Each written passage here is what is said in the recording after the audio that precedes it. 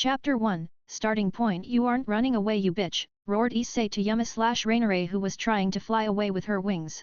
No, get away from me, you monster, shouted Rainare as Issei took hold of her leg with his left hand covered in a crimson-red gauntlet and brought her closer to him. This is for Asia, you fallen crow, and with one massive punch, Issei punched her into the wall with his right hand. Rainare hit the wall with a lot of force to break it and fly out in the backyard of the church. With his opponent defeated, Issei fell to the ground only to be caught. Kiba. Yo, Casanova, you're late, said Issei to Kiba. Sorry Issei, President orders were to not intervene, said Kiba. Prez told you that, said a shocked Issei.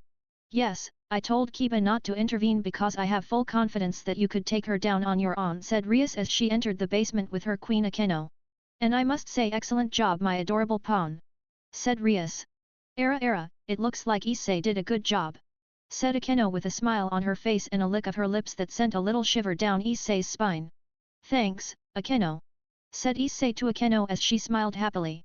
President, I brought the trash, said the small white-haired girl as she throws the unconscious form of the fallen angel on the floor in front of the group. Thank you, Konako. Now Akeno, what do you say about waking up our little jest? Said Rias as she thanked her rook and asked her queen. Yes, President. Splash. Rainare was immediately awakened after the cold water hit her body. She looks around, the sight front of her made her blood chill and her body to shake in fear. Oh, you are finally awake, I see. Well, introductions are in order. I'm Rias Gremory, the heiress of the Gremory clan, and these are my adorable servants.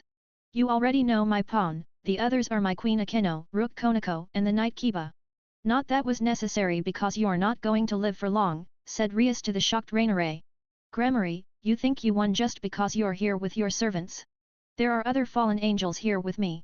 They will soon come to hell. They won't come to help you because my queen and I finished them off before coming here. I think you can recognize these feathers. You fallen can see the difference in them from who they are, can't you? Rias stopped the fallen in mid-sentence. Terror overtook Rainare as she saw feathers of her fallen comrades and allies Kala Warner, Donasek, and middled in the hands of Chrisman-haired Princess of Destruction. You want to know why you lost to this boy, fallen angel Rainare? Asked Rias as she looks in the purple eyes of the shaking Rainare. The answer to that is very simple. His sacred gear isn't a twice critical. It's the booster gear, the gauntlet of the Red Dragon of Domination, aka the Red Dragon Emperor. Explained Rias as Rainare stared at her before her eyes turns to Issei. Why you are saying that the legendary and one of the most powerful sacred gears in the world is in the hands of this pervert? Shouted Rainare in disbelief.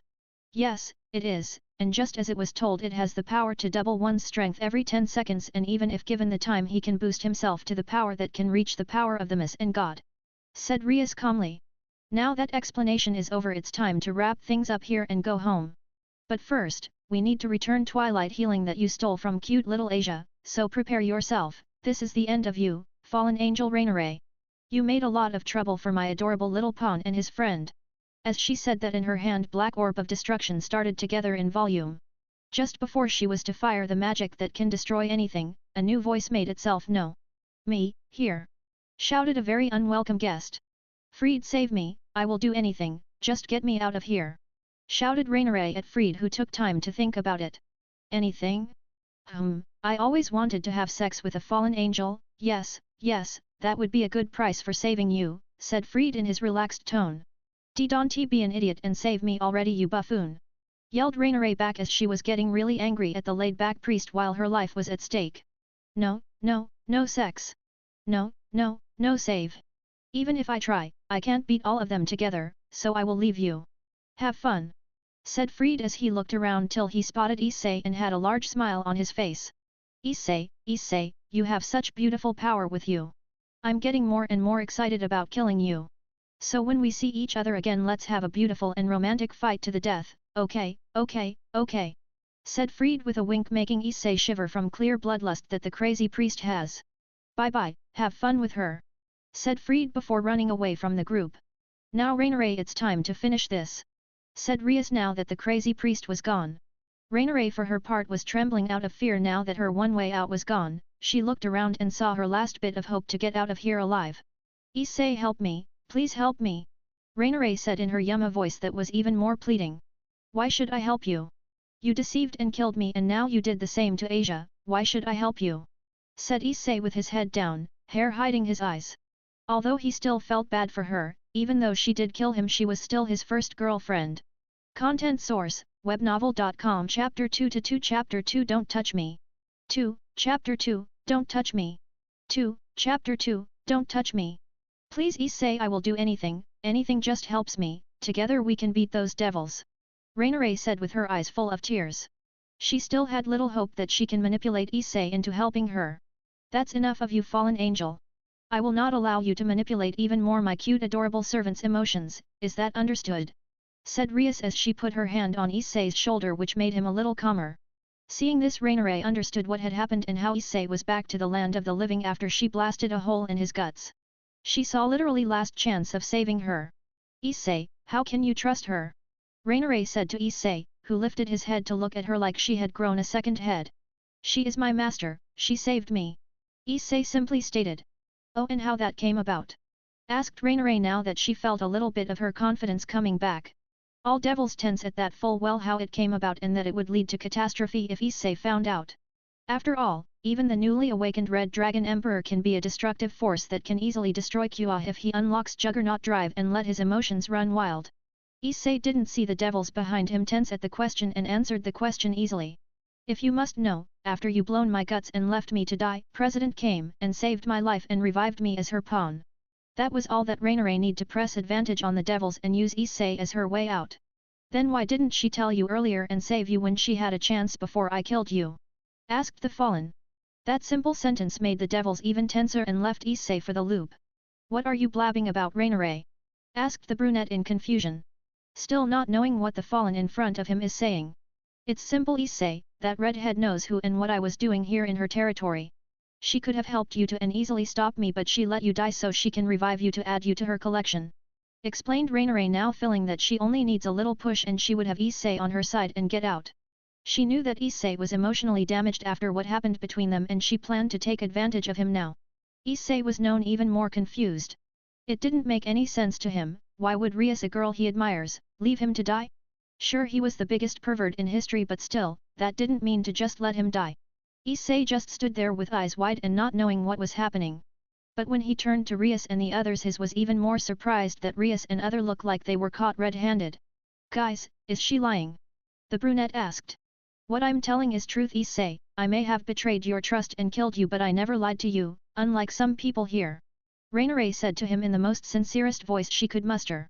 I really loved and had a lot of fun on our date, but orders are orders, I hope you know that, right? Issei was now betrayed and heartbroken even more. He really didn't want to believe what the foul fallen was saying, but a small part of him was telling him that what she was saying was true and that she was right. WWHY? He asked in completely stunned and hesitant voice. It's very simple, Issei, it's the very same reason I had to kill you. Because of the sacred gear you possess. Said Rainare with a grin as she pointed with her hand at red gauntlet that was on Issei's left arm. Is it what she says the truth? There was no response. Akeno, Kiba, and Konako had their heads bowed down, having no answer and refusing to look into the brunette's eyes. That left Issei empty with his will broken, and now the anger and rage that was inside him started to release a lot of aura around unintentionally. He started to feel even more powerful with each second. He was getting angrier and it started to showing to others. He was going to get answers why was he left to die, and why he was again being manipulated. Rias finally got over her shock, wanting to end this quickly before it goes even worse.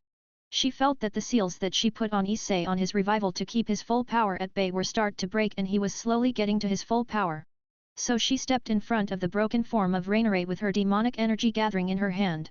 Fallen angel Rainare, you have done enough damage with your words and actions. You played with my adorable little pawn's emotions for the final time. Rias informed the fallen with a cold and dangerous voice.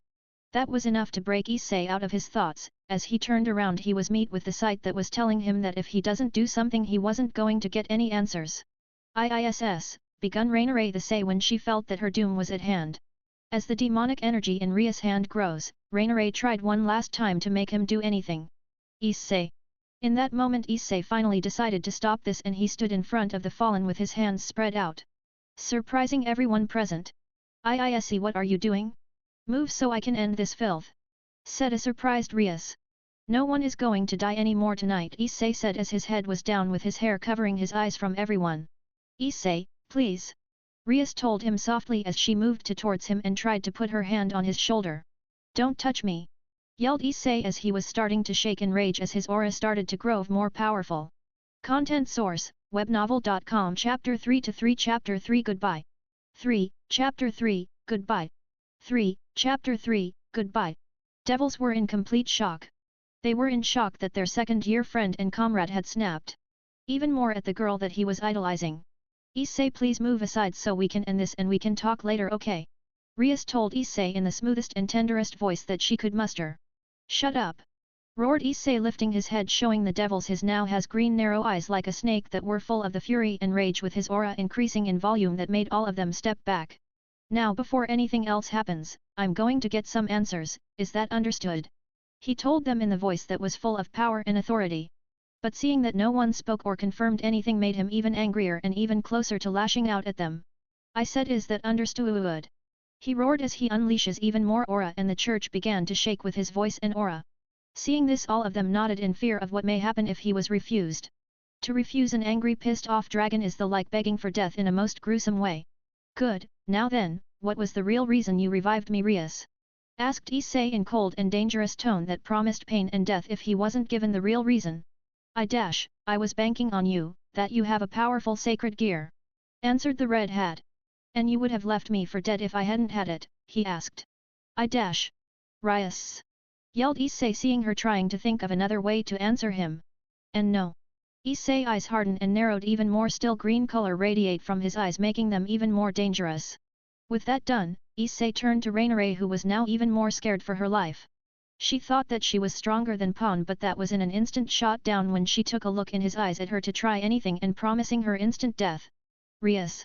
Issei told to the stunned red-haired heiress as she was still frozen in shock and fear from the power he emitted. Why yes, Issei? Asked the heiress. You do have some evil pieces with you, right? He didn't even bother to turn around. Rias stiffened at his question. Yet I have, but you are going to reincarnate this little crow over here, is that clear? Issei told / ordered Rias. Said both Rias and Rainare at what Issei said. Rias. Issei threatened. Why yes? Rias quickly said in fear. Hey! Don't I have a say in this? Rainare said in anger. That was enough to make Issei took her arm and yank her toward him. Her face a few centimeters from his. You can choose. Serve or die, your choice, Rainare. Because right now I'm so little away from snapping you like a twig. You did kill 2 innocent people. Asia and I don't want someone like Asia to be revived and serve someone who lies and deceives others to become her servants. Told her Issei in cold voice as he pointed to Rias at the end of his sentence. Rias wanted to argue because her pride was hurt, but green radiant eyes prevented her from doing it. Rias, Rainare here now possesses Asia's sacred gear Twilight Healing, and she already has good control of it. Plus she will benefit both sides. Hey, I didn't agree to this. Yelled the fallen angel, trying to get away from the angry Issei. You had your chance to choose, right now nothing is stopping me from destroying you and ripping you to shreds for what you did to Asia. Choose now, death or servitude. This is your last chance. Told Issei, his green eyes bore holes in purple ones of Rainare. Rainare was left with one real choice, and that was servitude, so she just nodded to Issei and stopped trying to pull herself off him and surrendered. Seeing this, Issei just nodded and turned to Rias. Do it. It was all done quickly. It didn't take any more than a few minutes for the procedure to be done and Rainare to become half fallen half devil. Good, now all of you get out, I will see you when I feel like it. Ordered Issei as he took a few steps towards the fallen form of the nun. Everyone else quickly left, not wanting to get an angry dragon even angrier and feeling his wrath firsthand. Asia! Asia, I swear to you now I won't be late ever again. I will change my ways for the better, that I promise you, and I hope that I can see you in heaven if I ever get there. Issei swore to the body of Asia as if she was still there. Goodbye my true friend, and sorry for not being there for you. Said Issei as he now had tears in his eyes. After a few more seconds he stands up and left. He missed the glowing light that surrounded Asia's body. When he left the run-down church, Issei began to think of how can he become stronger. His first big obstacle came directly from the fact that he was a pervert, and an extremely big one at that. That gave others chances to use him and manipulate him in every which way they wanted by just showing him tits, and he will do anything. So his first order of business came at trying to somehow someway manage to toe down on his lecherous tendency, and he acknowledged that he will need help in doing that.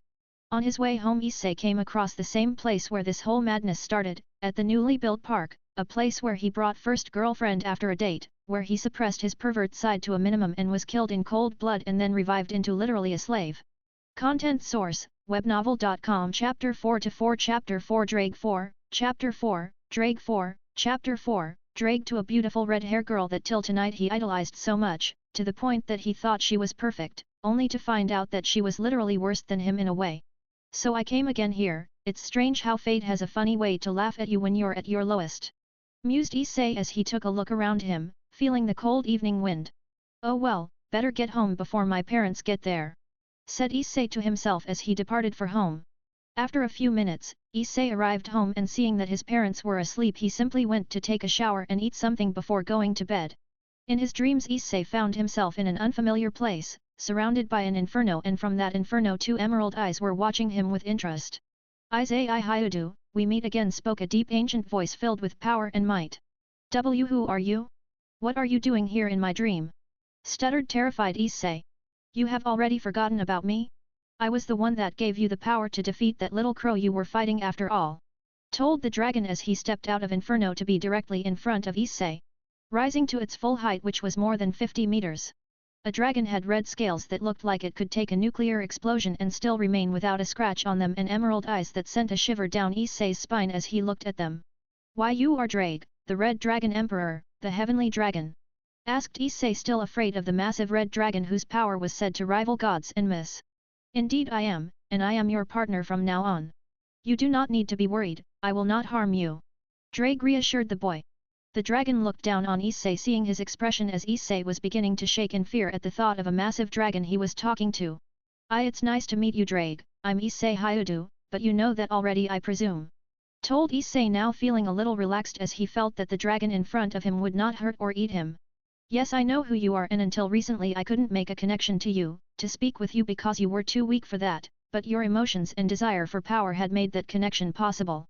But now the question is, what do you intend to do with my power that is at your disposal? Spoke Drake in his powerful voice as he still looked down at his partner. I want to get stronger so that I can prevent what happened to Asia to happen to other people I love and care for. I will do anything that is necessary to get stronger, I will even suppress as much as possible my lecherous behavior if it is necessary. Issei honestly told the Red Dragon Emperor. Drake was very amused at what his host said. Sure, he was weakling, but he had great potential, and if he was willing to go through the pains and horrors of what he was going to teach him, then maybe, some others that he knew if they were willing will teach him and train him. But he first needs to confirm it with his partner and see if what he was going to do with it when he gets what he wanted. That is very interesting, partner, I can see a strong will and desire from you. But if you truly plan on getting stronger, that you must do it quickly, because now that your sacred gear is activated you will attract both strong enemies and allies to you. Many of them, stronger than you. Are you ready for that, Issei Hyudu? Because if you try to run away they will go for those you love and care to get to you. Issei gulped at that. That was something that he wanted to avoid at all cost. To fight the foes that are much stronger and have much more experience in combat than him was dangerous, and even worse is that the said foes are going to go after the people that he wanted to protect if they can't get to him. Yeah, I am ready as I ever be, said Issei to Drake as he looks up at him with a strong desire in his eyes. Very well, Drake, the Red Dragon Emperor will aid you in your quest, but for now this is all the time we can talk here. But rest assured we can now talk even when you are not dreaming. But you'll need to become stronger enough for that, told Drake as Inferno suddenly disappeared just as it appeared, waking Issei from his slumber just before his alarm came. Wow, that was a strange dream I had, mumbled Issei as he looked around his room. That was not dreamed, partner, it was real, said a deep and powerful voice. What? So I wasn't just dreaming? Issei muttered. Correct, partner, what we talked about was all real and it will happen if you don't become stronger. Oh okay then, what do you suggest, Drake? What should I do to get more powerful? Asked Issei, feeling a little dread creeping up his back. You should start with your physical strength, since from what I can see your magic is down to the bottom to almost non-existing. That will help you maintain more than a few boosts in a fight and will also increase your stamina, advised Drake as he analyzed Issei's body and magical reserves. That is a good idea, I'm more of a close combat fighter than a magic user, never liked magic anyway. With that the conversations done, Drake returned to his slumber, telling Issei to if he needs his help to just summon the booster gear and he will wake up.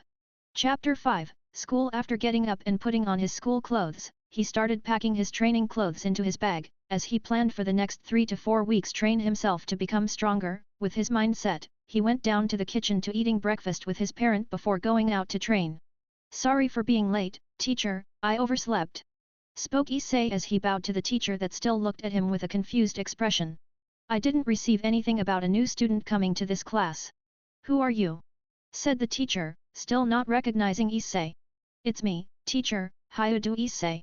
Told Issei to the now shocked whole classroom. What? That guy is the pervert beast Hyudu. Yelled in shock females in class. They still couldn't believe that they didn't recognize him the moment he entered through the gate, and when some of them remembered that they called him cute and asked if he was solo, it made them go green in the face. Issei, man, we are glad that you are finally back. The school wasn't the same without you, bro, yelled 2 male students. One had athletic built body and was both bold and bald. His name was Matsuda. He was one of the biggest perverts in school, a self-proclaimed lilicon, and his nickname was Sexual Harassment Paparazzi. While the other was skinny, had black hair, and was wearing glasses, his name was Motohama. He had an ability that can get accurate females' measurements at sight. His nickname was Three-Sized Scouter. They with Issei were known as Perverted Trio, for their tendency to peek at girls while changing. Their special target was the Kendo Club that had some of the most beautiful girls in it. The said Kendo Club was also their main enemy, since every time they peek at them it was almost for sure that they would end up getting the beat down. With the classroom in an uproar, the teacher began to calm down the students. After regaining some control over the situation, he asks the million-dollar question.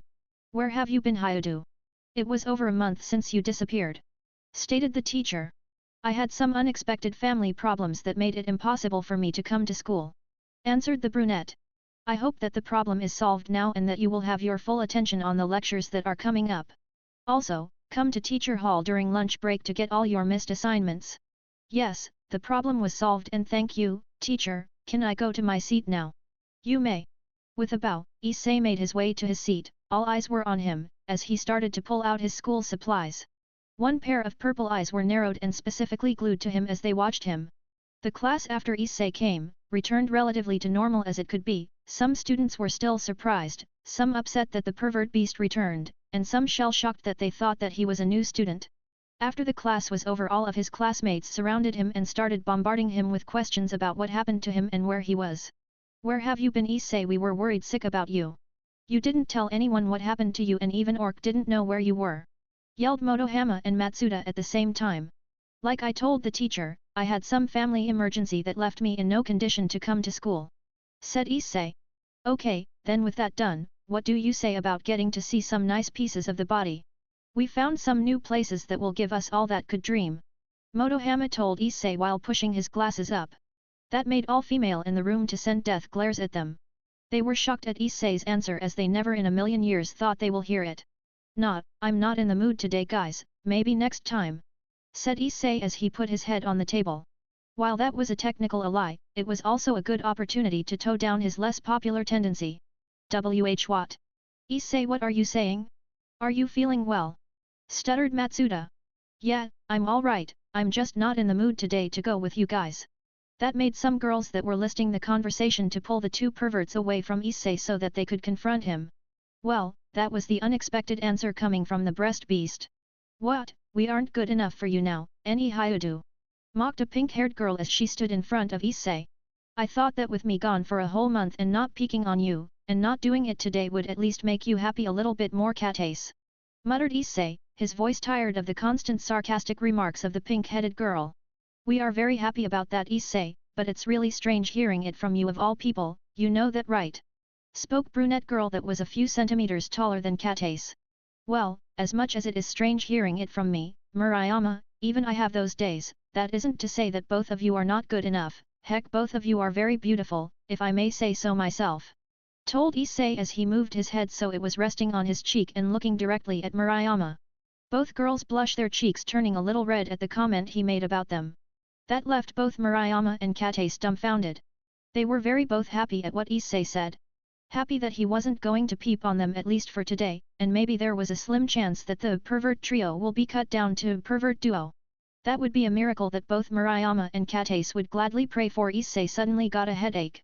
Content source, webnovel.com. Chapter 6-6 Chapter 6 Partner 6, Chapter 6, Partner 6, Chapter 6, Partner with all that said and done, the rest of the day went as one can expect. Issei was under a constant barrage of questions about his disappearance and return. He didn't even acknowledge his king and rest of orc as he made sure to be as distant as possible. Well, look at who came back after a whole month. Spoke a familiar voice filled with sarcasm from behind him. Oh, Rainare didn't know that you are in my class. Said surprised Issei as he turns around to the familiar voice, only to look at Rainare and was not surprised to see her in her Yama form that she used to get him on that fateful day. My name in school is Yama, remember that? Hissed Rainare as she stepped closer to him. Yeah, so what do you want, Yama? Asked Issei in his uninteresting voice. Where have you been, you jerk? Enrias wants to see you after school. Nearly yelled furious Rainare at the boy who ruined her life. Here where I was isn't important and you can tell Rias that I don't care what she wants. I will come to the club room when I feel like it. Issei told her in a serious voice while rising a little bit of his aura for her to get a point that Issei was serious. Rainare cringed a bit when she felt his aura come near her. She still remembered well that night at church when he was close to snapping and when he almost killed her. Fine, be it your way. Said the half-breed as she made her way towards Orc to tell her king what the pawn said. Well, that went better than I expected. Said to himself Issei as he went home. As he went going home, Issei didn't realize that he was followed by someone who was going to change his life upside down even more. Returning home, Issei found that out that focusing on other things besides porn, made wonders when he saw how much time for something else he had.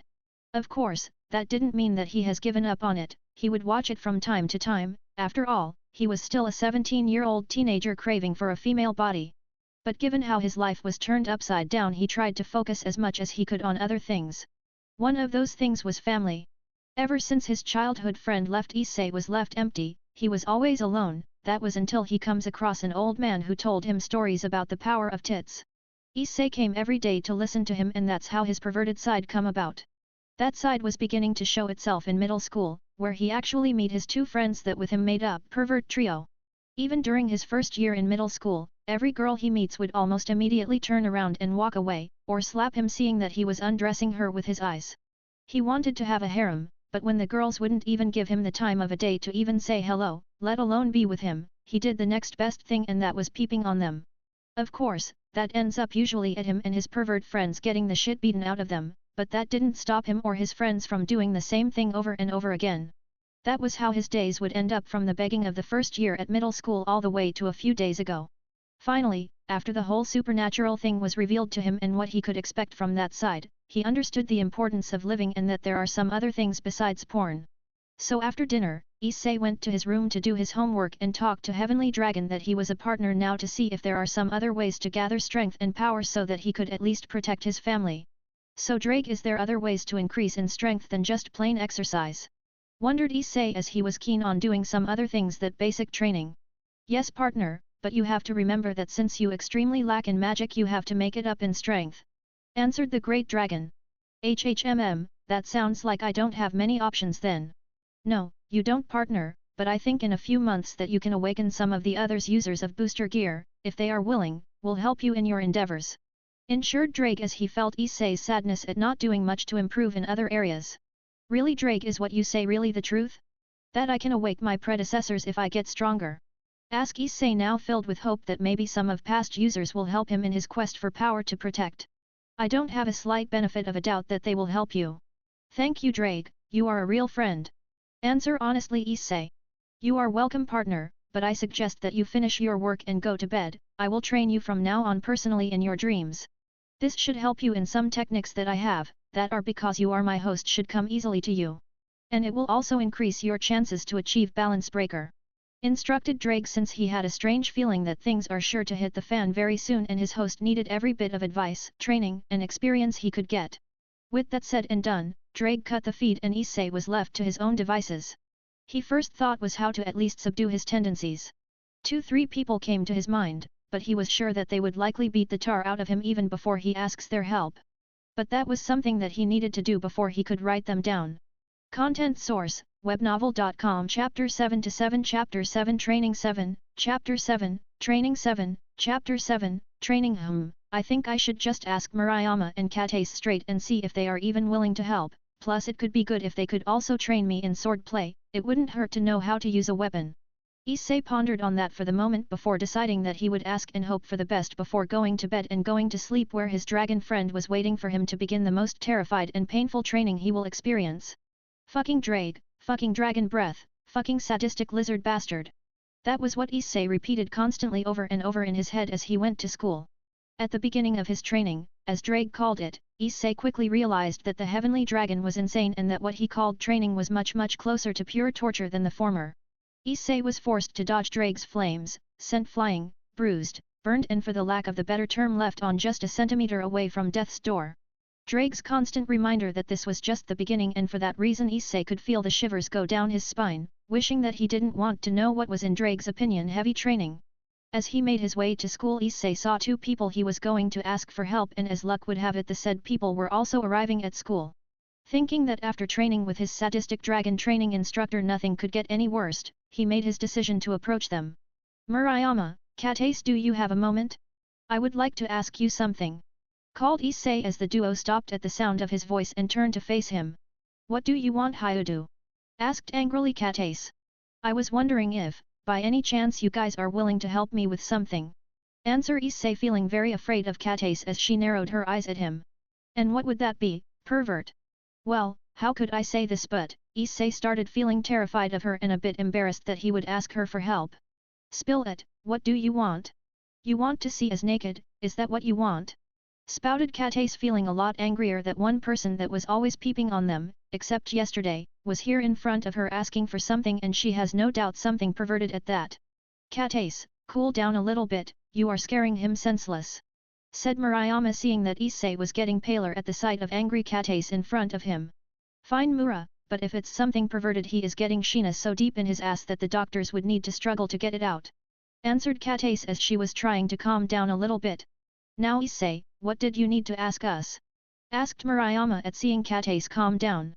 Well, I wanted to ask you guys if you would be willing to help me with toning down my perverted side," stuttered Issei, as he was still embarrassed for asking them of all people for help.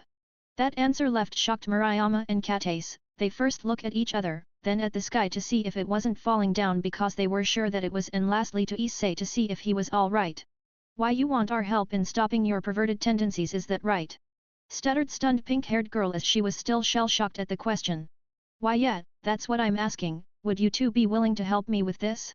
I will do anything and everything you say," embarrassed Issei answered honestly. "Hyudu, would you wait for the end of the school to hear our decision?" asked an equally shocked brunette. "Yeah, I can wait. Meet me at the gate after school, sounds good," said Issei, feeling a little more hope in his decision on asking those two. "Sure, that would work. Well, see you in the classroom, Hyudu," answered Murayama as she was the first to out get of the shock that Issei gave them. Katase was so in shock that after getting the answer from Murayama was forced to drag her to Kendo Club.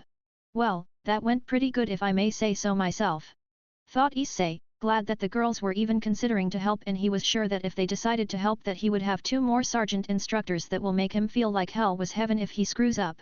"Yes, partner, that was a good decision on your part of asking for help in your less honorable trait," spoke Drake in Issei's mind as he listened to the conversation and found it amusing to see his host behaving like this. "Yeah, I know, right? Well, better get to the classroom before class starts," responded Issei in his mind while making his way to the classroom. When he was about to enter the classroom, unwanted voices have gotten his attention. "Issei," a very familiar voice to him shouted. "Where have you been? I was worried sick about you," questioned the owner of the other voice. As Issei turned around, he was met with his king and bishop, who were from the look of things going to his classroom to get him. Seeing them, Issei gave a tired sigh, knowing what the duo wanted. "What do you two want?" questioned the pawn as he looked into the eyes of his king with the bored expression. "Where have you been for the last 4 weeks?" repeated Rias as she wanted to know what was the Sekuriti doing in that period of time. "Training," he simply answered. "And why didn't you tell me or come to the club?" continued Eris. "Because I didn't feel like coming to a liar of liars and killers," again Issei simply answered as he entered his classroom, leaving a hurt Rias and an annoyed Rainare. "Rainare, when school finishes, follow him and see what he is up to and report it to me immediately," ordered Rias to her bishop. "And why do you think I will do those, princess?" said Rainare in an annoyed tone. Content source, webnovel.com. Chapter 8 to 8. Chapter 8 Pervert Trio 8, Chapter 8, Pervert Trio 8, Chapter 8, Pervert trio, you want for Akeno to punish you again for disobedience? Smirked Rias as she saw fallen/devil hybrid's face. Rainare was white as a sheet as she remembered how Akeno tortured her for 2 hours for not following Rias' orders, and that was something that she didn't want to happen. She just nodded and left in a hurry. As school continued like normal, Issei found that his 2 perverted friends were even more annoying, and he realized that what they are doing was to get him in trouble so they can escape the brutal treatment of the kendo club. He tried to keep the distance from them since he was focusing on trying to suppress his perverted nature so that he can at least not get used. As he class ended, Issei was confronted with his 2 pervert buddies. "Issei, let's go!" shouted in joy Matsuda. "Yeah, Issei, let's go, we found a beautiful spot where we can peep on the girls and explore female body to its fullest," added Motohama while Matsuda nods his head in agreement with glasses-wearing pervert, ignoring the death glares sent from girls that heard them.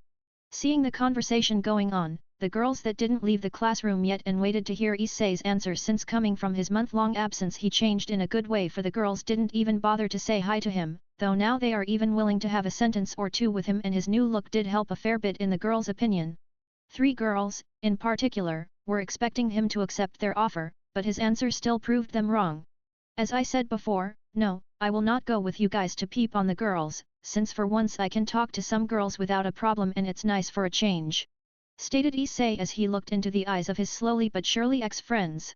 Inside he wanted to go with them badly, but he knew that he need to grow up from his perverted state and mature. Still, that didn't mean that he couldn't get a side glance under the skirt or shirt of a beautiful girl. But he felt good that some girls, after seeing that he wasn't with the duo when they were caught and brutally beaten to shit a few times, started to open just a little bit to him and be more friendly. "What are you talking about, Issei?" asked Motohama in disbelief as he pushed his glasses up. "Yeah, Issei, what happened to you?" also questioned Matsuda, also not believing his friend has just refused this beautiful offer to see girls in their birthday suit. "It's just as I said, I'm not going with you guys," he said now in a serious and commanding tone that made them shiver in fear, and some girls in a certain fallen angel shiver in excitement of his commanding tone as he realists a little bit of his dragon aura to complete the effect of intimidation. "Fine, you win, Issei, this time, but we will bring you back to your senses eventually," Motohama stated angrily, as he and Matsuda left to go and peep at the girls. With this done, Issei took his belongings and left the classroom, leaving the kendo duo alone to discuss what just happened. "Well, that was definitely awkward," said Katace, still not believing that Issei was beginning to change. "Yeah, it is awkward, but looks at it on a light side, it's a good opportunity to reduce pervert trio by 1. And if Issei doesn't behave, you can still beat the crap out of him," stated Murayama. "Yeah, I guess you're right, Mura.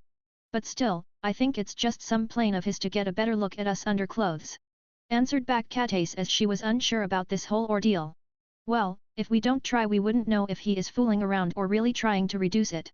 Who knows, maybe you will fall in love with him, Kate," said Murayama with a smirk at seeing her pink hair friend have a look of disbelief in her eyes, but her cheeks turn a little pink at that statement. Murayama knew that Katace had a small crush on Issei, and if he was normal and not breast beast she would have asked him out on a date, but since he was what he was, she outright refused to do anything. "Don't make it sound like you are any better, Mura, I know that you had a crush on him since day 1. Retailed Katace. "Yup, and I still do have one. That's why I will help him, and with some luck maybe get along with him, but first things first, we need to get him to control his perverted urges. I like him way more when he isn't in his pervert mode," Murayama said, as like talking about the weather and not about her secret crush. "Well, if you are so sure about this, then I will also give it a try, but one wrong move and he will get a Sheena in his ass so deep that even the doctors would have to cut him up to get it out." Katace reluctantly agreed to Murayama's train of thoughts, but also promised her that if Issei gave her a perverted look then all hell will break loose on him. "Good, now all that is left to do is inform him and to see when and where do we start his training," said Murayama with a smile on her face. "Soon, Issei, soon I can be with you. I can wait for that day," thought Murayama as she and Katace left the classroom to go and eat lunch. Elsewhere, Issei was confronted with Kiba as he was sent to get Issei to go to the orc club room. "What do you want, Kiba?" asked Issei as he was about to start eating his lunch.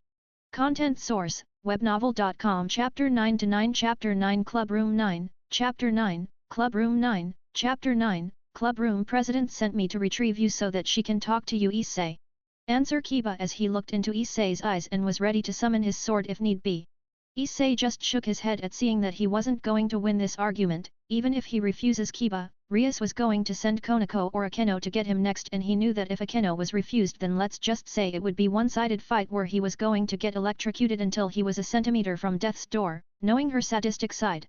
And that was something that he would like to avoid at all cost until he gets stronger, where he can at least retaliate back. Fine Kiba, I will go with you, but this better be good or I will break both your legs and have Rainare heal them and then break them again, you got that?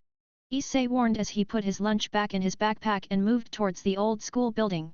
It will be Issei. Kiba quickly answered, not wanting to test Issei's claim on himself. Well, let's go then. Issei simply said as Kiba quickly caught up to him. As they entered the building, he felt that everyone from Rias peerage was there. But from looks of things they seemed in disarray for some reason. President, we are here, stated Kiba as he entered with Issei right behind him. Club room still looked like as Issei remembered. It still had a Victorian style to it with a couple of leather sofas and a small wooden table in the middle, and had a back door that leads into a hallway that had doors that were for the kitchen, spare room, and bathroom. All in all, club room looked more like an apartment than an old school building. Ah, Yueto, Issei, it's good that you came here. I have news for you both that we just take a sit. Akeno, would you please bring us some tea? Told Rias as she sat at her table and waited for Akeno to bring tea to the rest of them. Here you go, President, said Akeno as she brought tea to Rias and the rest of the club. Okay, Rias, what do you want and what is so important? Questioned Issei as he still wasn't over what happened in the church and he wanted to spend as little time as possible with them. I thought I told you to call me President, Issei, stated Rias as she folded her arms under her breast as she looked Issei with narrowed eyes. And I thought I told you that I don't want to see you still, but knowing that you are annoying as hell, I came here, so tell me what's so important. He responded back as he released some of his aura for intimidation, a nifty trick that he learned from Drake, and from the look on everyone's face it worked, although Akeno had a blush on her face as she licked her lips in a seductive way, her M-side in full force, showing that she very much liked the idea of her cute junior dominating her in bed. Well, what I wanted to say is that since you have time to adapt to life as a devil, and after your month worth of leave that you will have to return to your devil duties, and that soon we will have to go to the familiar forest to get you a familiar, since all of us here have it, but that is for the next month, and I would like to know how good was your training went.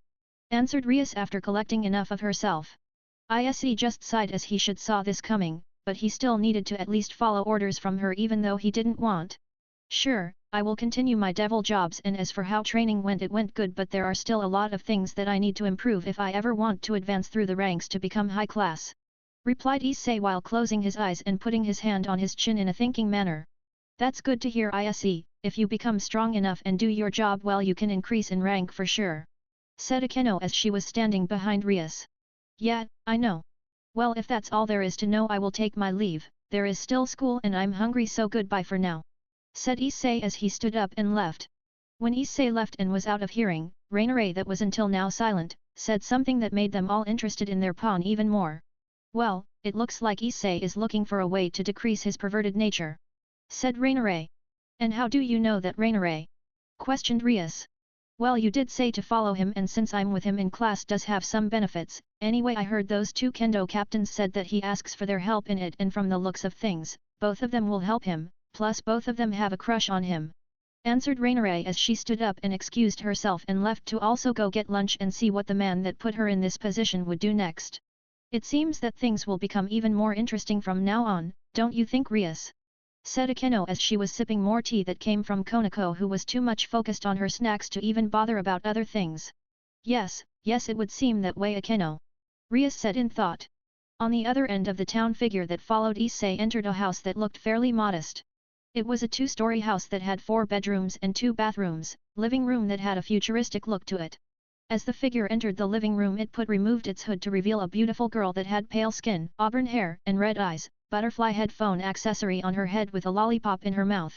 She looked like she was the same age as Issei. Well, Issei Hyudu, it looks like we will have a meeting in a very near future.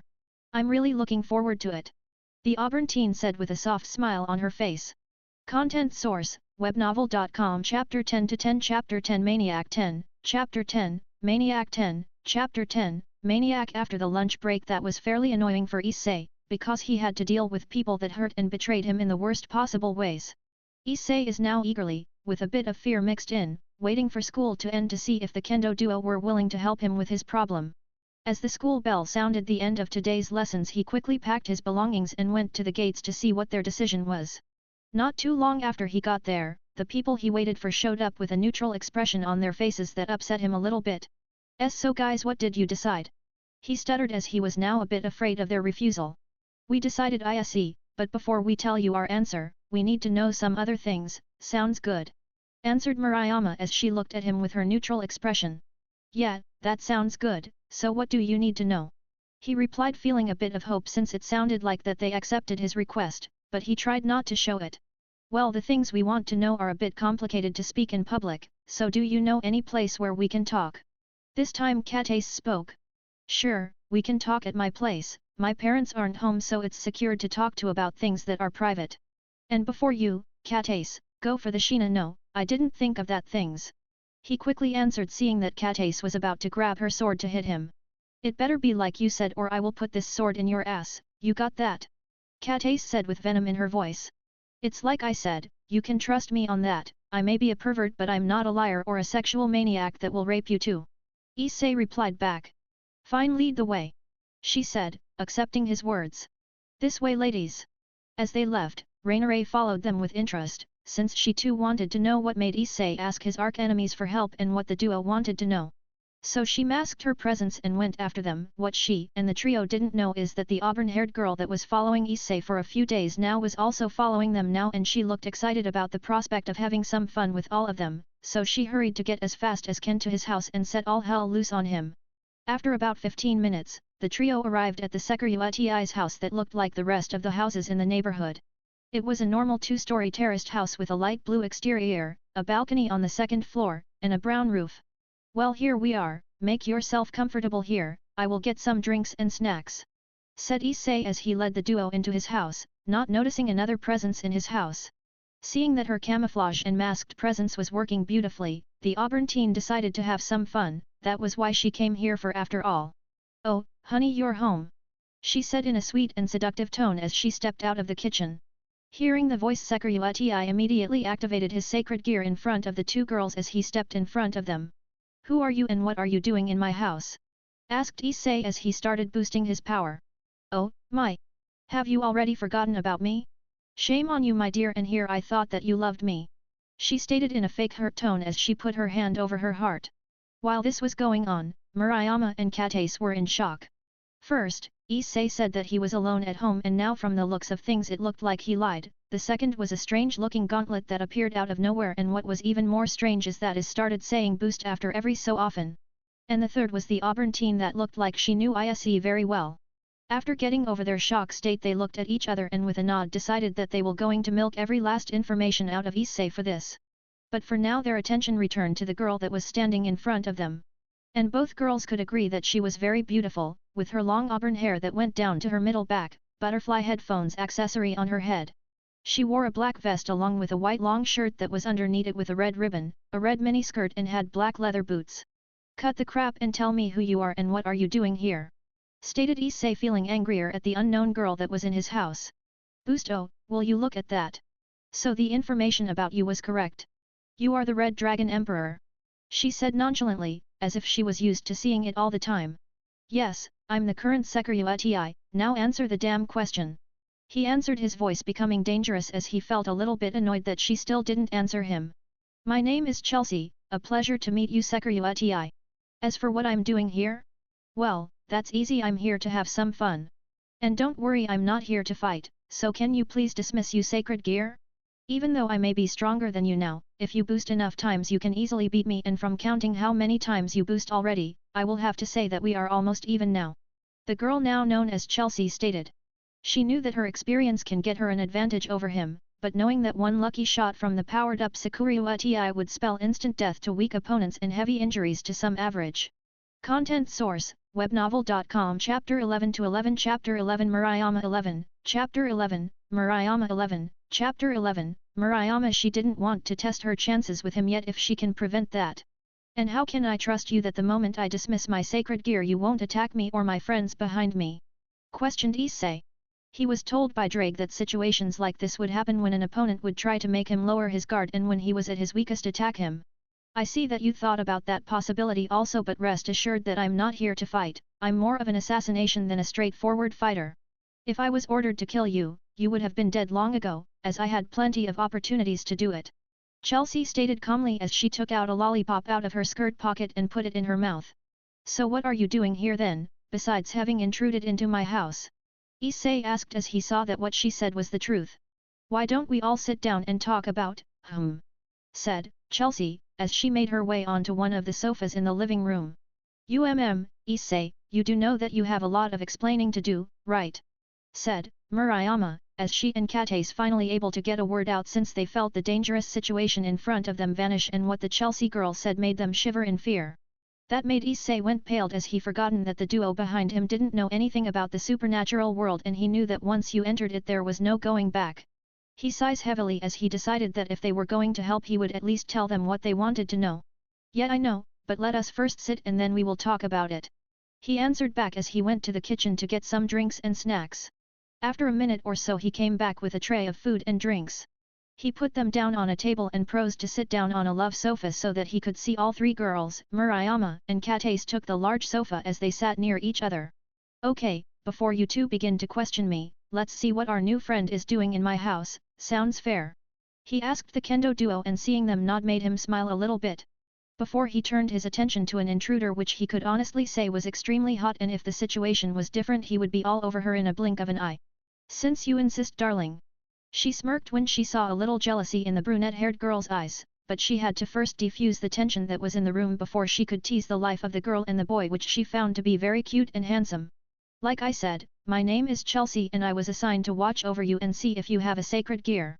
And if you have, to see what in terms of power level is. If you were at a lower level of power, I was told to bring you with me, to our faction with force if necessary. But seeing that you already have activated it and that you have, I would say, decent power, I think that that wouldn't work, so I choose another way, to come directly to you so that we can talk and see if you are willing to come with me, darling. We could have so much fun together. She said in a normal voice in the beginning and ended in a flirty and seductive tone while licking her lips, which made Issei go full red. That put even his gear at shame. Murayama, seeing this, decided to make herself known to the other girl. As she didn't like an idea of Issei leaving when she was so close to having him. What are you talking about? What faction? And what is a sacred gear? She questioned as she wanted answers, and seeing Kata's nod her head in agreement with her. Well, I can answer the first two questions somewhat, but I will let my darling answer the last one. Was the reply she gotten from the auburn teen. Don't call him darling. Sneered Murayama as she felt that she had little chances against the girl in front of her. She was very attractive, and from the look in Issei's eyes, Murayama knew that she was losing the battle over him.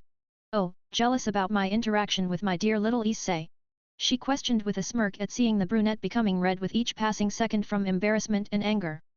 That's not what I meant. Murayama stuttered as she felt her cheeks blush even more than they were a moment ago. You sure about that? Chelsea sends another jab at her. She loved this, her mischief side was now in full force, and he would enjoy this sweet torture for as long as she can. Unfortunately for her, Issei decided to enter the conversation and release Murayama from even more embarrassment. He knew that she had a small interest in him, since every time he was caught Murayama would hold back a lot as to not hurt him too badly and would avoid sensitive parts. And if he was honest with himself, he did have a crush on her since day one at Kua Academy. Okay Chelsea, I think you had your fun. Now answer the questions. He stated seriously as he was also curious about this faction she spoke about. Chelsea cutely pouted at her fun being cut short, but decided that she would continue later on. What I'm talking about is that there are other factions in this world, not just humans, but you already know that, my dear. Chelsea said as she looked towards Issei and then to the duo on a sofa. Content source, webnovel.com. Chapter 12-12. Chapter 12 Fallen Angel 12, Chapter 12, Fallen Angel 12, Chapter 12, Fallen Angel. As for you two, Murayama and Kata's, yes, there are other factions, like devils, angels, fallen angels, vampires, yokai, and so much more. And before you ask how I know your names, the answer is simple. I was also following you two also since you knew Issei and interacted with him on the daily basis. Answered Chelsea while drinking some juice and eating some snacks that Issei brought for them.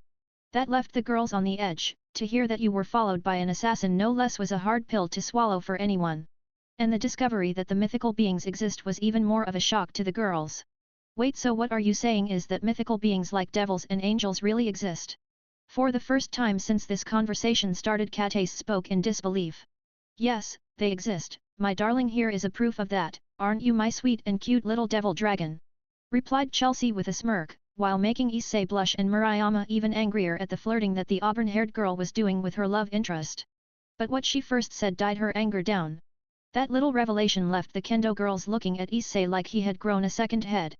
Issei, is she saying the truth? You aren't human. Murayama spoke in a saddened tone. Sorry, but no, I'm not a human anymore. Well, not 100%, but since I was born I wasn't completely human. He answered as he looks over from Chelsea to the duo at the opposite side. Then what are you?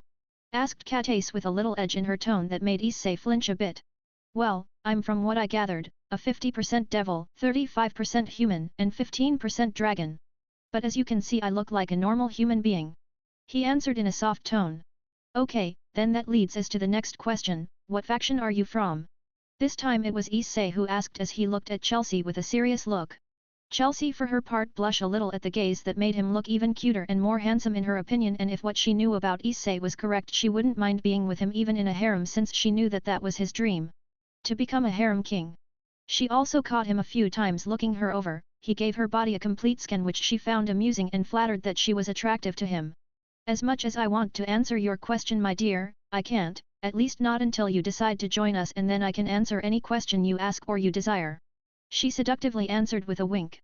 But that is it for today, I must be going home now, it's getting late and I need my beauty sleep to look good for you. And don't worry, we will see each other soon you three. Bye.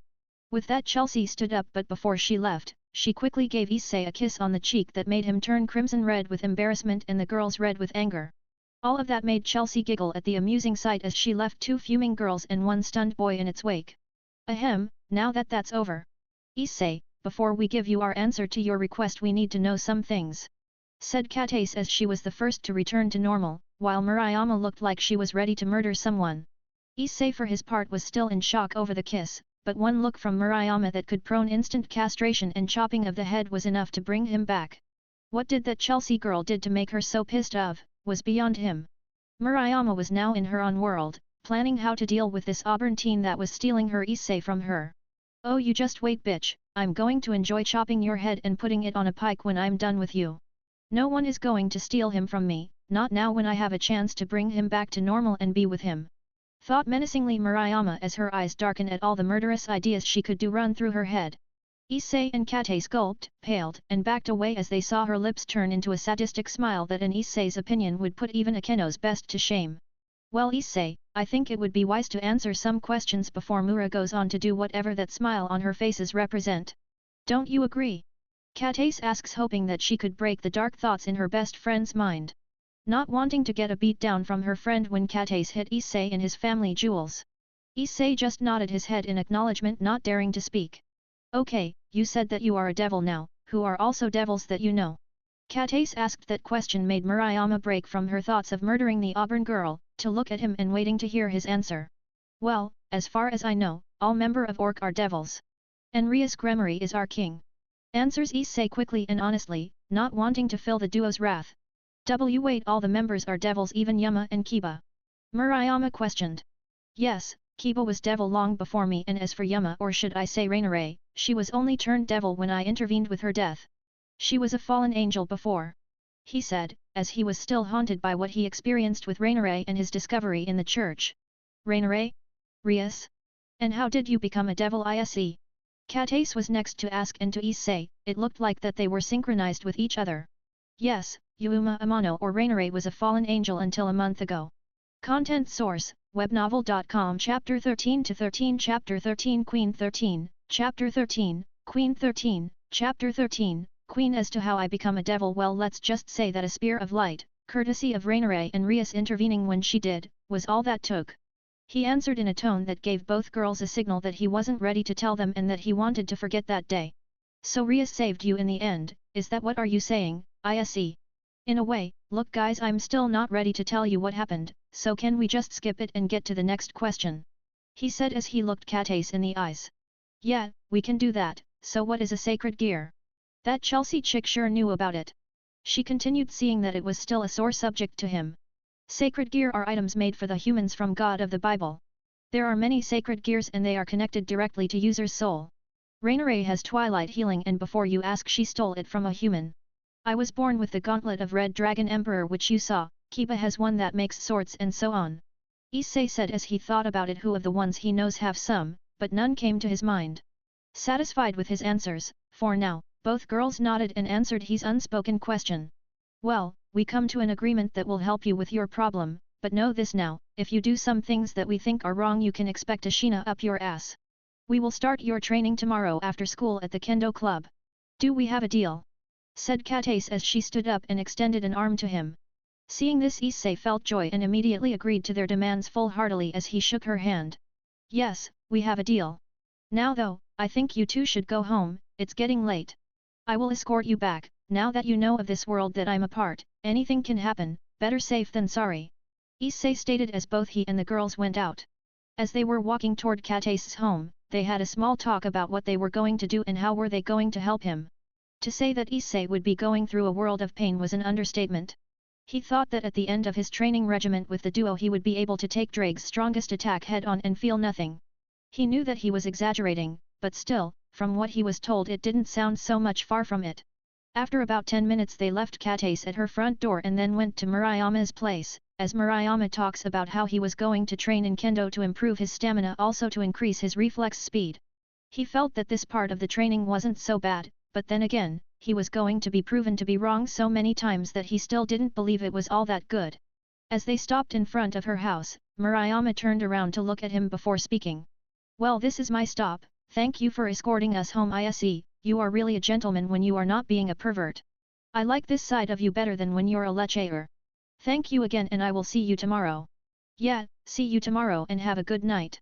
Said Issei, but before he could turn around and walk away he was suddenly grabbed by Murayama as she kissed him on the lips for a few seconds before running into the house with a smile on her face and leaving a stupefied Issei in front of her house.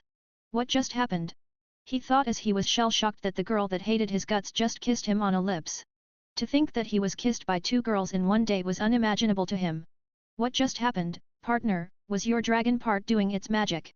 Like I told you, you unknowingly attracted those girls to you. That is what happens when they are exposed to your aura for a long period of time, they become attached to you. Drake answers his thoughts as he saw all that happened to his host this day and to say that he was impressed at the speed that his host made two girls to show affection towards him so quickly was something that even he couldn't do. Drake, do you think that Chelsea girl is a threat? Issei asked. He started walking home after a few minutes of being in a shell-shocked condition after what happened. To be honest I don't know yet, I didn't see her abilities. But what is for sure is that she has a powerful sacred gear that in right hands could spell death to anyone. Best to be on your guard, partner, you never know what can happen next. Spoke the Red Dragon as he felt the presence earlier but didn't want to alert his host as he didn't feel any malicious intentions towards him from the girl. Yeah, I guess you're right. Now though that leaves us to what we should with Rias and her gang. You don't need to worry about them, partner, as you are now, you can probably take the midget rook, the blonde knight and the crow easily. But her queen is on another level compared to you. You still need to improve your stamina and durability. Said Drake. You really think that I improved that much, Drake? Yes, and if you continue to improve. At this rate you will be able to match your king in no time.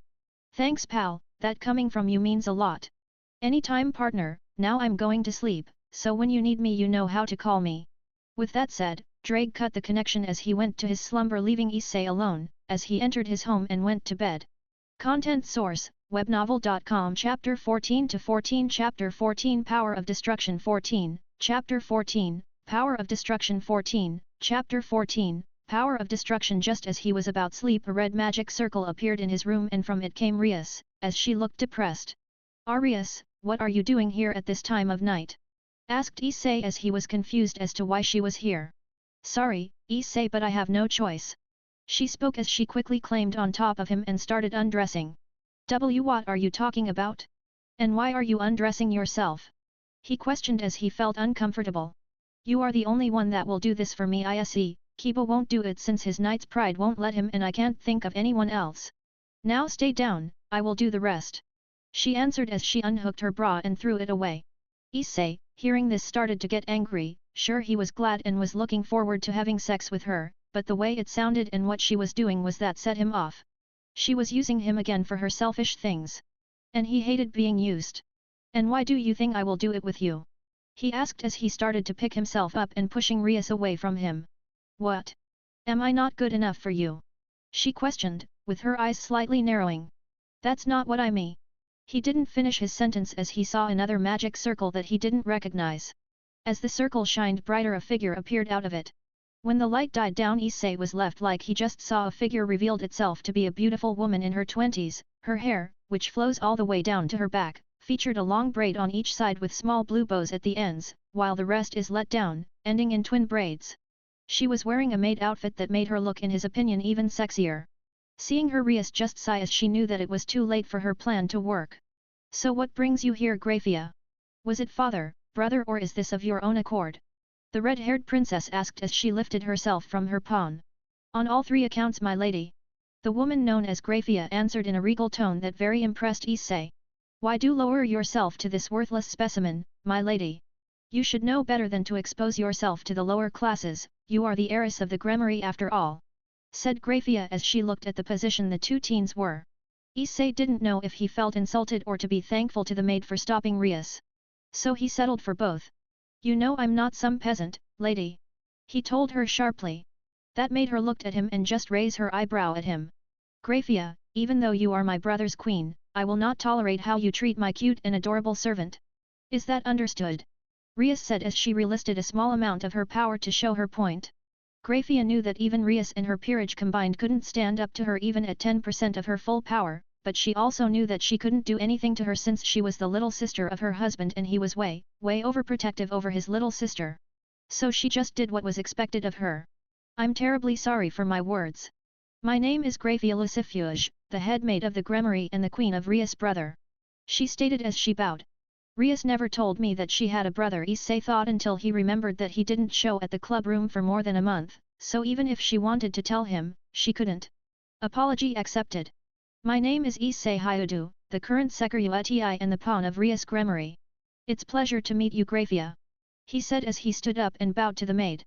Grafia widens her eyes a little bit at hearing that her sister-in-law had gained a very powerful piece. Now that the pleasantries are over, my lady, we need to go. We have a very important meeting to attend to, stated Grafia as she dressed Rias and a little later activated her circle. Can Akeno come with me? Asked Rias as she was now Drees. Princess of Thunder? I see no problem in that. It's acutely a very good thing to have a king escorted by his queen, was the reply from the silver-haired maid.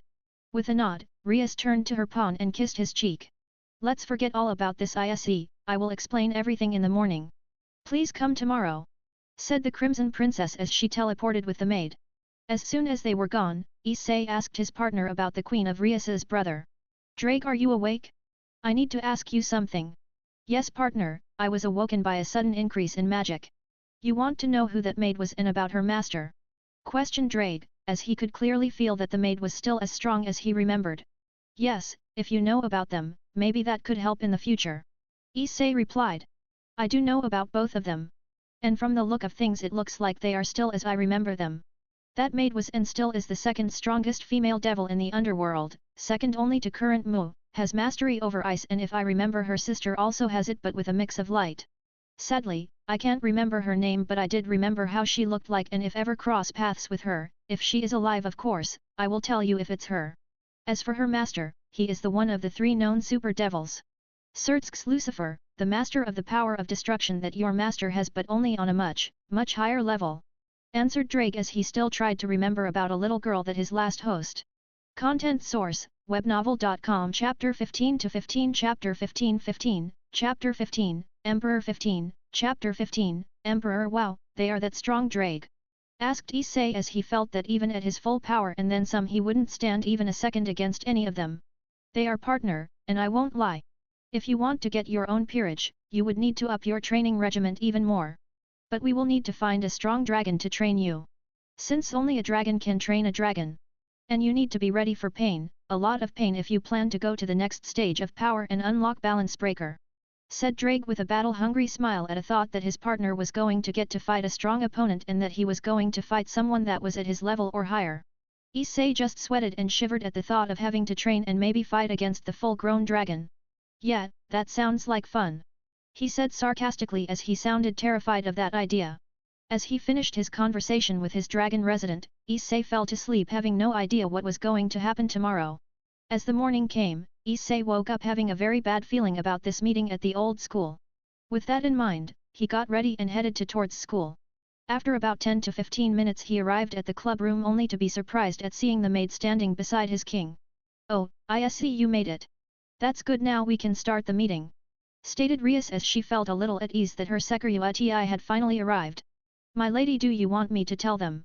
Grafia asked politely, shaking her head to the sides. Rias replied, "No, I will tell them. After all, this is my problem and my peerage should hear it from me." Taking a deep breath, Rias started to say until something interrupted her. "Everyone, the truth is that I'm in Nga." Everyone turns to look at what stopped her from saying anything further, and what they saw was a magic circle with an unknown symbol to Issei at least. Though that only lasted for a moment since Rias answered his unasked question with venom in her voice. "Phoenix. Phoenix," Rias said with venom as she saw who appeared out of a magic circle. Out of the circle stepped a young-looking man that appeared to be in his 20s. He had short blonde hair and dark blue eyes. His outfit was a burgundy blazer with matching pants and black shoes. Underneath his open blazer was a simple white shirt. "Ah! It's been so long that I have set foot on earth," voiced the young man. "Riser. What are you doing here?" Rias questioned as she tried to keep her voice neutral, but it was obvious that she was very close to exploding. "Ah, Rias my love. Have you forgotten already about it?" replied the now named blonde man as he took her arm. "No, I didn't forget, and it was agreed that I have at least until I graduate from college in a human world. So I ask you again, what are you doing here?" she said as she yanked her arm from his grasp. Seeing this and not knowing about anything that was said or what was the talk about, Issei decided to ask the obvious question that was on his mind. What the fuck is going on here, and who is this guy?" "Issei, this here is Riser Phoenix from the noble house of Phoenix," Kiba politely answers, making Issei look at him. "And that means what?" he questioned again, still not understanding the situation at all. Riser, seeing this exchange, decided to intervene. "Riser is surprised that a simple peasant doesn't know who I am. The Riser is disappointed in you, Rias. I thought that you told them about Riser," he said while referring to him in a third person, making them want to facepalm. "Hard. Who are you calling peasant? You overgrown fried chicken?" Issei demands as he glared at the nobleman. Predicting that the fight is about to begin, Grafia decided to intervene. "Issei, Riser here is from a noble house of Phoenix, as said he is also Rias' fiancé. And thus they are in an arranged marriage." Issei was left stupefied with this info. While he didn't like Rias, he hated arranged marriages. What was the point in being with someone for eternity if you don't love that person? Rias was still fuming about an idea of having to marry a playboy devil who wanted nothing more than to fuck her senseless. She wanted to get married to someone she loved and love her back. Not for political or any other thing, just from love. She wanted nothing short of killing Riser, but she also knew that she didn't have power and experience to do it. That was why she had the Red Dragon Emperor. Even one as weak as Issei could beat him, given enough time to train. While she was in deep thought, Riser decided to take this opportunity to check out the other girls of Rias' peerage, specifically her queen. "Come on my dear, let's get married already, you know it's for the greater good of our race," he told her after he finished his gazing and grabbing her hand. That made her return to the real world, where she immediately pushed him back. "For the last time, no Riser. I will not marry you, I will marry someone that I love and that loves me back," she snapped at him, while her eyes turned red and a scary aura surrounded her. "If you don't want to marry me the easy way, then Riser will do it the hard way," Riser said in a serious tone as he started generating extremely hot flames in his hands, ready to incinerate anything. "What do you say, Rias? If Riser burns you servants to ashes, will that finally make you see reason?" he questioned as he was lifting his arm up and pointing the flames toward Issei and Rainare that were standing opposite of him. Content source: webnovel.com. Chapter 16-16. Chapter 16 Gramarye Magic 16, Chapter 16, Gramarye Magic 16, Chapter 16, Gramarye Magic. Finally having enough of this bullshit, Grafia released some of her power to terrify them and to make them take this talk like nobles, like they are or were supposed to be. She wasn't sure anymore. "Enough of this. My lady, your parents and brother have expected this from you, so they propose a rating game between Lord Riser and you," she said as she was about to freeze both high-class devils to cool down a little. "So they still don't understand? Fine, I will accept what they propose. If I win I'm free, right?" she stated as she looked at the maid who just nodded. "Ha ha ha ha ha, you really think you can beat Riser, Rias, you are far too fucking weak, and is this all you have to offer in our match? Just 5 people, all of which are as weak as fuck except your queen, she can maybe match my Rookswollen, and that is if she is lucky. And Riser has a whole set to boot. Riser arrogantly declared, as he snapped his fingers and another magic circle of fire appeared with 15 people exiting it as the fire swirled around them for a few moments before returning to the circle and disappeared along with it. Issei hated to admit, but this fried chicken sure had a good eye for well-developed or some who had a potential to evolve their figures even further. Women that were present, were very good-looking and hot. Some had breasts that could match Akeno's and Rainere's in her fallen form, while others had a little bit above average. Not that he minds, he welcomed good tits any time of a day, but what caught his eyes was a blonde-hair girl that had her hair in a twin drill-like curls, one on each side, dark blue eyes that were mesmerizing, and she was wearing a pink dress with a darker pink bow at the front. She looked a lot like Riser, and if he had to jest, she was his little sister that was also a good-looking. As you can see, Riser here accepts. Riser has a full set, and so Riser will give you a handicap. You have 10 days to prepare for the battle to come. Riser continued with an arrogant tone, knowing that he had this in a bag. Very well, if both sides agreed with this, then I, Grafia, will inform the heads of both houses to your agreement. Grafia spoke before disappearing into a magic circular. Riser was about to leave also, but seeing that Issei was looking at his peerage with leech's eyes, he decided to give a final display for today. Yubelina, come here. He ordered, as the busta-looking woman with long purple hair that went all the way to her lower back. She also had purple eyes just like her hair color and was wearing a navy blue tunic top with some golden accents and a white shirt that showed her large breast that bounced and threatened to burst free from their prison, much to Issei's delight. Yes, Moss dash she didn't finish her sentence as Riser forcibly kissed her and again started to grope her in front of everyone. Issei was burning red with jealousy as this guy got to do this to a bombshell of a girl. The purple-haired girl could put to shame more than 80% of school's female population without breaking a sweat. Okay, fried chicken, you had your fun, now get lost, you're annoying, Issei stated, finally having enough of this bullshit after watching Riser do nearly everything to a member of his peerage except for having sex with her. Riser sees that you are quite the foul-mouthed peasant, and Riser will enjoy incinerating you in a rating game if you survive till the end. Yeah, we will see about that, UKFC. Replied Issei as he looked Riser in the eyes, not intimidated by a high-class devil in front of him. He was more afraid of Grafia if anything, and she didn't even move a muscle and force all of them to go to their knees. Why, you ungrateful, you wait. Riser said, his eye twitching from the constant barrage of insults that the pawn in front of him said. Riser and his peerage finally left the orc, and the members of the said club finally begun to breathe normally. Well, that was until Ria snapped at Issei. What do you think you are doing, you idiot? She yelled at him as she tried to slap him, but Issei just grabs her hand before it could connect. What? He was annoying. He answered casually. You don't have any idea of what you're doing. You could be executed because of your behavior. Ria scolded him. Even though he didn't interact with them that much after church incident, she still worried about him. Yeah, he said nonchalantly as he took a sit on a sofa that was nearby.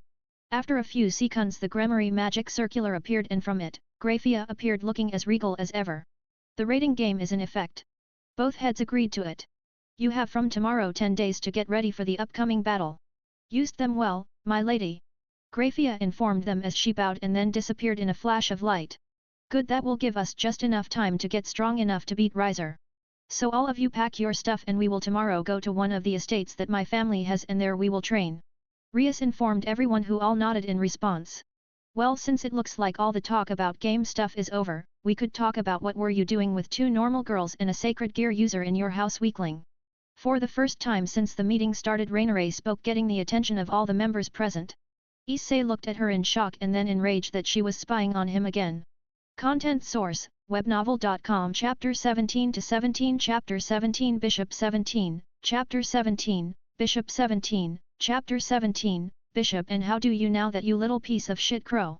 He questioned with narrowed eyes as he gave her a death glare and started to release his aura that made her pale in fear. I was ordered by our king to follow you after school. So if you are going to let loose hell on someone, leave me behind on you rage path. Half-breed answered quickly, not wanting to get blasted by a rage-fueled dragon to oblivion. Issei turned his death glare to his king, who was also turning a little white from sheer hatred he was emitting to her now as her knees started to shake a little, but she manages to somewhat steady herself to answer him, since she was also in silent agreement with her bishop that if she didn't answer quickly enough she would get blasted to oblivion, and that was something that she would like to avoid as much as possible. Yes, I ordered her to follow you since you were acting strangely. Now then, what were you doing with those girls at your house Issei? She questioned as she also liked to know what was he doing and who was that sacred gear user. If she had a powerful gear then Rias could use her in an upcoming fight against Riser. What was I doing with them is not important to you my king, he said in a mock tone as he returned his aura and loosed his death glare, making both girls to start breathing normally again. But, since you are annoying as hell and I know that you will question me till the end of days you spoiled little princess, I will answer your questions. He finished with a smirk as he saw the angry tick mark on her forehead at the insult he gave her. I see you are so cute when you are pissed about something and your domination aura sure is a turn on. Giggled Akeno as she blushed beside Rias as her M-side was in full forces at the intimidating and dangerous aura that promised a lot of hurt to anyone that opposed him. Making Issei sweat drop as he looked at her blushing face that made her look even cuter. Okay, now on to the questions. What were you doing with those girls? Rias asked him as he looked from Akeno to her. I was talking with them, my king. Since as all you can see I started training to get stronger and I asked them, well 2 girls for help in another department. He told her. Not seeing the point to lie to her. Pervert. Konako chipped in with her emotionless voice as she hated perverts and Issei was the embodiment of lust. No Konako, I wasn't thinking about that, you perverted girl, Issei said as he started to think that anytime he said anything that had a girl in a sentence that Konako thought about sex or anything related to it. Then tell us what were you thinking about, my dear little pawn, Rias demanded impassionately as she wanted to know what he was doing. Well, if you must know. I was talking to them how to reduce my perverted side. Since seeing that both Rainare and you used it to get me, it would be nice to control that side so that things don't happen again to me. Happy now princess? The pawn answered while looking bored which started to piss Rias off. Yes, now the next question, what about that sacred gear user you encountered? What about her?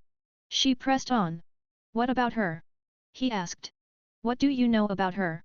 Rias asked. Oh, he knows a lot about her, don't you my dear darling? Spurred on Rainare as she was enjoying being on offense than on defense against the pawn. Issei was blushing at that thought of Chelsea and him being a pair. What you know her Issei and you didn't tell me? The Princess of Ruin snapped at him which made him flinch a little. Well, yes and no. He answered. That made everyone confused. How could he answer like that? It made them suspicious at the thought that he worked behind their back. Seeing their looks of confusion and anger Issei decided to elaborate what he said. What I meant by that is that I just met her yesterday and that I don't know what she wants with me. All that I know is that she was spying on me and to see if I had a sacred gear and what power level was I at if I had it. She said that since I was more or less equal to her strength that she decided to approach me directly than to do it like both of you did. Answered Issei as he looked at both the bishop and the king. He didn't mention that she said that she was from the different faction and that she was to recruit him to help her cause. I see you are really a womanizer. Giggled Akeno as she licked her lips seductively at him, she liked this more matured Issei a lot more than a perverted one. Well, I don't think I'm a womanizer but thank you Akeno, Issei answered blushing a little. Didn't she tell you anything else? She did say that I will see her soon and that was it. Now that we finished this, when do you want me to come here with my stuff for the training? He said. Okay. Everyone the meeting is finished, I will see you at 8 PM here so we can go training. That's it. Rias told her peerage as they nodded and left. When Issei left the building he started to text Murayama that he needed to tell Katase and her something important. Hey Murayama, can Katase and you meet me at the park in about half an hour? I need to tell you something important. After about a minute or two he received a reply from the brunette-haired girl. This better be good Issei, we were just about to go training. Content source, webnovel.com. Chapter 18-18 Chapter 18 Auburn-haired girls 18, Chapter 18, Auburn-haired girls 18, Chapter 18, Auburn-haired girls. Yup, don't worry, just come to the park with text sent. He started walking toward the park where he was about to meet his 2 new tutors. As he entered the park he went to the first bench he found empty and sat there thinking about random things till the duo arrived. What he wasn't expecting was that after 10-15 minutes to come face to face with the girl that was one of the topics on the meeting he had with his peerage. Well, who do we have here? What are you doing here all alone my dear? Said the voice that was very familiar to Issei as he turned around to see the auburn-haired girls sitting beside him on the bench. Oh Chelsea, what are you doing here? You know that the devils are following me right? He questioned as he saw her moving closer and closer to him. Yup, but don't worry. I came here to tell you something, my sweetheart. She replied in teasing tone that made Issei blush. And what is that you wanted to tell me my darling? he said in a sing-song voice as he saw her blush a little bit at his teasing. Well, since you are so sweet to me darling, I would tell you how you can defeat that. How did you call him? Yes, fried chicken. Nice nickname you gave him by the way. She replayed in her sweet tone. That made Issei's eyes go wide. How did she know that he was about to fight a phoenix? How no one noticed her presence? There were one ultimate and two high-class devils and even they didn't spot her. How do you know all that? Were you spying on me at a meeting? He asked, feeling a little dread creeping up his spine at this girl. Yup. She said in a happy tone as she took a lollipop from her pocket and put it in her mouth. And? He questioned, wanting to know what she was going to tell him. Well, if you want to defeat such a troublesome opponent dear, you need to have either the power that can with one punch destroy his fighting spirit or stop his regeneration and then beating him senseless. Or of course, use some holy objects to beat him that would make him surrender. She spoke as she patted Issei on the head, seeing his head drop down. Great, and I don't have that much power or magic reserves to make his regeneration stop even for a few seconds. Holy objects are out of the question since I'm a devil and can't even hold them, let alone use them against him. He said in a defeated tone as he felt that all was lost even before he begun. You do have 10 days to train to get to a level where you can at least hold your own for a little while and give the others time to help you overpower him. She instructed, not wanting to see such a handsome man and someone that she thought cute to have a bitter look on his face. Yeah, I guess you are right, anyway I think you should leave before you are spotted by the devils. He said as he felt a little bit encouraged by her. You are welcome, well talk to you later my sweetie. See ya. With a kiss on the cheek she left him and again made him froze from the affection she gave him. Even though it was small, Issei still wasn't used to it. This was all new to him and he liked it a lot.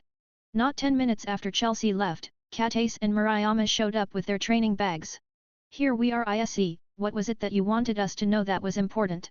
Murayama stated as Issei stood up and looked at both of them and find it almost impossible to not look at their bodies. The things is, that from tomorrow and for the next 2 weeks, I won't be in Kuaha since we, as in Orc, need to go training for an upcoming battle against the members of the Phoenix Peerage.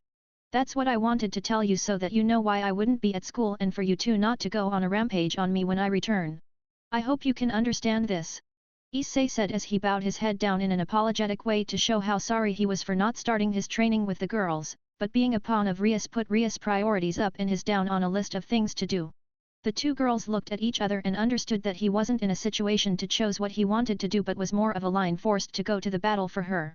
So they decided to, since they couldn't do much, at least show him support in his upcoming struggle.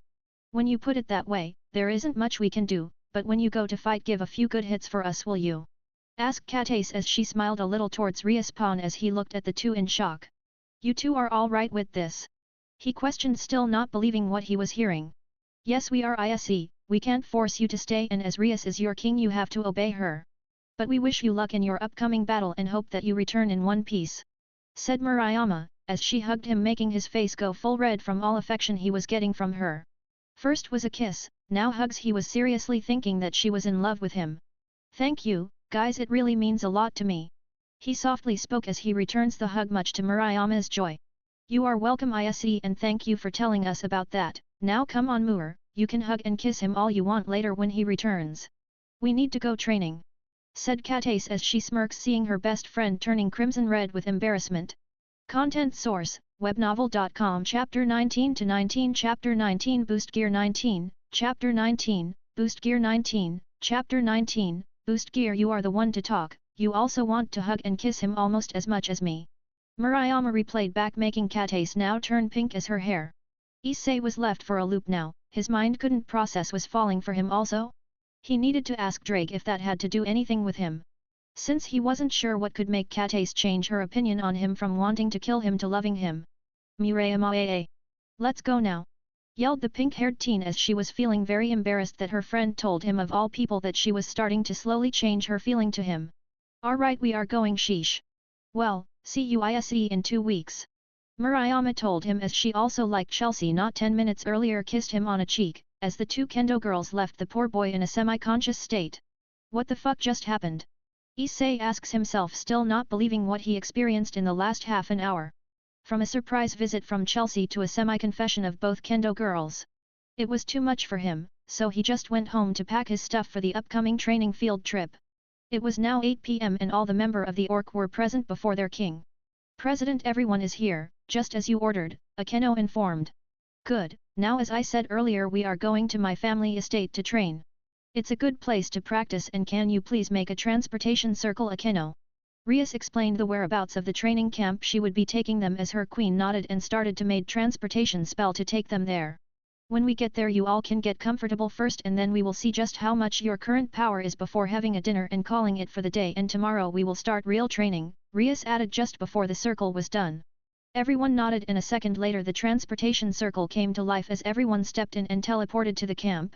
Well, here we are, Rias spoke to the peerage as what they saw blow their minds well Issei's and Raineray's at least. What we are training here.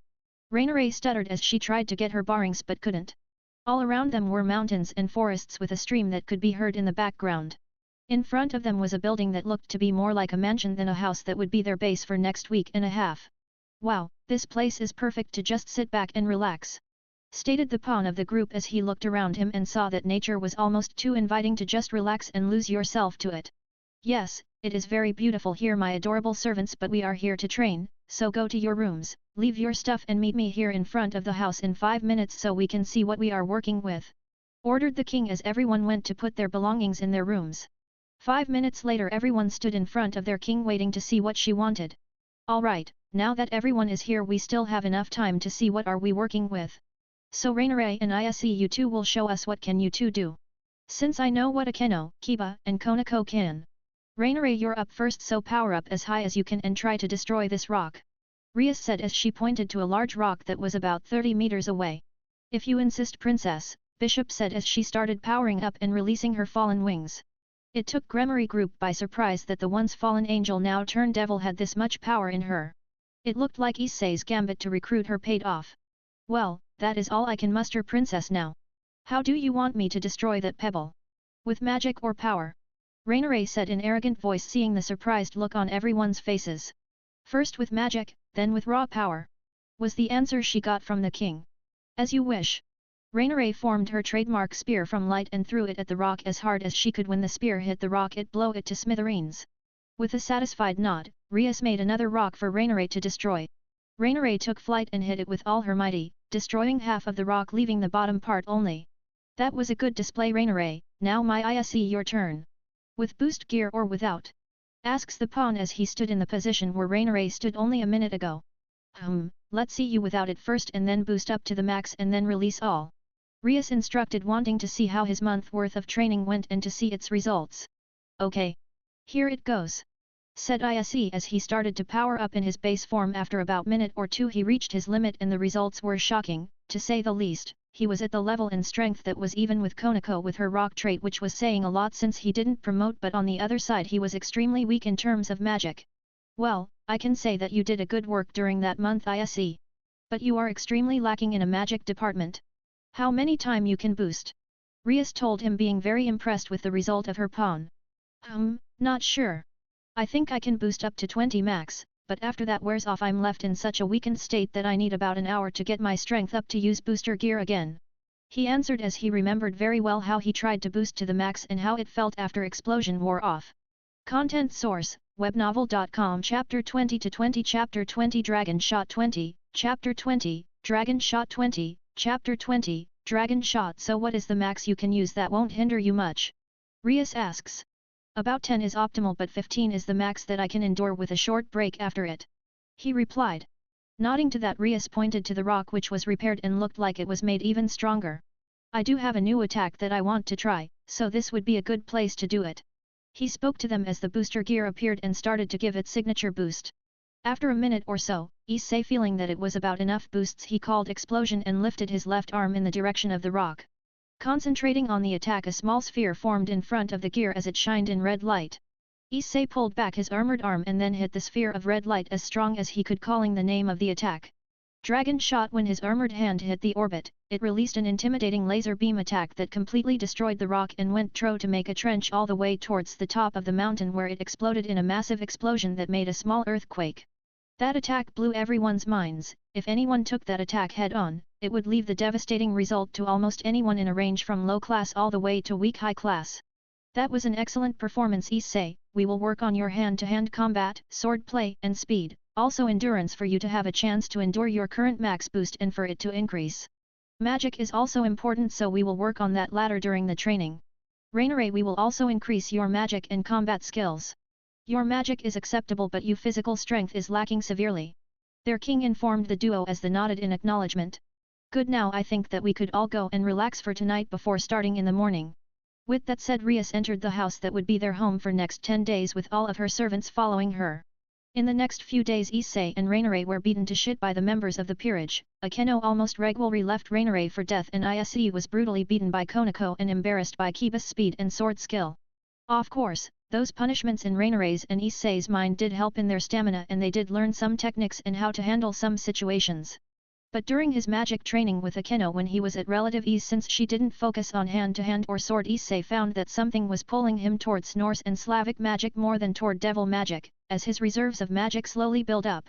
He could almost feel another presence in him, though when he asked Drake about it all, he gotten for the answer was that one of his predecessor was slowly awaking, and that is why he knew about those magics but couldn't use them until the person that was awakening has full awaken. But as much as he tried, he couldn't use even the simplest of spells that Akeno taught him, which frustrated him a lot. Thought after almost a week into their training it was finally time for Issei and Rainare to duke it out so the others could see how much they improved. After their match, it was Konako's and Kiba's turn, and last was King vs Queen. Okay you two, it's time to see how much you improved, so go full force. Against Phoenix and his peerage, you will need to outpowered or outsmarted them to win. So when the two of you are ready to begin. Also Issei, you can promote if you want, said Rias as she stood with others to the sideline, giving the two combinations enough space to fight. Well, it's time to show you weakling who is the superior here, Rainare spoke in her overly arrogant tone that started to piss off Issei. Yeah, you wish, little crow. If you have forgotten, I was the one that beat the crap out of you when we fought last time. He answered in a confident voice as he thought about what piece to promote to. After a few seconds, he decided and activated his sacred gear that immediately started boosting him. Promotion night, Issei said, making the heiress think as to why he chose that piece when queen or a rock would give him overwhelmed power that would easily defeat the bishop. When the fight started, it was made clear to her why he chose knight instead of a rock or queen. When the pawn pieces turned to knight, Issei exploded like a rocket towards Rainare, who had barely enough time to get away from a devastating blow that Issei sent at her. In retaliation, Rainare summoned two spears of light and threw it at him, who used his booster gear to block them as he made his way towards her with incredible speed. Seeing that her attempt to pierce him was a futile, she just formed her spears and went into head-on charge. As Issei tried once again to hit her with his armored hand, she used one of her spears to block, which proved to be a wrong move as his fist smacked her spear like it was nothing and embedded deep in her stomach, sending her flying. As she recovered her bearing, she was immediately forced to move as another punch went towards her, this time to the head as she dodged it. She could feel the raw power from the punch as the tree that was behind her was hit with the shockwave, that destroyed it in an instant, and anything in a 15-meter radius suffered damage from it. And that made her shiver in fear at the thought of what would have happened if that attack went through.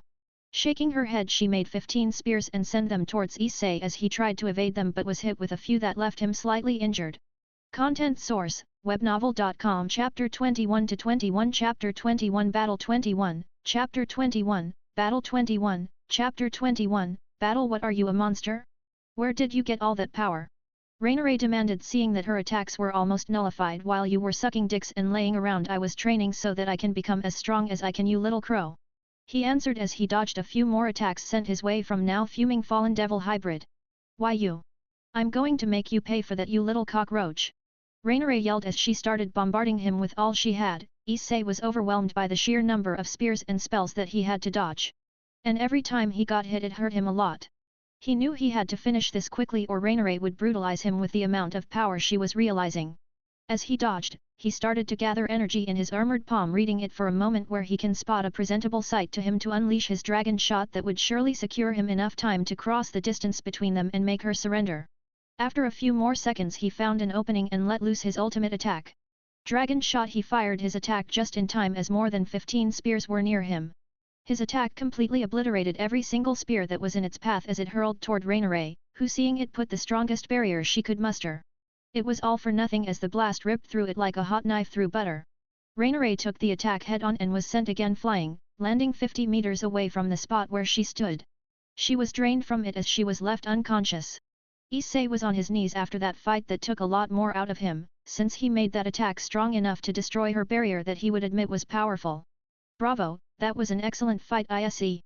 Kiba, please wake Rainare up, she also fought well against a power type like Issei. Rias applauded as her knight went to wake Rainare up and help her come back to the group. Well done Rainare, you made me proud. You managed to endure and even damage Issei in this fight. You come a long way from when we met. Rias told her gently as she patted Rainare on the head. Yeah, but still not enough to beat him, Rainare spoke to her. Well, don't sell yourself short, he did have a head start on you, and from the looks of him, he had to put out a lot of power in his last attack. Get some rest now. We have only a day or two to train before the game. She encourages her bishop, knowing what is like to have your attack do so little damage. Next was the Knight vs Rock, as they showed a very intensive fight that finished in Konako's victory, due to Kiba's small durability and her brutal punches that were on par with Issei's with about 2 to 3 boosts. Finally, it was the grand finale as King and Queen duck it out. It was a fight full of magic of all kinds. Rias tried to overpower Akeno, but every time it looked like she was about to be a victor, Akeno managed to pull a quick surprise attack on her king. In the end, it was decided to call it a draw. As no one was able to tell which would be a victor after half an hour of magic battle, leaving both teams tired. This combat practice continued for the last part of the trip, with changing partners for more efficiency. The last day of the trip, it was decided that it would be a day to relax and to return all the stamina and energy that was lost, and to everyone get closer to each other and have fun. That last day was almost torture to Issei, as both Akeno and Rainare tested him with their provocative bodies that made it very hard for Issei to not lose all of his self-control, which wasn't much, to get on both of them even if he was in a bad relationship with one of them. Rias also joined in fuck Issei's mind fun as she started showing him all her body had to offer, which made his nose bleed and his brain to go offline. The day after his torture pleasure was the day that they were waiting for, the day of the big match. The match that will determine Rias Gremory's fate. As Issei entered the orc building, he privately felt anxiety that was building up. In the club room, everyone was doing their own things as they were waiting for the battle to start. Konako was strapping her fingerless gloves that had a cat's paw on them, Kiba was polishing his sword, Rainare was making and dispelling her spears of light, while his king and queen were casually drinking their tea and talking about some other things. Issei decided to take a seat on one of the sofas that were in the room and have a quick conversation with his pal Drake. So do you think, Drake, do we have a chance in this battle? Issei mentally asks his partner, which was rearing to have a good battle. Yes partner, there is always a way to beat someone, everyone has a weakness that can be exploited. You just have to find it. Answered the mighty Red Dragon Emperor. Yeah, but what if we are not strong enough to exploit it? Questioned Issei, as he felt that even now that he can boost up to 30 times, it was still not enough to beat someone of a riser's caliber. You need to believe in yourself, partner. If you wish to go up and free yourself, then you need to start proving to everyone that you're not just someone that got lucky to have me. Drake spoke, as he also hated to be under someone's control as much as his host. But Issei needed to overcome this obstacle in front of him to be able to move up. Content source: webnovel.com. Chapter 22-22. Chapter 22 Killing Riser 22, Chapter 22, Killing Riser 22, Chapter 22, Killing Riser. Yes, you are right, pale as always. Thank you for reminding me of my goal. He thanked the ancient dragon as he was feeling a new fire in him started to burn. One last thing, partner. I found out who is that presence that was waking up. And from the looks of thing, you will need only a little more power to awaken her. Stated Drake. Her? Issei asked, as he felt a bit of his perverted nature coming back at the thought of a beauty that might be awakening. Before Drake could answer, Graphia appeared, still in her maid uniform form, the magic circular. My lady, is everyone ready for the battle? Graphia asked in her regal voice. Yes, Graphia, everyone is here and is ready to go. Issei's master answered as Graphia nodded and then created a new circular. Everyone please step onto the magic circular that will take you directly to the battleground. Good luck, everyone instructed Graphia, as everyone did what was told and vanished in the bright light. When the light died down, they were at the exact spot where they entered a magic circular, making Issei confused. I thought that we are going to the battleground, not to the orc club room. He stated as he looked around. We are Issei in an artificial dimension, and it looks like it's a copy of our school. That riser sure has some guts for doing this. Akeno answers him as he nodded, satisfied with the information he was given. Everyone gather around me. It's almost time to start this game. So let's do our best and beat the crap out of this, how Issei call his fried chicken. Rias told them in a mighty voice to bring their spirits up. Yes, President. All members shouted as all of them made a final quick check of their gears before the match. Now is showtime, thought Rias as she eagerly awaited Graphia to start the game. As they waited for Grafia to announce the start of the game, Rias took the opportunity to unleash what remained of Issei's sealed powers that his outburst at church didn't unleash. Issei, come here and sit in front of me, Rias told her pawn in a calm voice that made him confused. Sure, but are you sure that we could sit down and chat while the game is about to start? He questioned as he did what he was told. Don't worry, rating games were created so that it would prepare devils on how to handle every type of situation. From blitzkrieg to a more objective type, like infiltration or capturing and holding specific strategic points that were represented by flags. Informed him Akeno as she just finished brewing tea. That is correct, and you don't need to be worried, Issei. I'm just going to unlock the power that was sealed when I revived you, Rias spoke as Issei did what he was told. As Rias put her hand on his head, he started glowing crimson, and after a moment or two, he could feel the power in him rising as he looked at her with wide eyes. What is this? What is this power I feel? He asked in shock at the new power that was flowing through his veins and couldn't help but feel awestruck. That power, my dear cute Issei, is the power I had to lock up when you were revived. Your power is dangerous, and leaving it Runenig wild would harm you even more. At the church you almost unleashed all of your power, and all of us would be dead if you did. However, you were able to regain control over yourself before that could happen. She explained as Issei stood up and started to power up a bit to feel his new powers that were dormant till now. He felt like he could fight anyone and still be at the top. But Drake decided that it was time for him to get his head back to reality. Partner, as much as I also enjoy your added strength, you still need a way how to defeat a phoenix, and that's not that easy even with your power. Drake stated as he too felt the increase in power of his host that surprised him a little, that if he was a little more powerful then maybe he would get a balance breaker state earlier than most of his host would. Yeah, you are right Drake, I need to focus now. He answered. At that moment all members of the Gremory and Phoenix household heard Grafia's announcement. Hello everyone. I am Grafia, a maid from the House of Gremory, and today I will be the arbiter of the rating match between the House of Gremory and the House of Phoenix. In the name of my master, Sirtsk's Lucifer, I will be keeping my eye on this match. By using both Rias and Razor opinion, we created this battlefield, which is a replica of the school, Kiao Academy, which Rias attends to in the human world. The location where both teams were transported will be their base. Rias' base would be the Occult Research Cubs Club room located in the old school building. Razor base would be the Student Council's room located in the new building. For the pawns to use promotion, please head to the enemy's base to do it. You have 5 minutes to strategies. After 5 minutes the game will begin. Your time to strategies begins now, so I need to get to Fried Chicken's base to promote. That would be difficult. Issei said after hearing what Grafia said. That's why my adorable little Issei, we are going to make a plan to help us get a victory here, Rias said to her pawn. Kiba, can you please bring me a map of the school? She requested her blonde knight as he nodded and left to look for it. It only took a few seconds before the blonde boy returned with a map with him that he spread in front of Rias. Content source, webnovel.com. Chapter 23-23 Chapter 23 Swollen 23, Chapter 23, Swollen 23, Chapter 23, Swollen. Here it is.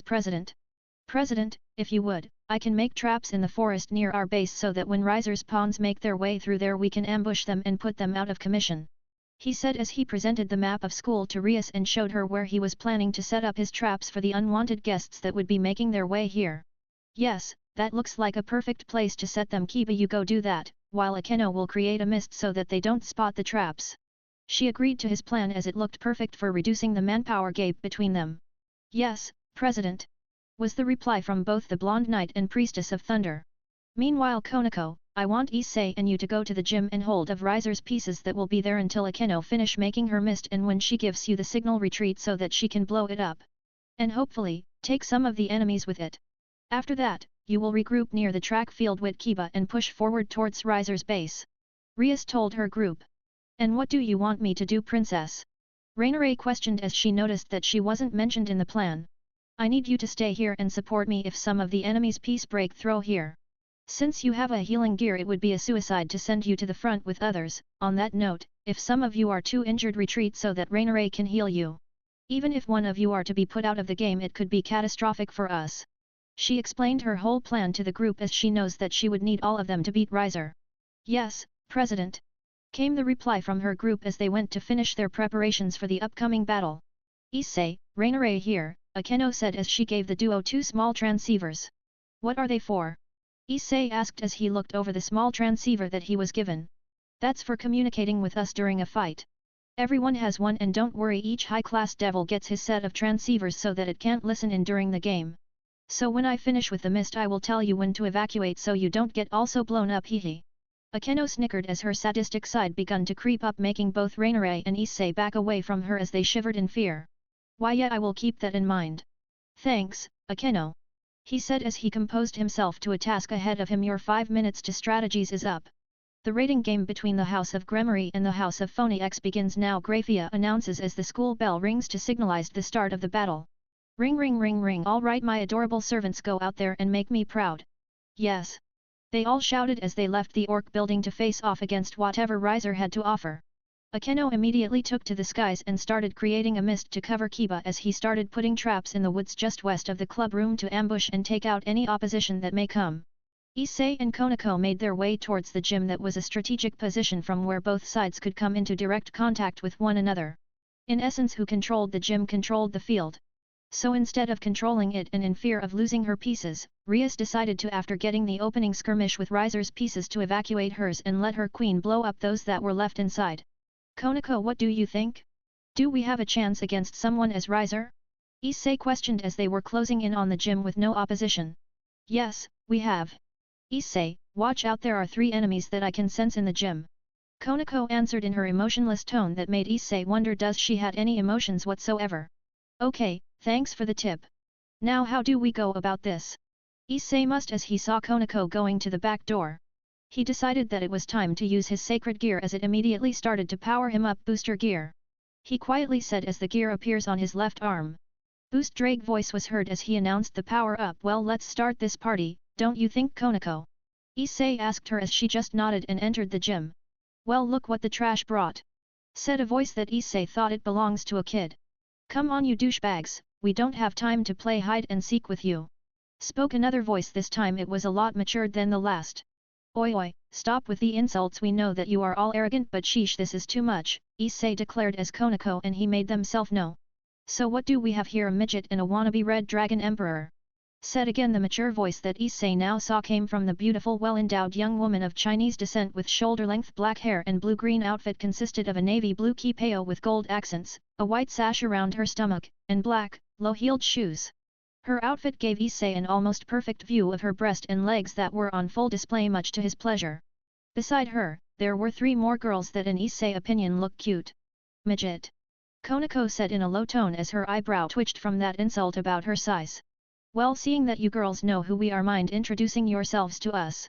Issei politely questioned as he would love to know those beautiful girls. My name is Swollen, the Rook of Lord Riser. The Chinese beauty answered while getting in battle position. Content source, webnovel.com. Chapter 24-24. Chapter 24 Konako 24, Chapter 24, Konako 24, Chapter 24, Konako. My name is Myra.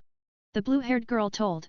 Making Issei looked at her and he had to question himself as for how in the hell did she make her hair have 4 ponytails, of which 2 also wore red kimono with a white shirt.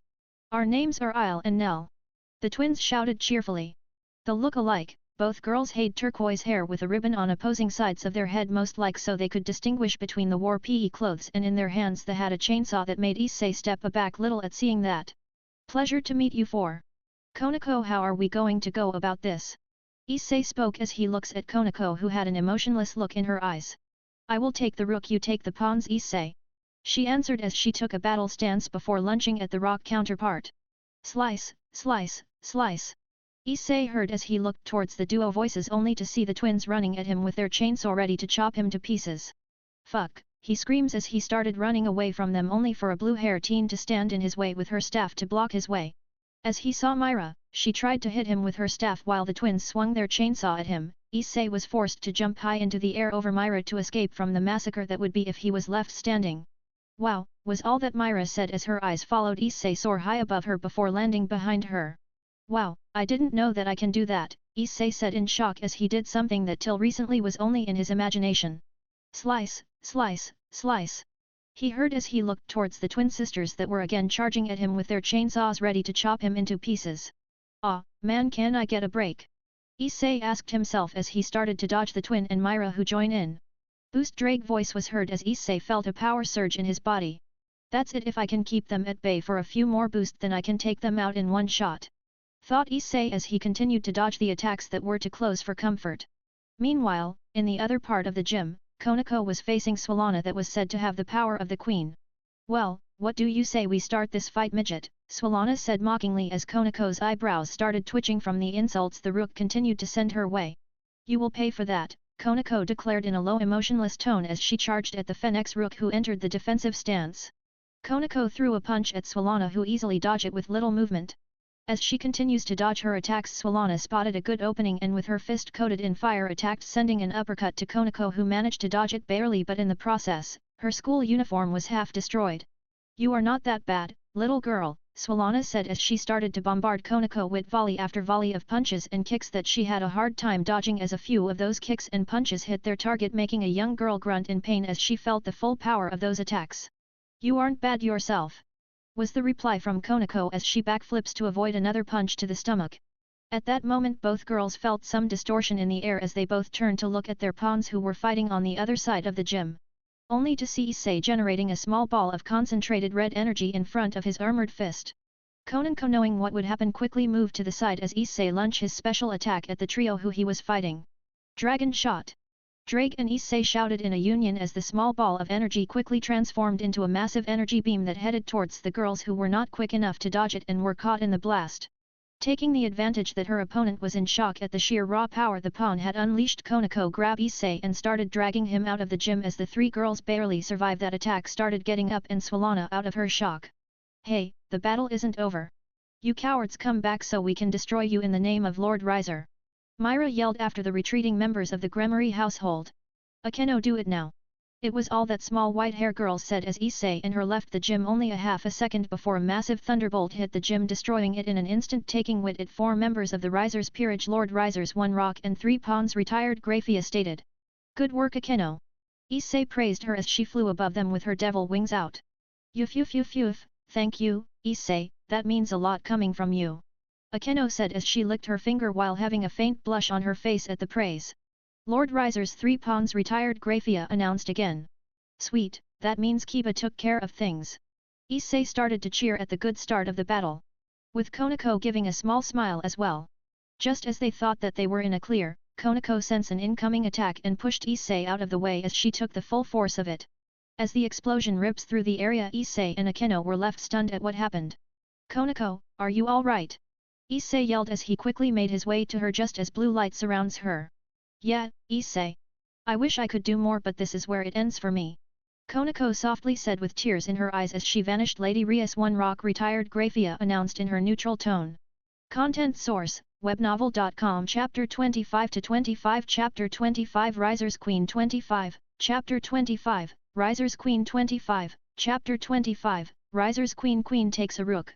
Now it's time for Queen to take the pawn. Suddenly Yubelina appeared in all her glory with her devil wings spread wide open. Bomb Queen, Issei, get out of here and go regroup with Kiba, I will fight her. Akeno firmly told him as she was fully intending to duke it out with Yubelina. But Akeno, yo! Issei started to argue only for Akeno to shot some of her lightning at him. Issei, I said I will fight her. Now get out of here before she takes you also. Akeno said, she knew that if Issei were to fall all was lost. Fine, you win. Kick her ass, Akeno. With a heavy sigh, Issei turned around and started sprinting toward track field. Seeing that her target was running away, Yubelina started to charge up her attack only to abandon it for an evasive maneuver as Akeno shoot her lightning at her. Now. You leave Issei out of this. I'm your opponent, Bomb Queen. Akeno sweetly said as her face and eyes showed that she was now in her S mode. Tisk, fine Thunder Priestess. And don't call me that. Yubelina said as she took her position waiting for her opponent to attack her. Good luck, Issei, Kiba. Akeno said to herself before unleashing all her might on the Riser Queen. While the battle for the gym was underway, Kiba was hiding in the forest near the orc building as Akeno was casting her illusion and her own traps. Akeno, how much longer? Kiba asked as he detected something coming his way. I just finished with traps, Kiba. You are all set to that. After you finish here, regroup with Issei and Konako at the track field and move toward Riser's base, Akeno informed him as she took flight towards the gym to unleash hell. Understood, Vice President, Kiba said as he took cover behind a tree to see what would happen. After a few minutes, he heard voices that he knew was the enemy. Walking through the forest were Riser's 3 pawns. Two were dressed in a manner similar to Grafia and the remaining one was dressed like an Arabian belly dancer. That Gremory girl really thinks that she can beat Lord Riser.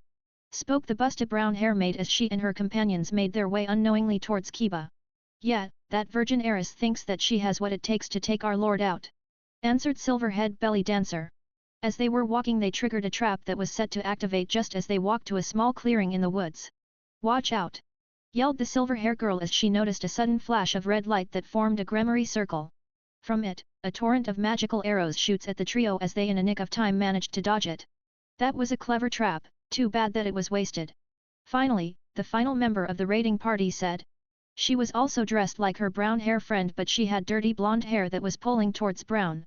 As her words left her mouth, Kiba decided to show himself to the girls. Hello! He said with a wave of his hand as he started approaching them. Well, what do we have here, a blonde knight? What are you doing here, knight? Arrogantly said the belly dancer as she and her two friends took their battle positions. My name is Kiba Ueto. Knight of the Lady Rias. And who are you three if it isn't a secret? Kiba introduces himself with a polite bow as he was a gentleman after all. Well, aren't you a polity knight? Since you are cute I will tell you. The dirty blonde told him in a sweet tone as she pointed at her two friends. The girl that looks like a French maid is Burant and the girls that look like an Arabic belly dancer is Shuria. My name is Marion. We are the pawns of Lord Riser.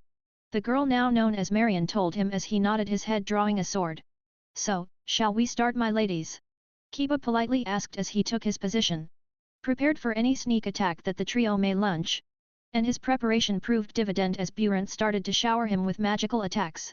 Using his knight speed he quickly dodged the attacks and started to charge at her only to quickly evade again as Shuria came to close quarter to engage. Using his evading movement Marion quickly grabbed Kiba from behind and put him in a headlock. What are you going to do, no Knight of Gremory? Marion questioned seeing that he had no chance of winning. At that moment they heard something that surprised them. Lord Riser's 1 rock and 3 pawns retired. Grafia stated. That's easy. And I apologize in advance. He said as a large Gremory circular appeared under all of them. Sword birth, Kiba shouted as half a dozen swords erupted from the ground piercing the 3 pawn making them vanish into thin air. Lord Riser's 3 pawns retired. Grafia announced again. Well, looks like my work here is done. No to regroup with Konako and Issei. Kiba said to himself as he started jogging towards their rendezvous point.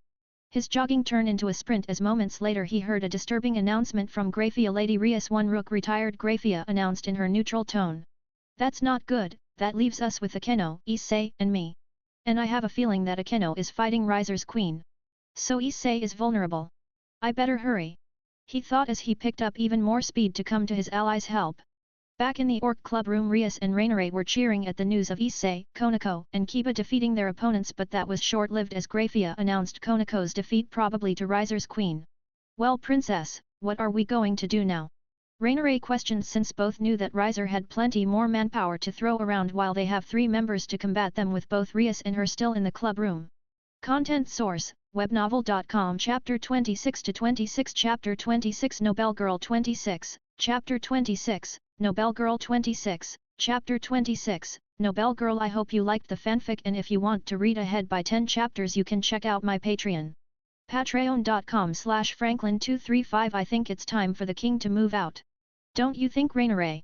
Rias answer with her own question. Rainare just nodded and Rias and she started heading towards Riser through the forest that Kiba made clear for them. Rias knew that confronting Riser with only her bishop was dangerous, but she wanted so badly to finish this fight and her overconfidence in her power made her make a move that would probably be very costly to them.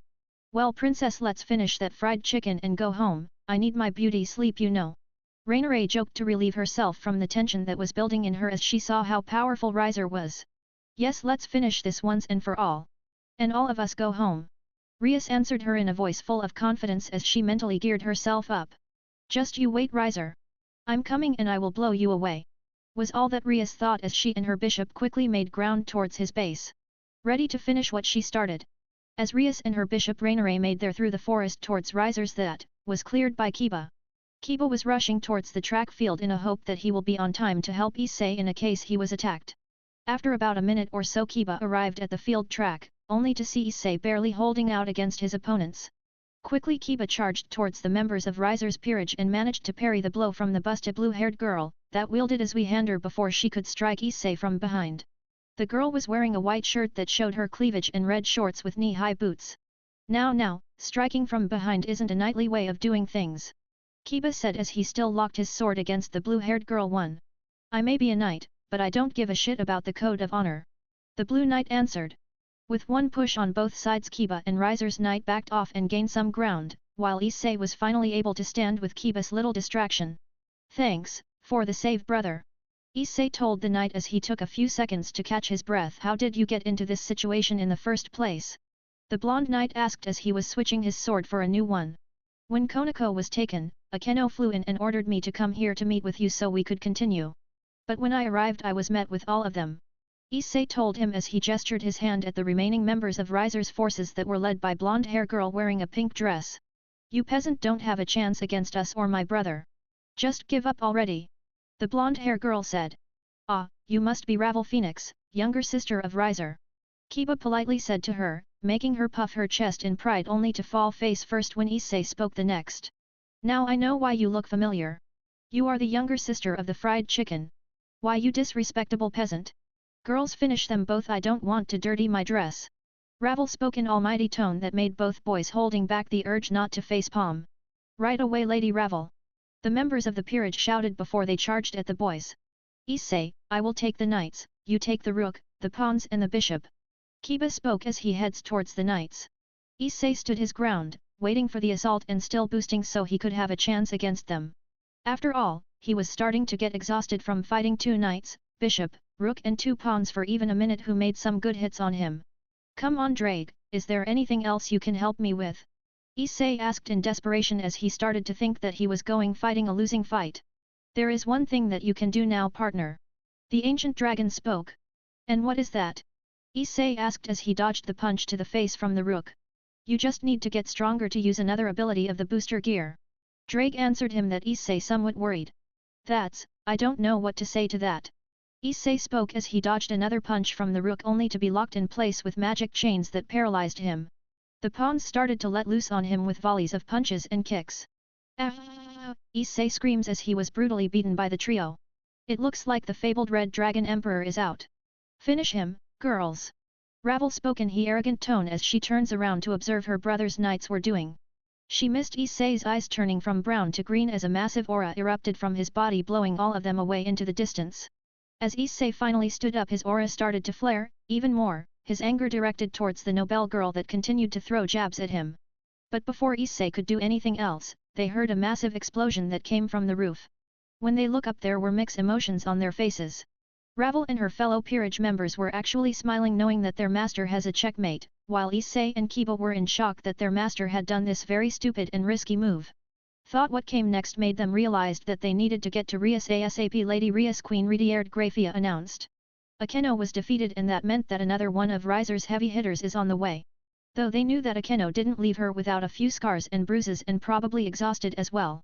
Still, Riser's queen was dangerous for both of them.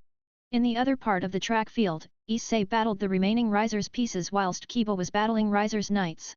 Content source, webnovel.com. Chapter 27-27 Chapter 27 Ubelina 27, Chapter 27, Ubelina 27, Chapter 27, Ubelina. I hope you enjoyed the fanfic, and if you want to read ahead by 10 chapters you can check out my Patreon.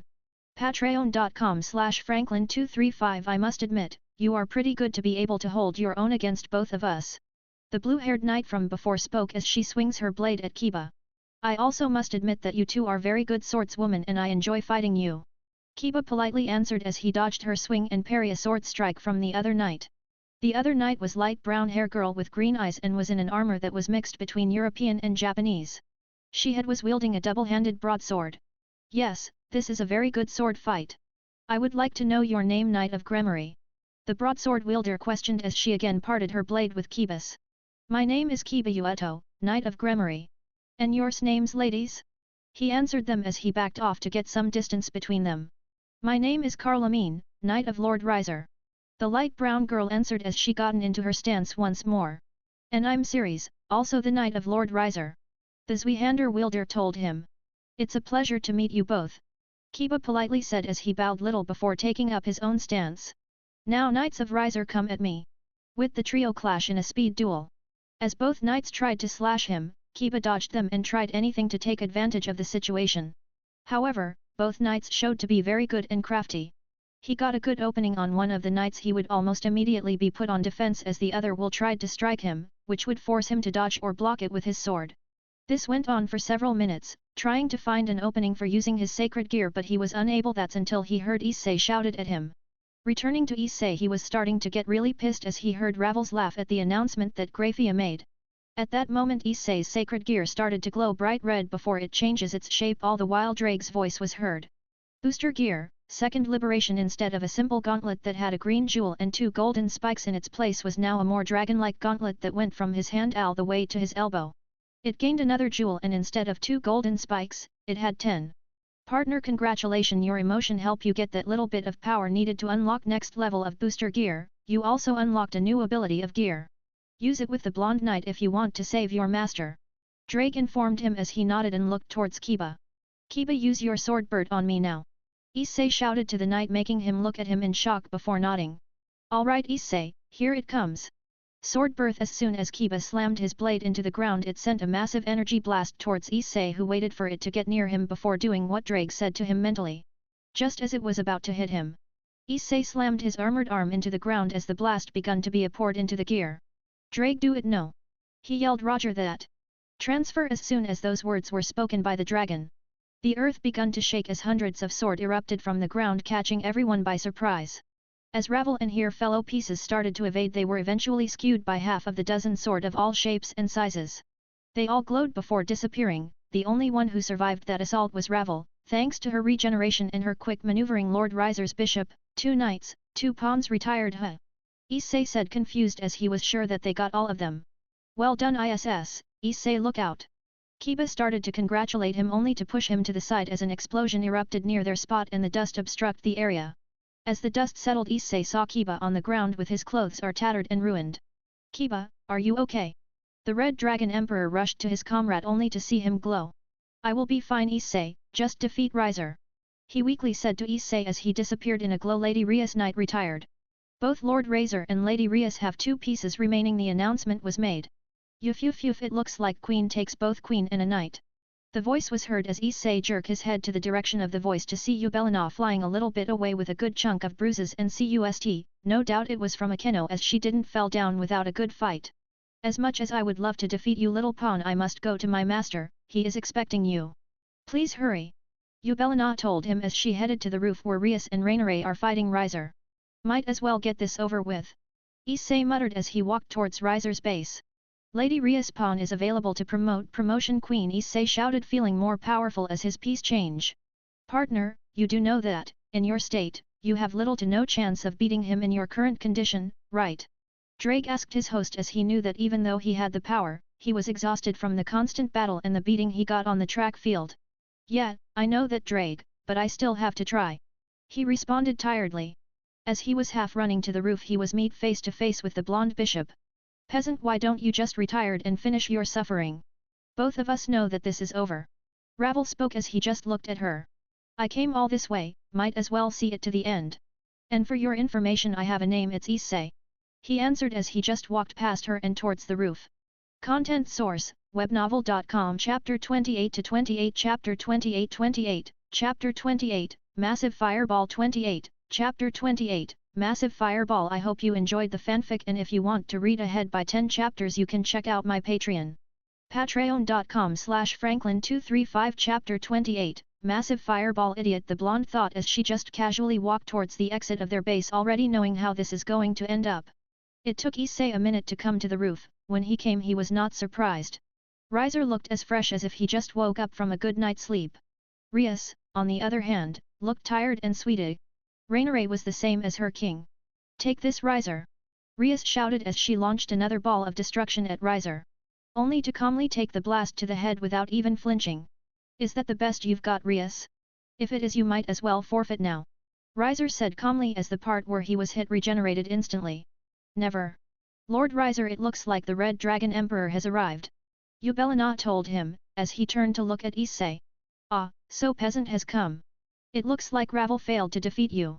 No matter, Riser will do it. Yeah, I came, you stupid fried chicken. Issei answered him in an exhausted voice. Why you disrespecting nobody?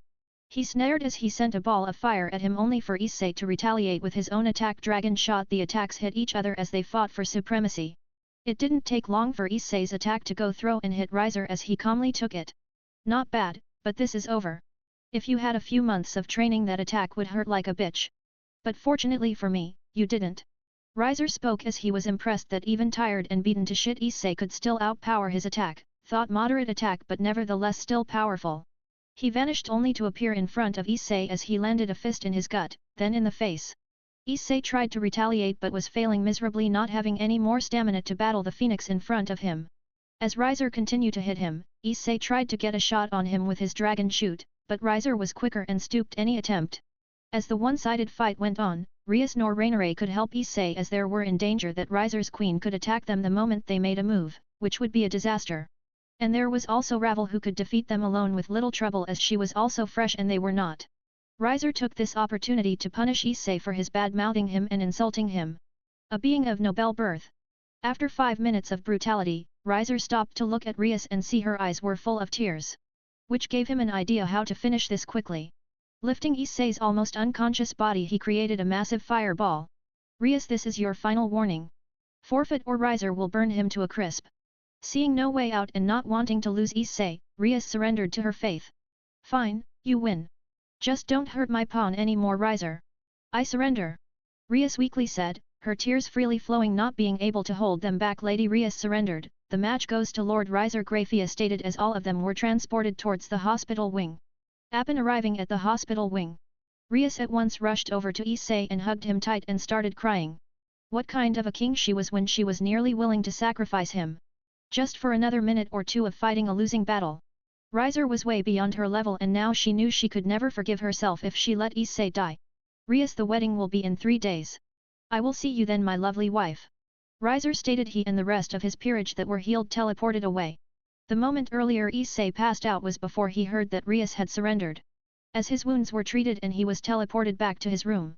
In his mind, Issei was awakened by Drake, who was looking down towards his partner laying down on his back to the ground, his head on the lap of the beautiful girl who had a long, curly blonde hair that extends all the way down her back and dark blue eyes. She was wearing a red dress with golden accessories that showed her remarkably large breasts. The first thing that Issei saw when his opened his eyes were 2 dark blue eyes staring at him with a large smile on her face that made Issei wonder as she was an angel. Partner, it's good to see you wake up after that fight. Drake told him as Issei turned his head to see his partner in his full glory.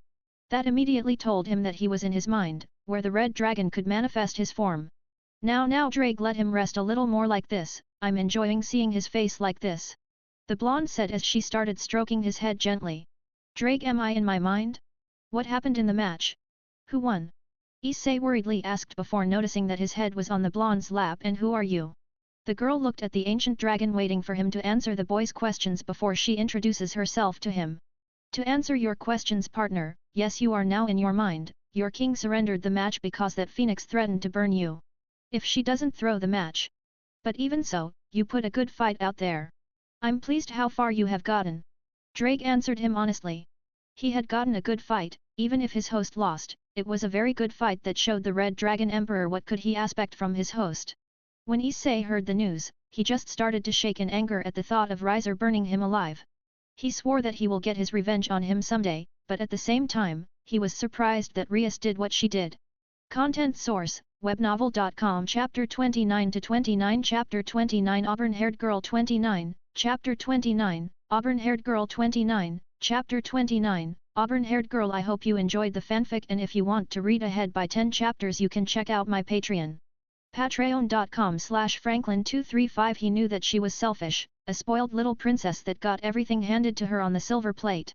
So maybe letting her be with Riser was a blessing in disguise. But then he remembered that there was another person here and that his head was on her lap. Returning his sight on the blonde-hair girl, to him even more beautiful than Rias, Akeno, and Rainare. He saw that she had a warm and soft smile on her face, her dark blue eyes shine in excitement. He blushed at seeing her. Well, looks like you finally decided to turn your attention to me. The blonde girl spoke in a soft and gentle voice. Why yes, may I know who you are? He stuttered, blushing as he was mesmerized by her beauty. Of course. My name is Elsha. Former booster gear user and the champion of both Norse and Slavic pantheons. Elsha replied with a warm smile on her face. Nice to meet you Elsha. My name is Issei Hyudu. But you can also call me Issei. Issei said with a blush on his face as he stood and bowed to, where she then gave him a little cute pout but later giggle. Yufufu, I liked it more when your head was on my lap, but no later, it's nice to meet you finally. I heard from Drake a lot of things about you. Elsha spoke as she also stood up giving Issei a good look at her. His face went crimson red at seeing her, to say that she was like a goddess on earth would be an understatement. Partner, Elsha here is the strongest female user of the gear, and the second strongest to wield it. Drake informed him as his eyes widened in shock that the person in front of him was that strong. Yuf, yes that's right Issei, they called me North Red Dragon. She told him with a smile. Issei was stunned. Before him stood one of the strongest users of the gear he now had. Her presence alone had placed an incredible amount of pressure on him, he was sure that she was suppressing her power a lot. Wow, that's cool. But I have a question. He said in awe. Was it because of me that you have an affinity to Norse and Slavic magic? Why yes, how did you know that I was going to ask that? It's simple Issei, since I slowly started to awaken, some of my powers were reaching you. That in turn, helped you improve a little at magic. But from what Drake told me, you are still suffering in that department. So I will help you train you so that you could be a good magician also. She said with a warm smile on her face, seeing Issei's face turn from shocked into excited in a moment. Really, you are going to train me? He said with excitement, barely containing his joy at getting to train with one of the most powerful people. Yes I am. And Drake is also going to train you with that you could get stronger. She replied. Issei was so filled with joy that he started jumping in excitement. That's right partner, you have now enough strength for us to continue our training. And with Elsha's help, you will be strong enough to beat that Dame Phoenix. Drake told him in a voice that was full of power and bloodlust. Issei shivered at the voice that his partner used. He still remembered when Drake trains him and it was worse than if he was going to beat the fried chicken and get himself free, he needed to endure it. Don't worry Issei, I'm pretty good in healing magic as well as the others. Whatever damage you take I can heal it. Though even if you are badly injured, here it won't affect your body in the real world. Elsha told him, seeing him going a little white at what the dragon told him. She knew how fierce Drake took the training and combat, so she wasn't that surprised at his reaction. That seemed to do a trick as Issei calmed down a little bit. Thank you Elsha. He blushed and thanked her sincerely. Yufufu, it's no problem Issei. She giggled at him, seeing that he turned completely red. Partner, it's time for you to awaken in the real world. What I've heard is that the wedding is going to be in 3 days, when you go to sleep we will then train. With Elsha's help you will get stronger in no time. Drake informed him as Issei just nodded and closed his eyes again. Talk to you guys when I wake up. During the talk between the Red Dragon Emperor, Elsha, and Issei in his dream, in the real world, Issei was lying down in his bed with Grafia sitting on his computer chair watching him rest. Rest as much as you can Issei, what Rias did to you is something that even her brother wouldn't do. I know what you want, and I know you will manage to beat Riser and hopefully you can free and save my sister from herself. Grafia sadly thought as she still remembered her little sister. While Issei was busy with his training for the raiding game with Rias and her gang. The kendo duo was also busy training in their swordplay and study in school. Thought they would also from time to time talk about how they would train Issei in suppressing his pervert nature to a more tolerable level. This pattern was going on for a few days as the girls waited for Issei's return. But that all changed one day. XXX as the girls were walking towards their home from school, they were met with a sight of a very familiar auburn-haired girl that they meet at Issei's place. Chelsea was on the bridge looking into the distance when she felt 2 people approaching her. Turning around she found the kendo duo walking towards her. While one was looking at her in surprise, the other was glaring at her, which she had a good idea why she was acting that way, which made her smirk. Content source, webnovel.com. Chapter 30-30 Chapter 30 Cafe 30, Chapter 30, Cafe 30, Chapter 30, Cafe. I hope you enjoyed the fanfic, and if you want to read ahead by 10 chapters you can check out my Patreon. Patreon.com/Franklin235 Chapter 30, Cafe. Just seeing her made Murayama immediately glare at auburn-hair girl. She still hated Chelsea for trying to steal her Issei from her. And seeing her here alone and with no one on the site made a perfect opportunity to get to bottom of this. Well, what are you doing here Chelsea? Issei isn't here if you are looking for him. Murayama spoke first, her voice was cold and emotionless. I already know that my darling is on a training trip and that he will come back in a day or 2. I talked to him before he left, so I already know what's happening. Chelsea dismisses it with a wave of her hand. Why you talk to him? When? Katace asked in a shocked voice. She along with Murayama didn't expect that from the girl in front of them. Oh, that? Well, I think it was on a day when he left for a training trip. Chelsea nonchalantly told them with a smirk as she saw Murayama going red with anger and jealousy. And why Issei didn't tell us that? Murayama asked her as her eyebrows twitched. Maybe he didn't tell you because you are an annoying little girl. Chelsea said with her smirk widening as she saw Murayama's face being even redder as she grabbed her kendo sword and took up her battle stance. Ha ha ha, you really think you can beat me? Even Issei will need at least 4 to 5 boosts to get to my level of power. What makes you think that you have a chance? Chelsea laughed at seeing her attempt to intimidate her. Murayama was now beyond pissed. She was really close to attacking the girl in front of her and chopping her head off. Maybe I'm not stronger than you little flat-chest girly. But I can still at least chop your limbs you piece of shit. Oh, now I remembered your strength is in stealth but in one-on-one you are weakling. Murayama mocked her, and from the look on Chelsea's face her little jab worked as Chelsea faced her fully getting into her own stance. You will pay for that insult you slut. Chelsea told her in a low cold tone that sends shivers down the duo's spine.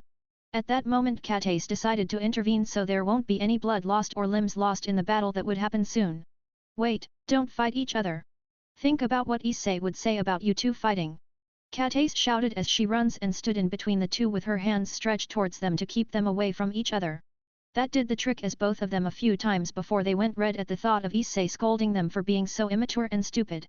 What do you both say, that we go somewhere we can talk this out? Without killing each other in the process? Katace asked in a calm voice at seeing the two girls still red from anger and embarrassed. The duo just nodded and they followed the pink-hair girl as she started walking toward the nearby cafe in total silence. XXX as they were sat in the cafe with their drinks on the table Katace decided to begin the conversation and break the awkward silence that followed them from the bridge accident. So, what are you doing here Chelsea? Katace finally said in a soft voice. Chelsea hummed for a moment before sighing sadly and answering her in a tender voice. Honestly, I don't want to be anywhere near my faction since their goals have become messed up so much that sickens me. I would love to stay here near Issei than be there with my faction. What happened to them to change their goals? This time Murayama asked. Her previous aggression disappeared as she looked into Chelsea's sad face. Chelsea sighed again.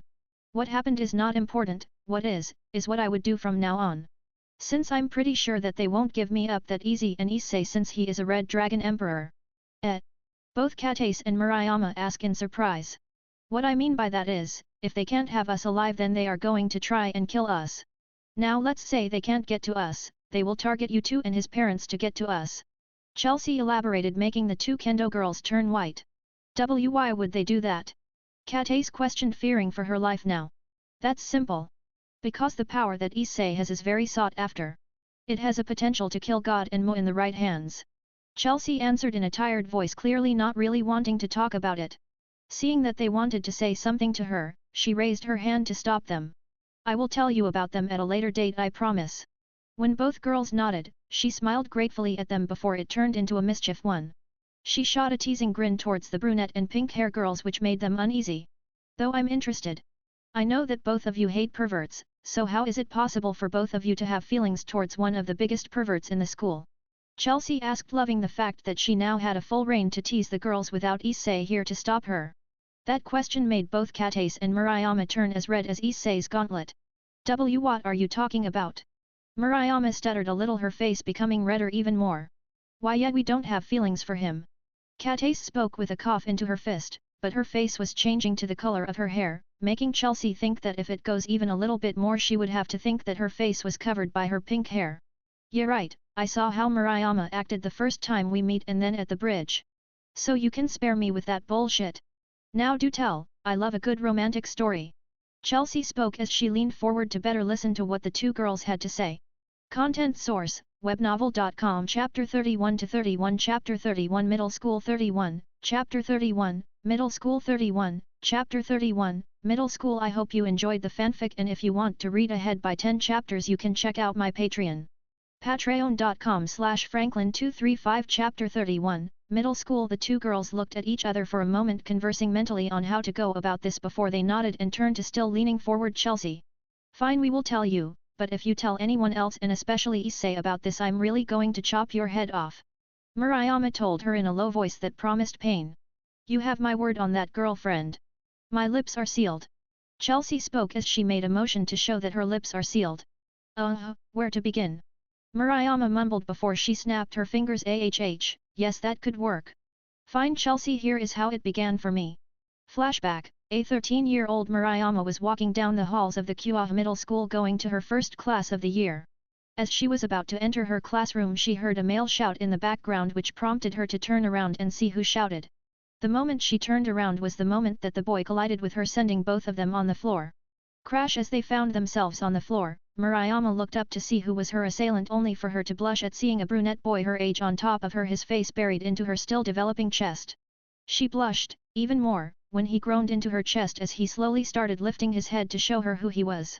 As he lifted his face, Murayama's heart stopped for a moment as she saw him. His short light brown hair, light brown eyes, good looks, and above average body. All of that was making her face even redder. It was like a dream come true for her. He looked perfect in her eyes. Sorry about that. I was late for class, so I sprinted towards it and couldn't stop in time, he apologized as he stood up and gave her a hand to help her up. And no, it's fine, I wasn't quick enough to move away. Murayama told him shyly as her face was still red. Sweet. Thought, what's your name? From the looks of things we are in the same class. The brown hair boy exclaimed as he saw that both him and the brown hair girl were going to the same classroom. Murayama was in heaven when she heard that both of them were in the same class. She wondered if he was single, since she wouldn't mind being with him. My name is Murayama Yamazaki. And yours? She shyly answered his question before asking for his name. The brown boy smiled softly at her, making her knees a little weak at his charming smile that took her breath away. My name is Issei Hyudu, it's nice to meet you, Murayama. He politely said as he bowed a little. And nice to meet you to Issei Hyudu. She replied with a little bow of her own. But before any one of them could say anything more, the bell was heard prompting the duo to enter the class. From that encounter with him, Murayama was starting to fall for Issei, and from that day she would slowly start to love him. As the time in middle school passed away, Murayama started to notice that Issei was turning to be a big pervert that was more into woman body than anything else day by day, but he still kept being polite and helpful to everyone in need. He was also gentle towards her and tried everything to make her not hate. In her opinion, it was impossible for her to hate him even when he started peeping at her. She was flattered that he did it, and even when she catches him and beats him up, she did it with absolute minimum strength. Murayama didn't mind very much that Issei peeped if it was her. Sure, she hated when other perverts peep on her, but if the one that took her heart did it, she was fine. While Murayama didn't mind him being a pervert, the bad reputation he has gotten was something she didn't like that much. So slowly she started to ignore him in the hopes that he will understand that he needed to change his ways. But unfortunately for her, her crush begun to become even worse. Which left her almost emotionally destroyed. What happened to you, Issei? What made you become this way? Murayama sadly thought as she was slowly destroying herself from inside out.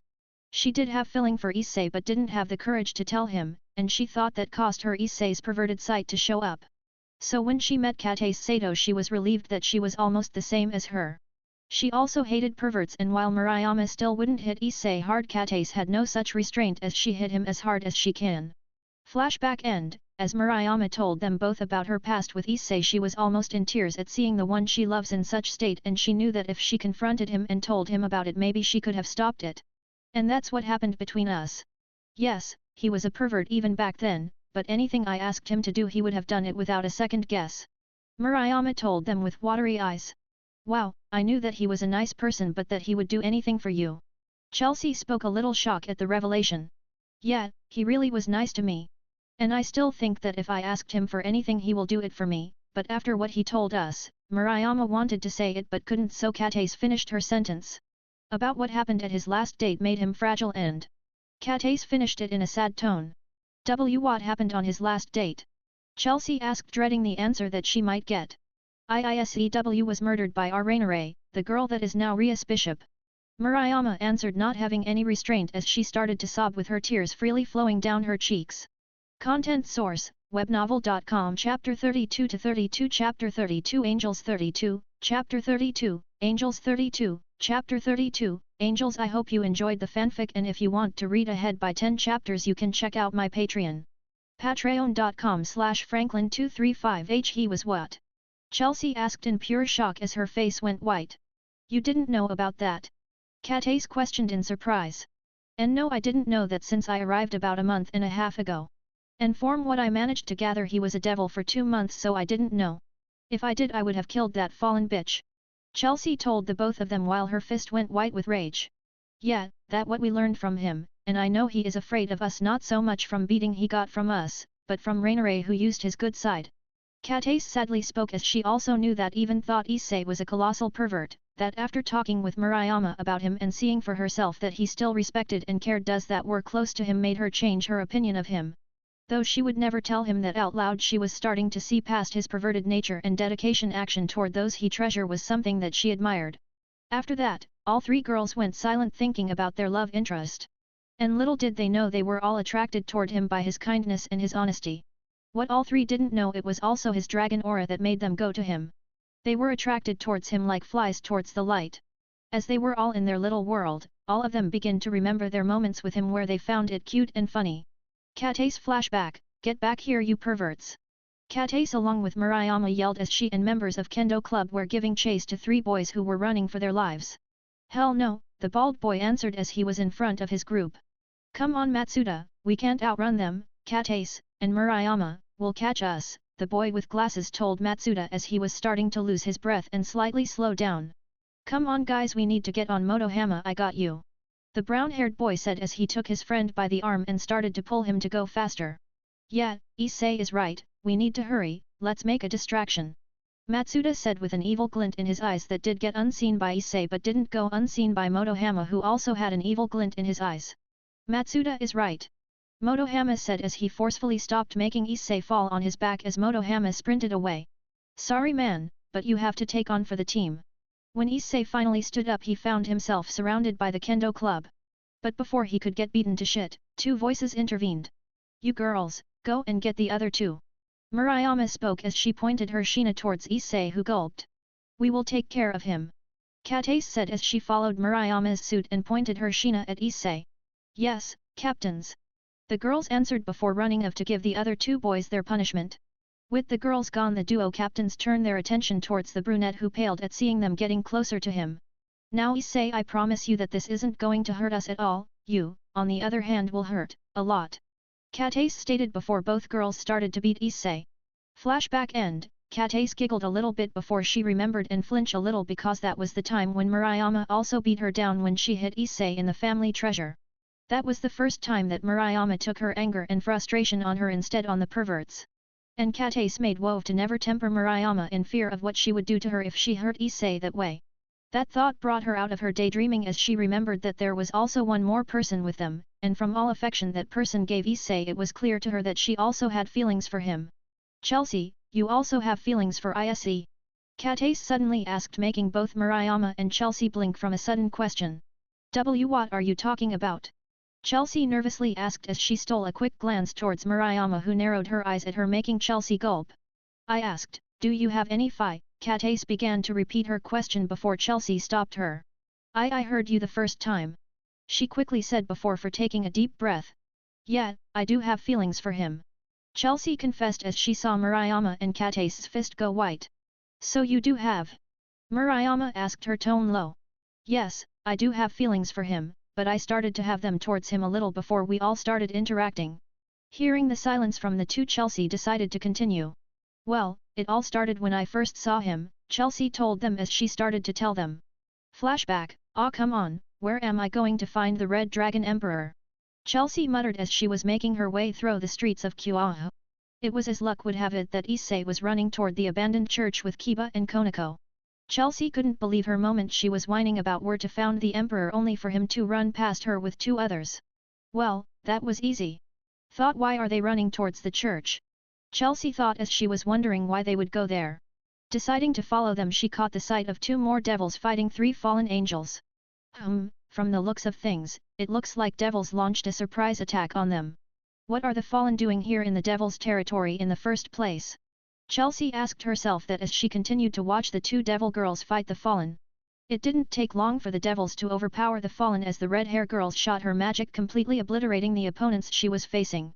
Content source, webnovel.com. Chapter 33-33 Chapter 33 Competition 33, Chapter 33, Competition 33, Chapter 33, competition. I hope you enjoyed the fanfic, and if you want to read ahead by 10 chapters you can check out my Patreon. Patreon.com/Franklin235 Chapter 33, Competition Akeno. Let's go see how Issei did on his end. The red-hair girl told her companion as they started walking towards the back entrance of the church. Yes, President. Akeno answered as she followed her in. Seeing this, Chelsea masked her presence and activated her sacred gear and transformed into a crow and took off with them. As they entered, Chelsea felt strong dominated aura coming from somewhere, making her stop her pursuit of the devil girls. What's this powerful aura I'm sensing? Chelsea thought as she thought whoever was there he had to be extremely powerful, that even her sacred gear won't be able to help her. That's when she heard a powerful roar accompanied by the whole church shaking. I said, is that understood? That aura, that's the Red Dragon Emperor's. Whoever pissed him off better hope that he doesn't enter Juggernaut Drive or we all are good as dead. Chelsea was lost and afraid for her life. She heard how powerful Juggernaut Drive is and what it's capable, and the thought alone made her go white. Luckily the extremely powerful aura that flooded everywhere was slowly vanishing, while Chelsea could still feel that after effect of it. She felt herself getting dominated, and for some strange feeling she liked it and wanted it even more. So she decided to wait until all the devils left so she could get a better look on the Emperor. It didn't take long for the devils to leave, leaving only Issei in the church. When she made her way she saw him holding on to the blonde-hair girl with tears in his eyes. That was something that greatly surprised Chelsea. She learned and was told that the Dragon Emperors were cruel, battle-hungry, and merciless without even a slight feeling of remorse or pity. But seeing the great red dragon like this made her realize that what she learned and was told were very far from the truth. That sparked her interest in him even more, and she decided to figure out who he really was and what made him click. Flashback end. You could say that from that day forward, my interest in him increased a lot, even to the point that I don't know what to think. Chelsea told them, as the girls looked at her a little shocked at what they heard about Issei and her little confession. Silence settled between the three girls as all three of them were absorbing what the other two said. Wow, it takes a lot to piss Issei off, that's for sure. Murayama voiced her thoughts to break the silence between them. Yeah, I mean we beat him down so many times and yet he didn't even snap once at us. Though truth be told, we didn't do anything that cruel to him as letting him die. Katace agreed with her brunette friend as she understood that it was extremely hard to make Issei angry. Chelsea nodded her head, also knowing that to be the truth. She intruded into his house, and although he did show hostilities he didn't go and attack her on the spot because of that. Now though, do you girls have any ideas how to make Issei less perverted? He did ask us to help him after all. Katace voiced a valid question. Chelsea hearing that got a teasing smirk on her face that got the attention of the other girls. Oh, I know a perfect way how to decrease his perverted nature. Please do tell, we are all ears. Katace said, also starting to have a smirk on her face. Well I think we should provoke him, and when we see that he starts to go into his pervert mode we punish him. And also give him some physical training also. Chelsea said with a smirk. She is going to enjoy sucking Issei's life dry. Katace and Murayama looked at each other and nodded. It wasn't the best plan, but it was better than nothing. Sure, you got yourself a deal. When Issei returns we are going to begin training him. Murayama told Chelsea, whose smirk turned even bigger. And I know the perfect places to begin it. The swimming pool, that way we can enjoy ourselves and punish Issei at the same time. Katace said in mischief voice. Now that sound like a plan I would gladly follow. Plus to make it more interesting let's make a bikini competition between the three of us to see who is better in Issei's eyes. Chelsea added with a grin at seeing the other two girls turn red. With their little plan for Issei all set, the girls changed subject to some other things as they continued to get to know each other and become friends. As Rias was reading over some papers related to the devil business she suddenly felt a magic circle forming in her club room. Seeing it belonged to her clan she expected it to be from either her brother or his wife. Which moments later showed that she was right as the latter appeared through it wearing her normal maid outfit. Grafia, it's nice to see you. How are you been doing? Rias asked, not showing her uncomfortableness that she felt at seeing her. Rias, it's also nice seeing you. I'm good, though I'm here on the orders from your brother to tell you that you have less than 2 months to prepare for Riser. He started to pressure for the marriage. Grafia explained, seeing Rias flinch and starting to get angry at the message. I thought that I still had time till that cursed marriage. Rias shouted to no one in particular as she was getting even angrier at the thought of her and Riser. Yes you did, but Riser along with the elders are pushing this. Well, I do have someone in my peerage that will force Riser into the raiding game and Riser will lose to him. Rias confidently said to the maid. And who do you have that can beat him? Maid asked, not knowing who in the Rias peerage was strong enough to beat Riser.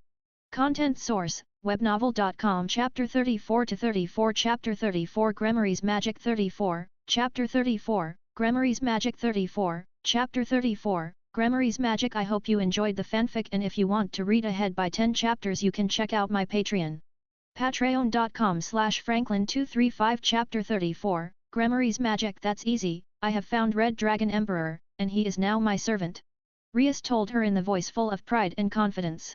Grafia, hearing that Rias has acquired the legendary beast, had her eyes wide for a second before she got her shock under wraps. Though, that begged the question on how she was able to convince the heavenly dragon to become her servant. It was common knowledge that dragons loved their freedom. And how did you manage to get him to become your servant? Grafia questioned her sister-in-law. Rias clearly didn't expect Grafia to question it. Sweating a little bit, Rias quickly lied in a convincing voice. When I found him in school, I approached him and asked him to come to my club room. After that, I explained to him that I could sense a great power within him and that he would be approached by other supernatural beings and that he would be in danger. After he understood it, I convinced him to join my peerage, which he accepted. And from then on, it's all history. Rias quickly lied to her, hoping that Grafia will buy it. Grafia for her part just nodded, but it was something about what Rias said that made her suspicious. She knew that Rias was like a mother to her peerage, but she also knows too well that Rias was too prideful to go out of her way to warn some human being, even if it had a powerful aura around him. She could only hope that she didn't do anything stupid to the Red Dragon Emperor, because that would be catastrophic. But for now, she would accept her words. With all said and done, Grafia excused herself and left, leaving Rias to sigh in relief at the close bullet that she dodged. Flashback end. As Grafia was eating her food, she suddenly heard a grunting sound coming from Issei's bed. Lifting her head a little, Grafia saw Issei sitting up and looking around a little confused. I see that you have awoken, Issei, that's good. Grafia told him, making him turn his head around to look at her. Where am I?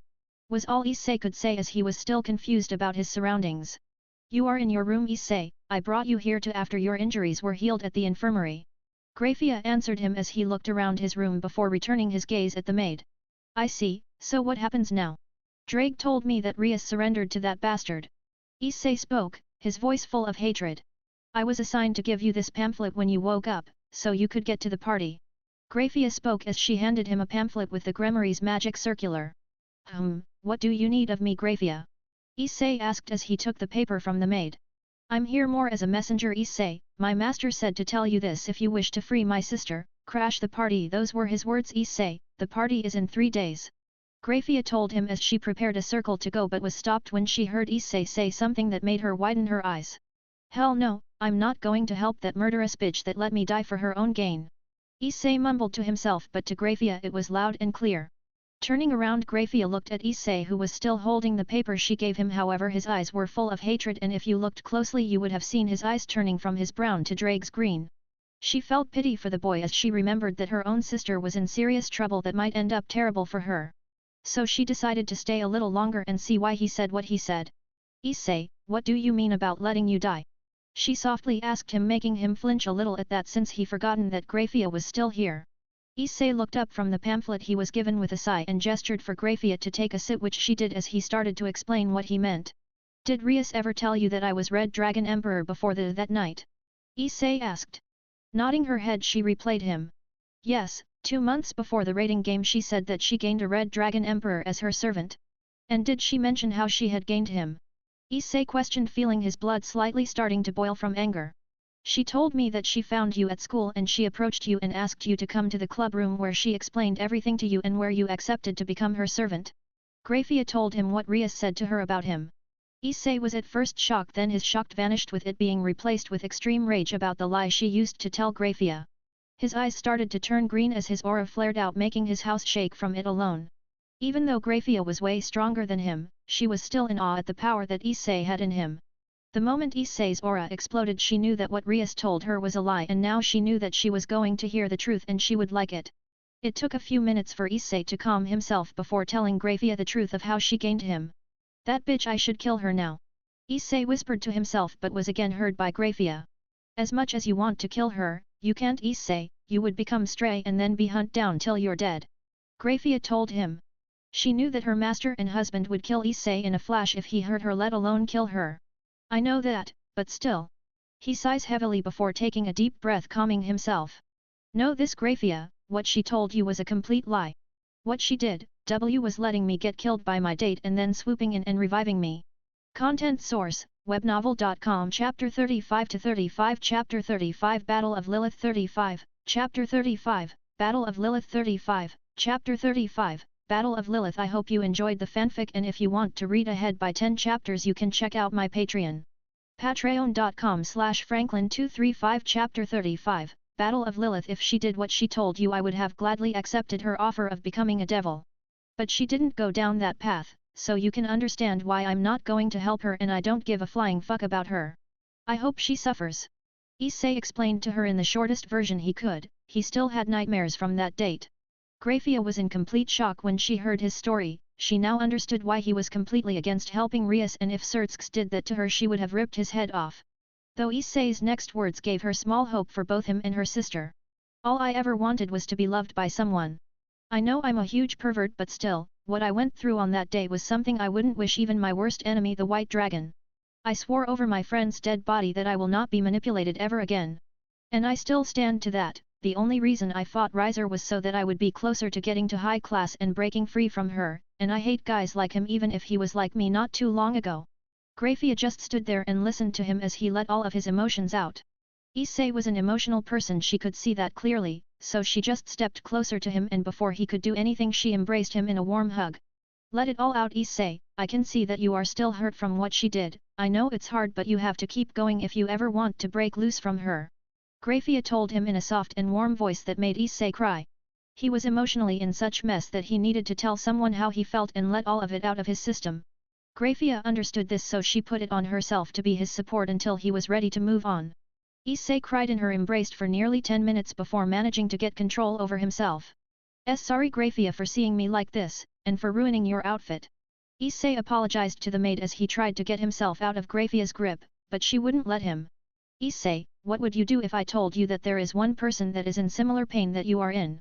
That the person is so emotionally in chaos that it nearly sent her to insanity?" Graphia softly asked, still holding tightly to Issei, trying to see what would be his reaction to her question. Issei, hearing that, immediately answered her without thinking. He was that kind of the guy. He would always help anyone in need without question. "I would do whatever it takes to help that person." When Graphia heard his reply, causing her to smile at him and tightened her grip on him. "Issei, I am going to tell you a story about that person, and I hope that you would truly help her since she desperately needs it." Nodding his head, Graphia released him and motioned for him to sit as she took the chair she was sitting in not too long ago. "What I'm about to tell you, Issei, is the story about my little sister and what made her almost go insane. No one knows about it, and I hope you will keep what I tell you to yourself." Graphia told him in a serious tone that made it clear to him that if word about her got out he would be in unimaginable pain. Issei gulped a little hearing her tone, but he nevertheless nodded, which made Graphia smile again. "Well, this all happened during the Devil's Civil War." Flashback. It was moments before the final battle of the war. Both sides were gathering their troops in position for the showdown that would finally end this needless bloodshed and bring peace to the realm of the devils. On one side of the battlefield was the old Satan faction, which was led by descendants of the original Mus, and on the opposing side was the anti-Satan faction led by the strongest devils alive. The location for the battle was none other than the capital of the devils, Lilith. As the battle started, both sides pushed for supremacy in both land and air. The casualties were horrendous, so much 59B that even the largest battle in human history, the Battle of Kursk, was like a skirmish in comparison. Millions upon millions dead on both sides. During the Battle of Lilith, as it was called, two siblings were fighting against two other people. If 4 UW siblings fought was none other than their older sister Graphia, while the other was a red-haired man that looked to be in his late 20s. "Graphia, I didn't know that you could fall so low that you sided with the traitors. Do we mean anything to you, big 28 Jesus?" one of the siblings asked. He was a tall, handsome 0H8 looking youth in his early 20s with long silver HK38 spoiler J with some accessories. "That's not true, Euclid. I realized that if the descendants win, there wouldn't be any of us anymore. They will make the devils go extinct, and that is one thing I don't want, dear brother." Graphia replied as she blocked an attack from the other sibling that was a girl that looked like she was in her late teen year, with short silver hair with light purple tone to it and dark blue eyes that were full of rage directed towards her sister for abandoning their cause. "That doesn't matter, big sis. Our clan gave full loyalty to Lucifer and his clan. And you side with the enemy of his, that makes you our enemy now. the girl told Grafia as she attacked her again only for the red hair man to block it. Now Lucy, I thought that you are smarter than this. The red hair man told the girl. Content source, webnovel.com. Chapter 36-36 Chapter 36 Prisoner of War 36, Chapter 36, Prisoner of War 36, Chapter 36, Prisoner of War. I hope you enjoyed the fanfic, and if you want to read ahead by 10 chapters you can check out my Patreon. Patreon.com/Franklin235 Chapter 36, Prisoner of War. You, Surtsk, shut up. If it wasn't for you, both my brother and I wouldn't have to battle our own sister. Lucy yelled as she started bombarding the duo with all she had in her. All of her rage went into her attacks that consisted of ice and lightning, her most powerful elements. The attack caught both Grafia and Surtsk by surprise. They knew that Lucy was powerful and to take her down they would need a bit more power than any ordinary high-class devil. They both put their strongest barriers up to block her bombardment as it was going on. Each hit on the barrier made a small crack in it. Thankfully to both members of the anti-Satan faction, the relentless attack stopped before it could break through their defense. While the attack left Lucy exhausted for overusing her magic powers. Quickly using her exhausted state, Surtsk sent his attack at her hoping to put her out of commission and then battle Euclid without worrying about Lucy. But to both Grafia's and Lucy's shock, Euclid positioned himself in front of Lucy and took the attack head-on, which caused a huge explosion to erupt where he stood that sent Lucy flying back a good 20 meters. As the debris was clearing it left the two girls in horror. Where Euclid stood now was only a 10-meter wide crater with no trace of Euclid to be found, as if he never existed.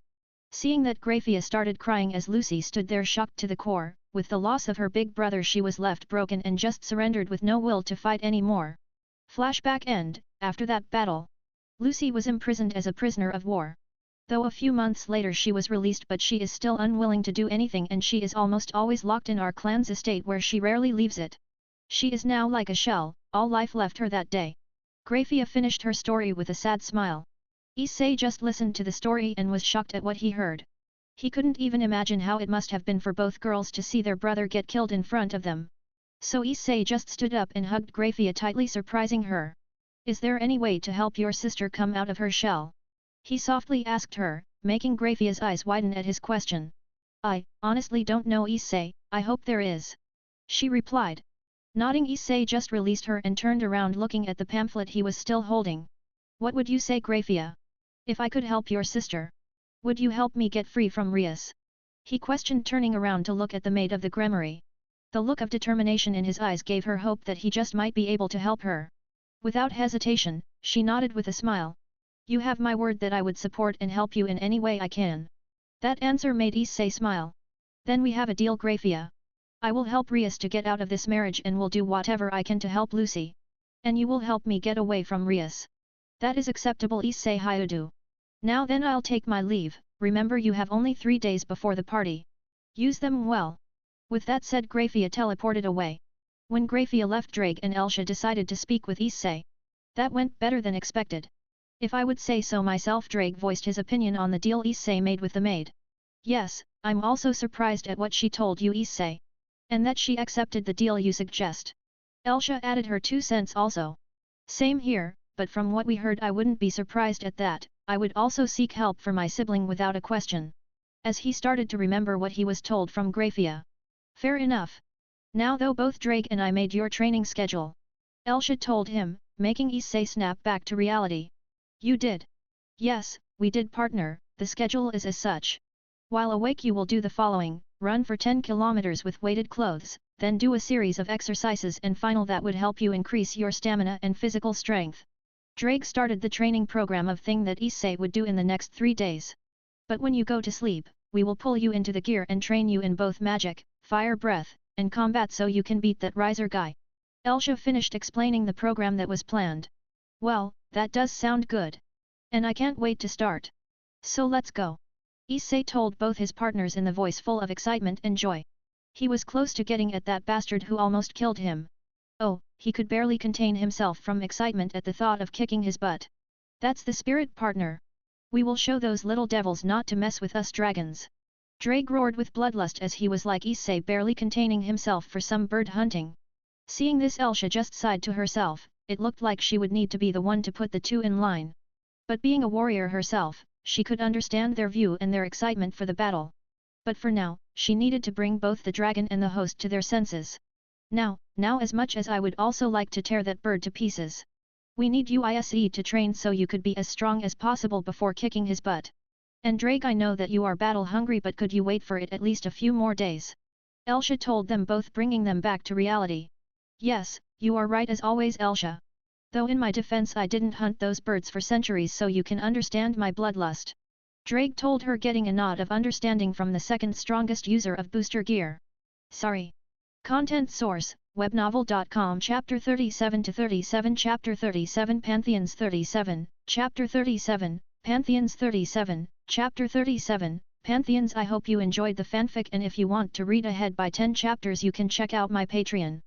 Patreon.com/Franklin235. Chapter 37, Pantheons. No problem you two, but now Issei, go and do what we told you, and when you go to sleep we will train you more. Elsha instructed Issei as he just nodded and run outside to start his training. XXXXXXXXXXXX. After the full day of training, Issei was ready to go to sleep. He was surprised to see that no one from Ria's peerage was present all day, not even her. But that only made him feel better, as he was able to train in peace and talk to both Drake and Elsha without interference from the annoying Rias. As he laid in bed and started to drift off to sleep, he was immediately pulled into the sacred gear by no other than Elsha and Drake. Opening his eyes, Issei saw that he was on a meadow filled with all kinds of vegetation. It looked like heaven, as the nature and aura around it were peaceful and calm. He was brought back to his senses when he heard a giggle coming from his right. Turning around, he was met with the sight that made him start to blush viciously. Leaning against the tree was Elsha. She was wearing a crimson top with V-cut that showed some of her breasts, with a pink skirt and black shoes. Her long blonde hair was tied up into the ponytail. In Issei's eyes, she looked even more prettier than before. Seeing his face made Elsha giggle even more. She was enjoying the look on his face. She knew from Drake that he was a massive pervert and that he was trying to suppress it, but getting a reaction from him was priceless to her. Now Issei, I know that you are enjoying the view, but I brought you here to train. Elsha told him with a smirk that only grew when his eyes widened before he quickly turned around, still red. Why, yeah, you did, so what are we going to do? Issei asked in a shy voice, still too embarrassed to look at her. Now my little Issei, you don't have to be embarrassed at all, you are doing well in keeping that side in you. Though if you want to take me on a date, you have to work a bit harder, you know. Elsha told him in a sweet voice before winking at him in the end. Why, yeah, Issei barely told her as he felt blood dripping from his nose and a little light-headed that the girl like her that surpass any model would say that so easily to him. Giggling a bit, Elsha composed herself before becoming serious. Now Issei, first I will show the basics of Norse and Slavic magic. They are known for being really powerful and can be destructive in the right hands, Elsha explained as she created a small orb of magical energy that made Issei a little scared. What is that, Elsha? He asked, scared as he sensed the power in that small orb. You don't have to worry, Issei, this is only a sample of the magic from both sides. While both are powerful individually, combined they are deadly if you know how to use them. She explained to him in a tender voice with a warm smile that made Issei blush a little bit. So how can I do similar things like you? He asked. Yes, though you will need time, I will start expanding your reserves slowly. She said as she sits on the ground and motioned to Issei to also sit. With him complying of what he was told by Elsha, she started expanding his magic reserves and telling him all about magic and how to improve it. XXXX. As they were training in magic, Issei found a lot of interesting things about Elsha. She told him that she was high-class from birth, born between Russian boyar that served the emperor and the Norwegian Valkyrie. Her great affinity for magic and her understanding of battle tactics and strategy made her great ally to both pantheons. So to prevent the war over her, it was decided by both leaders of the pantheons that Elsha would become champion of both Odin and Perun. With that decided, she was constantly trained in both Norse and Slavic magic and combat skills. While she was training, she would be given missions by both factions to do, so she could gain battle experience, which later was proven critical as she helped Russians in their struggles against Ottomans and Norse countries against the Holy Roman Empire. Though she also did supernatural missions like assassinations and slash or being an ambassador for both factions. As their time for training was nearing its end, Elsha decided to make Issei do one last thing before ending it. Now Issei, I will show you something that could be useful to you in the future. So close your eyes and concentrate hard and try to manifest your gear here and then enter it. I will help you in this. Elsha told him in her calm and sweet voice. Nodding, Issei did what he was instructed, but even after 5 minutes, he couldn't go past the bringing his gear. So Elsha decided to give him a little magic boost. Taking his hands in hers, ignoring his insecurity, she started concentrating and transferring small bursts of magic to him. Issei would lie if he did say that he didn't enjoy Elsha holding his hands. Her soft and gentle skin, her soft smile and warm voice, her killer body, the big breast was really turning Issei on, and his blush becomes the even more crimson if possible. He was barely controlling himself from groping her or pinning her down.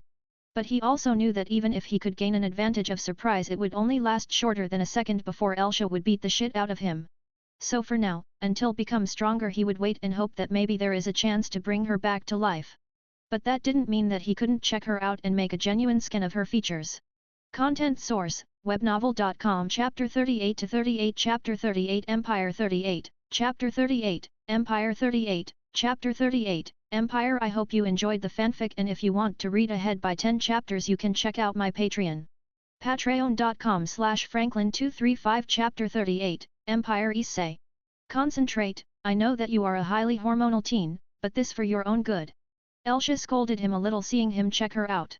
Not that she minded at all, she knew what effect she had on him and she knew that he was in puberty, but for now she needed him to focus. Sorry. Issei apologies, bowing his head down, hoping that she wasn't mad at him. Though Elsha just smiled at him. He was way too honest and innocent. Even if he was a perv, he didn't try to lie to her about it. That was one of the things that she started to like about him.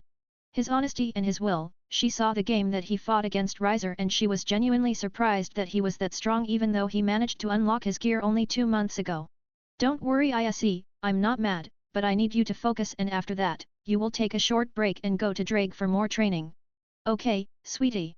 She told him gently as she stroked his cheek, giggling a little as she saw his face turn from red to white at the mention of Drake and training in an instant. Calming himself a little bit, he nodded and continued to do what he was again instructed. After few more attempts he finally able to enter it. What he saw was all a blur, but before he could continue to focus on it, he was thrown out of it. Opening his eyes he saw that Elsha had a big grin on her beautiful face. Raising an eyebrow only made Elsha laugh. Yuf, that was a good attempt Issei, I'm proud of you, you managed to be in it for 10 seconds. I honestly expected you to be there for 2 to 3 maximum. Why did you want me to do it anyway? It was hard as hell doing it. Issei said as he felt exhausted. Yuf, that's for me to know and you sweetie to find out. Elsha replied in a sing-song tone with a wink that made Issei red. Oh okay Elsha. He stated nervously, a little bit feeling his blush worsen. Now Issei, it's time to go and training with Drake. Good luck, you will need it, and have fun. Was the last thing Elsha said before snapping her fingers, sending Issei towards Drake. Issei saw the mischievous smile she had when she told him that final part, causing him pale, knowing that his partner was a battle maniac. XXXXXXXX training with Drake proved to be just like Issei had imagination. He would get scorched, bruised, sent flying around, screaming in pain and nearly dead. Though just like Elsha said, when he woke up he didn't feel tired or injured. But he could still felt the pain he felt in the mindscape, and that made him flinch every now and then just from the though. As his remaining days, until the wedding night passed by, he felt that he still needed more power before he was ready to get at that damned phoenix that nearly murdered him in the game. As the time of the party neared closer, Issei decided to ask Drake and Elsha if there is anything else that he could do to gain even just a bit more power to defeat that bird. There is Issei a way to gain more power, but Elsha started to answer him until she trailed of letting Drake finish it. But partner, you will need to sacrifice a part of your body for me to feed you more of my power. But it will also make you even more vulnerable to dragon-slaying items and magic. Drake finished it, making Issei widen his eyes. So, if I want to beat that damned fired chicken, I need to give you a part of my body? Issei questioned, wanting to confirm what Elsha and his partner told him. Yes Issei, if you want to beat him you need to give a part as an offering to Drake. That will give you enough power to enter Balance Breaker and beat him. But know this, when you do this there is no turning back from it, think about it carefully Issei. Also, note that when you do that you will start getting greater friends and enemies even more and quicker, since your dragon aura would strengthen. Elsha explained it to him. Issei started thinking about what both of them told him. Even though he didn't want to do it, to gain more power this way, he knew that it was necessary to win. If he was honest with himself he would much prefer to win it with his own power, but he knew that at this point in time that it was impossible. But if he won, he would be a step closer to his freedom, and maybe down the line he would be able to help someone else break free from the chains that locked her away. Sure, gaining new even more powerful enemies is very bad, but the extra power could help a lot more in the long run. Seeing more pros than cons, Issei decided to go with it. Drake, what part of my body you want? Issei asked finally. Issei, are you 100% sure about this? Elsha questioned. Yes, Elsha. I decided, I thought out all of the pros and cons and honestly, there is a lot more pros than cons in the long run. He answered her before he again asked his dragon. So partner, have you decided which part? With a heavy sigh, Drake told him your left arm, Issei Hyudu. That's the payment, Drake, the Red Dragon Emperor want for the power I will grant you. Issei, you need to formally say. Issei Hyudu, wielder of the booster gear, accept your demand, Drake, the Red Dragon Emperor. Elsha explained the rest of the procedure to him. Nodding his head, Issei repeated what Elsha told him. Issei Hyudu, wielder of the booster gear, accept you demand, Drake, the Red Dragon Emperor. Very well, my power is now at your disposal. Content source, webnovel.com. Chapter 39-39. Chapter 39 Explosion 39, Chapter 39, Explosion 39, Chapter 39, Explosion. I hope you enjoyed the fanfic, and if you want to read ahead by 10 chapters you can check out my Patreon. Patreon.com/Franklin235. Chapter 39, Explosion. When Drake finished his sentence, Issei felt his power skyrocket. He felt like he could conquer the whole world with. Just to inform you, partner, you are now able to enter the balance breaker, but there is a catch, you can only stay in it for 10 seconds maximum. Drake informed him, getting Issei's attention. Though what Drake didn't tell him, was that he was already at the point where he could enter his balance breaker. Though he hoped that if he pushed hard enough, Issei's emotions will unlock it. Really, Drake? Can I use it now? Issei asked, stunned that the legendary move was now within hand's reach. Yes, partner. But remember, to beat the bird you need to break his spirit or to exhaust him to the point where his regeneration won't work. Drake reminded him. Issei, I could help you in that, though I would also need payment for granting this to you. Elsha suddenly spoke, making Issei and Drake stunned. You can? Though what is the payment? Issei asked. It's really simple actually, but I will tell you about it after the fight. Though do I have your word that you will keep the promise of doing whatever I ask for a payment? Elsha told him. I shall keep my promise, Elsha, I will do anything that you ask of me. He answered firmly and honestly, making Elsha smile. Very good, I see. When the time comes I will give you enough strength to beat the chicken. Alrighty then, it's time to crash the party, beat the crap out of that fried chicken and save that bitch from him. Issei shouted as he pumps his fist upright. Taking the pamphlet that Grafia gave him, Issei flared out a little bit of his power, making the magic circular appear under him, teleporting him to the place of the party in a flash of light that made him close his eyes. XXXXXXXXXXXX. As soon as he opened his eyes, Issei was speechless at what he saw. In front of him was a huge European castle that had massive stone walls with also massive watchtowers that dominated everything except the castle's main building itself. Wow, look at this place, it's massive. Issei thought as he entered the compounds of the castle. While making his way towards the main building he realized that he was in the Phoenix territory. They had many sculptures of the legendary bird, all in pure gold with fire coming out of their mouths, pictures of many heads of the House of Phoenix, though when they were getting closer to the chamber where the wedding was to happen, all three of them saw something that made their blood boil. It was a picture of the Great War from what the trio could tell, but what made their anger skyrocket was that in it was shown a none other than Drake in his former full glory, fatally stabbed by a spear of fire that went from one side all the way through the other with his blood all around the ground. If Issei's anger was huge, then Drake's was extremely massive. Issei was terrified as he felt his partner anger. He could practically feel Drake fighting himself to control the rage he got from the picture. Issei quickly jumped and tore the picture into pieces, getting a thank you from the heavenly dragon. Getting closer to the chamber, Issei was met with a few dozen guards that were positioned to guard the entrance of the party so no one could interfere. But to Issei, it was all but a nuisance as he manifested his gear and charged at them. XXXXXXX. As the little battle for the entrance to the party was underway, in the grand chamber many high-class devils and heads of the remaining pillars, their peerages and moos were seen talking and enjoying the party and what would happen soon. Both risers and Rias peerage were present, though while one group was happy the other was very depressed at the thought of their master marring that pig. Though all of them were unaware that soon they will meet a very pissed off dragon that was in a rage and off for blood. Soon enough Riser appeared in an elegant and formal clothing with a white suit with red accessories, white paints, and black shoes. Getting everyone attention as he walks a little bit forward before speaking. Hello everyone, I Riser Phoenix, welcome you all to this great marriage between both the House of Phoenix and House of Gremory. Now I will introduce you to my beautiful future wife. With a snap of his fingers, Rias Gremory appeared in all her glory in white wedding dressed with white gloves that went all the way to her forearms with crimson high. A huge applaud and cheers from the mass of people. But suddenly it stopped as they heard screams coming from the other side of the double doors. Before anyone could question what was happening, the double doors were destroyed in a massive explosion that ripped through the room, making a huge smoke screen. Many were wondering what happened. Elders and heads of the other pillars were demanding an explanation from the Phoenix members, but before they could answer, a cold voice cut them short. Damn guards, I told them to stay out of my way. Oh well, they won't bother me anymore. The voice spoke. Who are you? What are you doing here? Can't you see that there is a special event going on? Riser shouted to the figure, only getting an energy blast to his chest as an answer to his questions, making him grunt a little as he hit the wall behind him from the blast. Riser got to his feet, wiping a small amount of blood from his lip before he regenerated like nothing happened. You damned fried chicken, shut up! Or the next attack is going to your head and I won't go easy on it like previously. Issei yelled as the smoke cleared, letting people in the room see him with his gear out. Content source, webnovel.com. Chapter 40-40 Chapter 40 Battlefield 40, Chapter 40, Battlefield 40, Chapter 40, Battlefield. I hope you enjoyed the fanfic, and if you want to read ahead by 10 chapters you can check out my Patreon. Patreon.com/Franklin235 Chapter 40, Battlefield. You peasant, what are you doing here? How did you come here in the first place? Riser shouted again, which made Issei create an orb of energy in his hand, readying his attack again. I'm here to take back Rias Gremory, and if it means I need to beat your shitty ass then I will do it. You belong in a KFC anyways. Issei shouted, making some of them gasp and others to get angry at the insult, particularly Riser. Though when Rias saw Issei, she let a lone tear fall at the thought of him coming to her rescue, while all of the members of the orc surrounded Issei to stop any guard that might try and stop him. Seeing them, Issei stopped gathering energy for his attack.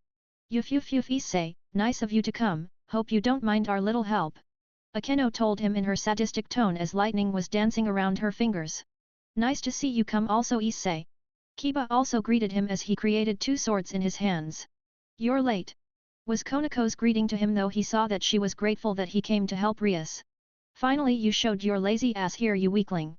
Rainare told him, making him sweat drop. Sorry to keep you waiting guys, I needed to take care of some annoying pets down the hall. Issei replied to them as she scratches his head a little bit. Everyone stand down. A calm voice full of power and authority told them as everyone stopped and released their weapons and magic. The owner of the voice was a tall and handsome red-haired man with soft blue eyes. He was wearing what Issei could guess to royal armor. He could almost immediately say that he was like Arias, only a male version of her, and with a fuck tone more power. Lord Surtsk's Lucifer, what is the meaning of this? One of the elders spoke, not liking the idea of Amo interfering. It's really simple actually.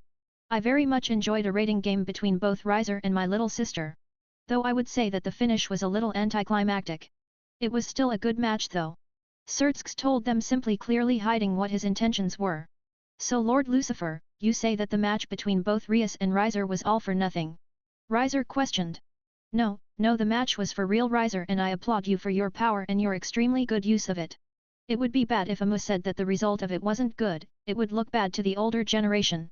Surtsk smoothly told him. Then what are you saying, Surtsk? Another red-haired man told him, making Surtsk turn to him with a small, barely noticeable smirk. Like I said, father, I plan on making this event even more spectacular.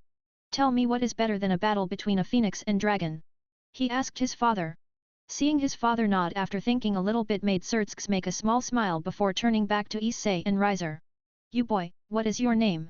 He asked in a voice still full of authority, but it wasn't harsh, it was soft and warm. Nodding, Issei replied the man. My name is Issei Hyudu, a student of the Kua Academy, the current Red Dragon Emperor, and pawn of Rias Gremory. Very well, Issei, what are your intentions for coming here? Surtsk asked while faking his curiosity, which little surprised Issei.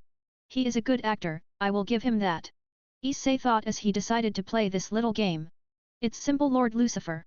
I'm here to bring Rias Gremory back, it's boring back home without her being there. And I'm sure that she could find a better husband than this fried chicken. Issei replied with a small bow at the end, not missing a small smirk coming from the red-haired man. Riser, what do you say about showing us one last time the beautiful power at your disposal? It would make this evening even more entertaining for both people here and Rias and me. Surtsk asked with a little narrowed eyes, daring him to refuse. Seeing that look, Riser's sweat dropped a little bit before nodding. If the great Lord Lucifer asks, then Riser would be more than happy to make his final show of power. Giving him a nod, Surtsk turned to Issei and asked something that shocked all the people in the hall. Issei Hyudu, what would you like if you win this little match? It could be anything you desire. Power, woman, peerage, gold. Lord, what are you saying? How can you do this? An elder shouted in rage seeing what Surtsk was doing. What? I asked him to fight for the entertainment for my little sister's wedding party, so it's only reasonable that we give him something in return. He answered in laid-back voice before returning his attention to Issei. Issei honestly would have liked to just get his freedom back, but that would do more harm than good right now, and he made a deal with Graphia so he won't turn his back on her now. While that is all nice and attractive what you told Lord Lucifer, I ask that when I beat him you give Rias Gremory freedom back and make it so that she won't be thrown into another marriage agreement without her consent. Issei replied, getting a nod of acceptance from the red-haired Mu. Good, that could be achieved, of course, if you win Issei Hyudu. Now let's get this battle started. Surtsk told him as he snapped his finger, teleporting everyone at the battlefield that resembled a ring with 4 king pieces on 4 corners. XXXXXX in the middle of the field, Issei and Riser stood glaring at each other. Issei was still in his school uniform while Riser changed in his fighting attire with a long white-sleeved shirt with a V-neck that showed his chest and black pants with also black shoes. Content source, webnovel.com. Chapter 41-41 Chapter 41 Welsh Dragon 41, Chapter 41, Welsh Dragon 41, Chapter 41, Welsh Dragon. I hope you enjoyed the fanfic, and if you want to read ahead by 10 chapters you can check out my Patreon. Patreon.com/Franklin235 Chapter 41, Welsh Dragon. You peasant, you will pay for this. Riser will destroy you. Riser told him in treating tone as he took his stance. Issei however completely ignored him as he turned to Rias. Permission to promote, he asked, getting a nod from teary-eyed Rias.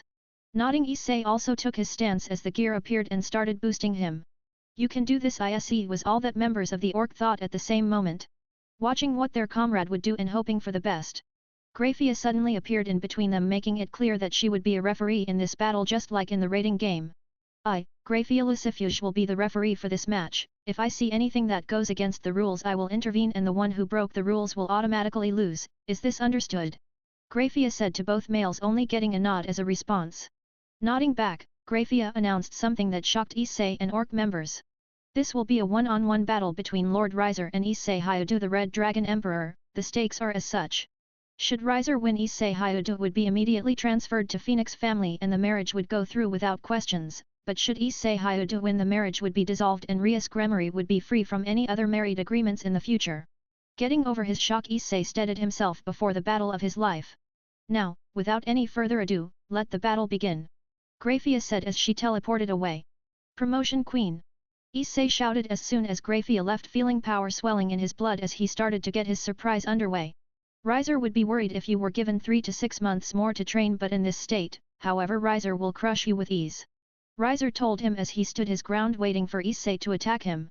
You know, you are right about that. I'm not genius with magic like Akeno, I'm not expert with a sword like Kiba, nor am I good with pure strength like Konako or with healing like Rainare, but you know what? I don't care that I'm not good in any of that. I will show you what happens when you try to kill and insult the heavenly dragon. Do it, Drake. Issei spoke. His voice was in the being normal, but it ended in a powerful roar that scared most of the audience. Riser, this is what you unleashed, hope you are happy. Welsh Dragon Balance Breaker, Scale Male. Issei roared, full of bloodlust that was enhanced by Drake. Welsh Dragon, Overbooster. Drake roared as he also started fueling Issei's strength even further. As soon as the devils heard the announcement coming from both Drake and Issei, they knew that Riser was fucked. He may be strong, but again it's the titanic powers now at Issei's command. It was like trying to push the mountain. The red flash of light erupted where Issei stood, blocking everyone's sight of him. As the light finally died out, everyone was shocked at what they saw. Issei was in red draconic armor that looked intimidating to look at. There were 6 green gems, 2 on his hands and 1 on each of his knees. His draconic helmet had 2 green eyes that made him even more frightening to anyone that faced him. That's a forbidden move. One of the elders said in shock. Hearing that, even the foremost paid close attention to the battle, waiting to see what the legendary Welsh Dragon Balance Breaker could do. Now the true battle between the bird and the dragon began. Partner, remember, you have only 10s to beat that damned bird. After that, your balance breaker would wear off and you won't be able to use it again today. Drake smoothly lied to his host, since he with Elsha knew that Issei, with his training with both of them, reached that point was he needed strong emotions to bring it out. Issei dear, use this opportunity to inflict as much damage you can before you return in your base form. Elsha instructed him, also hiding the same fact that Drake hidden. Nodding, Issei rocketed towards Riser, reading a punch as Riser quickly released his wing and shot towards skies. Issei couldn't stop in time and he collided into King Peace that was completely destroyed by the impact that occurred. Lifting himself from the rubble, Issei spread out his dragon wings and took to the skies where Riser was waiting for him. Reaching where Riser was waiting for him, he asked in a mocking tone. What's wrong, you Riser? I thought you would crush me, but all I see is you running away from me. Why, you insolent brat? Riser will show you the power even you filthy dragons are scared of.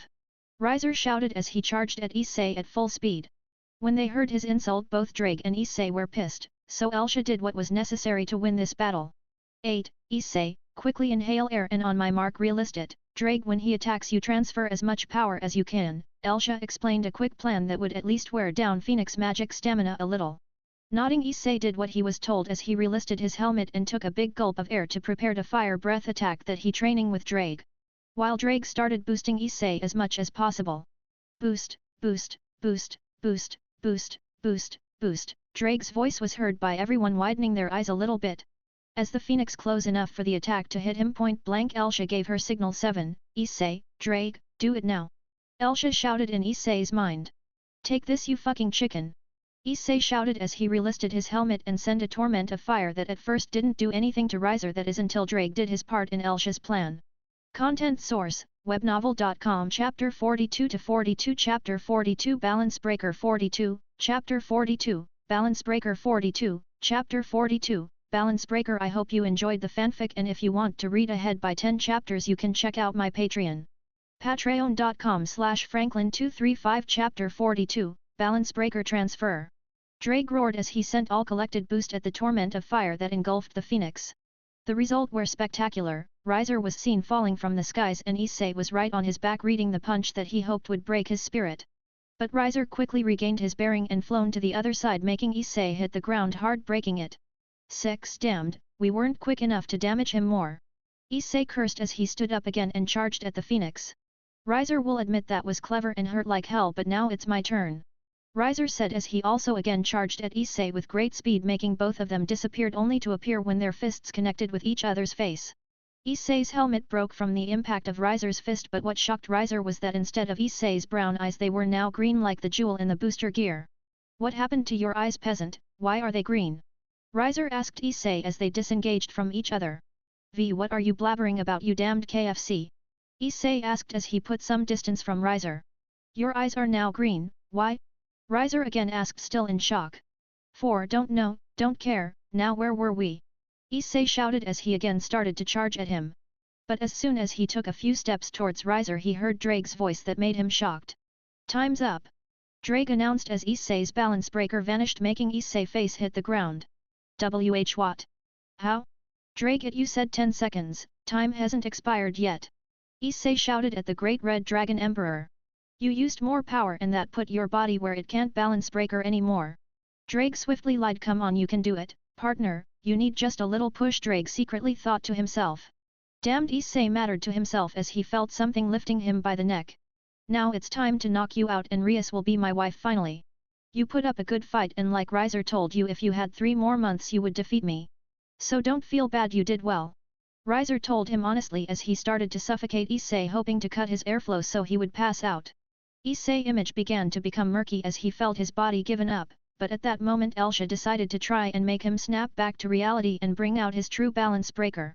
Yuf, so you are giving up that easily, Issei? I thought that you would put a much better fight than that. So it looks like what you promised Grafia about saving her sister and I were all a lie. Elsha sighed as she faked being hurt by him, hoping to force his emotions out.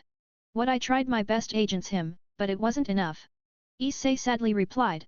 So then that means that you forfeit your freedom, and Grafia's sisters, and lose your chance on taking me out on a date because you are weak? Should have known that. You know what to think, that Phoenix will humiliate you even more than Rias. Elsha decided to give one last shot before giving up and forcefully taking his body and beating that damn Phoenix. Hearing that, Issei's eyes widen. How could he forget why he was here in the first place? He was here to win his freedom and to help Grafia. But what Elsha said made him shocked. Is there a way to bring you back? He asked her. Nodding, Elsha gave him all that he needed to know. There is, but you need to win this here and now, so Issei, do it. Become the strongest Red Dragon Emperor ever. Elsha shouted within his mind while Drake boosted Issei's emotions and Elsha's voice for Issei to finally break the barrier. Riser suddenly started to feel pain as his arm that was choking Issei started to hurt badly. Releasing him, he saw something that made him pale in fear. Red light again exploded from Issei as he was engulfed in it. As the light died down after a few moments, Issei was in his armor. Welsh Dragon Balance Breaker Drake suddenly roared, his voice battle hungry and out for blood. I thought you said I can't use Balance Breaker again, Drake. Issei asked as he felt his armor back on him. That was a lie to force you to unlock it by your emotions. I will explain later. Now though, we have a chicken that needs to be roasted. I want it with extra sauce. Elsha said, making both males chuckled before Elsha did what she promised. Issei, I will lend you my strength, use it well. With that said, Issei felt his power rising even more to the point that he would easily fight any high-class devil. But what made it strange is that he felt from his left hand it was like a holy energy. Decided to question it later, he charged at Riser quicker than he could dodge, impending his armored fist into his stomach, making the phoenix spit blood. Where did you get this power? Riser questioned as he felt the holy power in his armored fist. Good friend of mine gave it to me, now say your goodbye. Issei told him before sending a punch at his face. Wait this, Riser couldn't finish his sentence because at that moment Issei's fist connected with his face, sending him flying towards the undamaged king's pieces that were destroyed as Riser slammed into it. Issei walked toward the fallen Riser, wanting to finish him off once and for all, but before he could get to him, a small figure teleported in front of him and stood there blocking him from finishing this. You little girl, move aside, I have no business with you. He said to her entreating voice, but to girl's courage, she didn't budge. Content source, webnovel.com. Chapter 43-43. Chapter 43 Griffin 43, Chapter 43, Griffin 43, Chapter 43, Griffin. I hope you enjoyed the fanfic, and if you want to read ahead by 10 chapters you can check out my Patreon. Patreon.com/Franklin235. Chapter 43, Griffin. I won't let you hurt my brother. She quietly told him as he felt him put his hand on her head and pat her slowly, making her blush a little from the gesture. Riser is really lucky to have you as his sister. Don't worry, this battle is done anyway. With that, Issei turned around, missing a huge blush that came over the girl's face. This battle is over. Winner is Issei Hyudu. Grafia announced as he felt him being transported back to the hall where he deactivated his armor. A deal is a deal. Rias Gremory is free. Sertsk told everyone as Rias and all of the orc hugged Issei tightly with tears in their eyes. Thank you, Issei. Rias softly to him. You welcome, so let's go home. Issei told them as he and the group went outside, where Issei turned the pamphlet around and from it, a beautiful griffin appeared with silver wings and a mighty roar. Well, that's one way of traveling. Issei spoke, making everyone laugh. Come on Rias, let's go home, guys, talk to you in the morning. He said as she lifted Rias into her seat and getting into his. With one mighty swing of its powerful wing, Griffin took to the skies, leaving the orc members alone on the ground. Beloved. As they were on their way back, Rias tried everything to get Issei attention, but to her luck, she saw him staring into the distance clearly in thought. Frowning, she lightly shook him, making him turn to her. You need something, Rias? He asked. Nodding, Rias spoke. What would you want for a reward for saving me? That made Issei think for a few moments before he turns around and told her something that she didn't expect. I want to train more. So I can help someone in need. You don't want my virginity or my first kiss? Rias asked, hoping to draw his perverted side out. Not, I would like to train more. He told her, and after that, the ride to Kuah was in silence. XXXXXX. As they finally gotten to Kuah, Rias decided to from now on sleep with Issei, so she announced it to him. Ise, from now on I would move in with you. That way we could expand our bond even more. But to her shock, he just outright refused her. Hell no, I did saved you, but that doesn't mean that I will let you do whatever you want with me.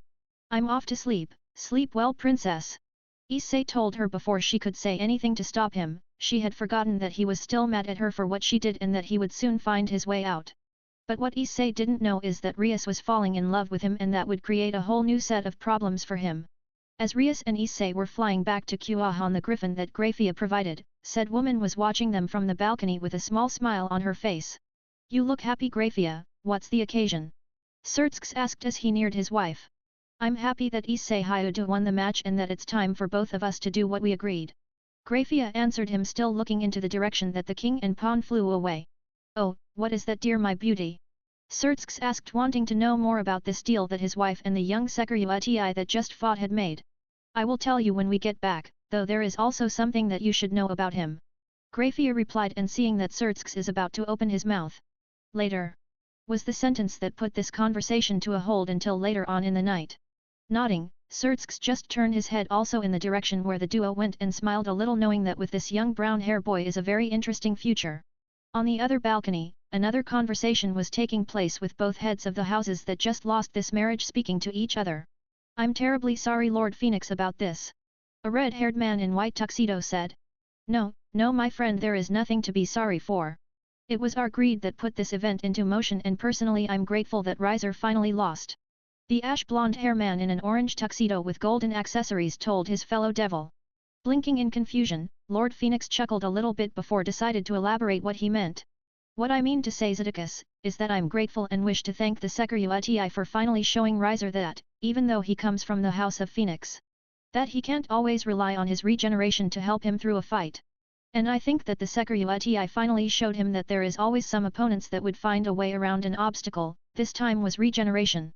And at any rate, we both have pure devil grandchildren. So this one isn't that much of a problem. Finally understanding what Lord Phoenix said, Zedicus gave his 2 cents. While that is true, Demigra, now a new question is set in motion. What would happen when the 2 dragon emperors meet? Demigra nodded at that, also wondering what would happen next.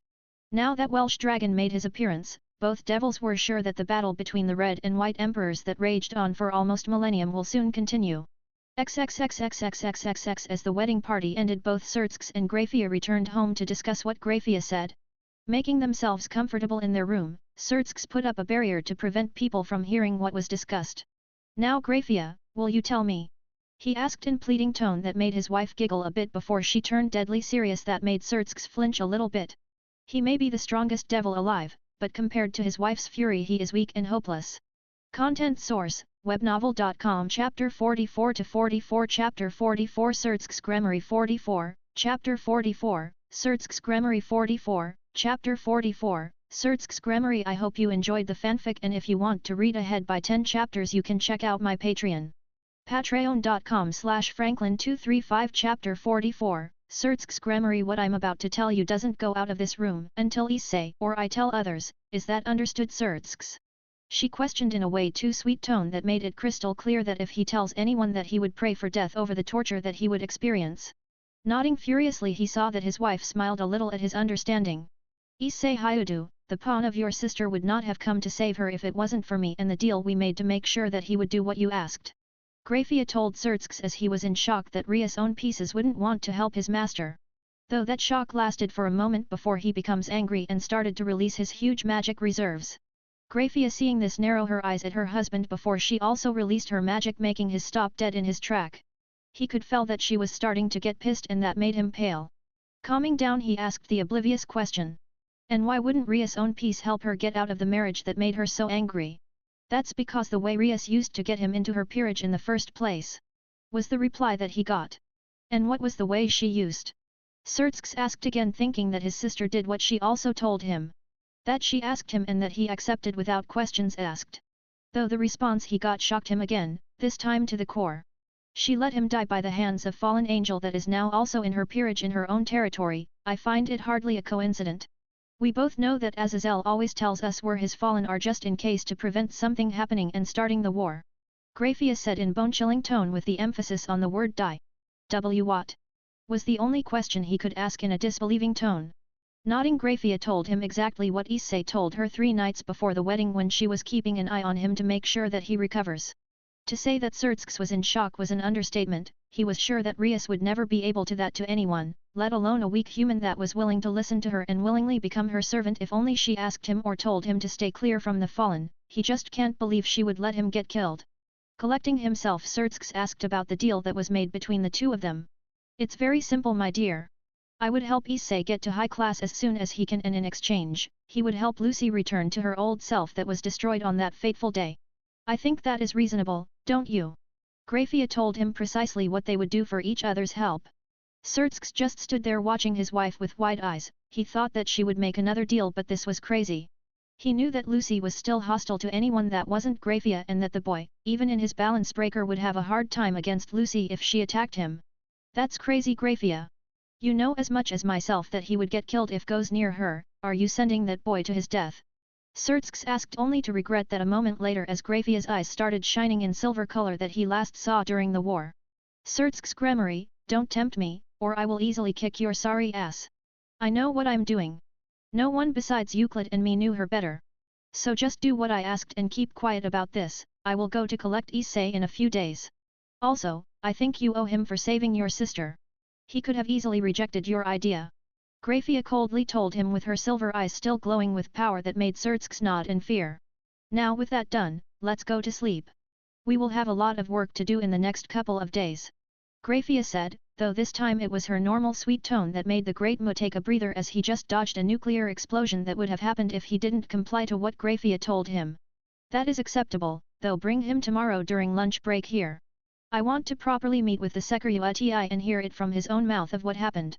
Surtsk said to his Ice Queen as she just nodded as they both got into bed. As they snuggled close, they told the other good night and went to sleep. XXXXX back at Kuaha, the sun was slowly rising as Issei slowly started opening his eyes. When he got home from his duel with Riser, he barely had any energy to wash up before falling into his bed completely exhausted from the fight and overusing his balance breaker. Waking up, Issei felt something to his right, it was giving a hot signature making him wonder what it could be. Moving his head to the right, he saw what made his right side feel hot and the sight made him angry. In his weary bed on his right side peacefully slept the naked form of Rias Gremory, the girl that he now started to hate even more. He remembered last night very well and he remembered clearly telling her to fuck off and that he didn't want her near him.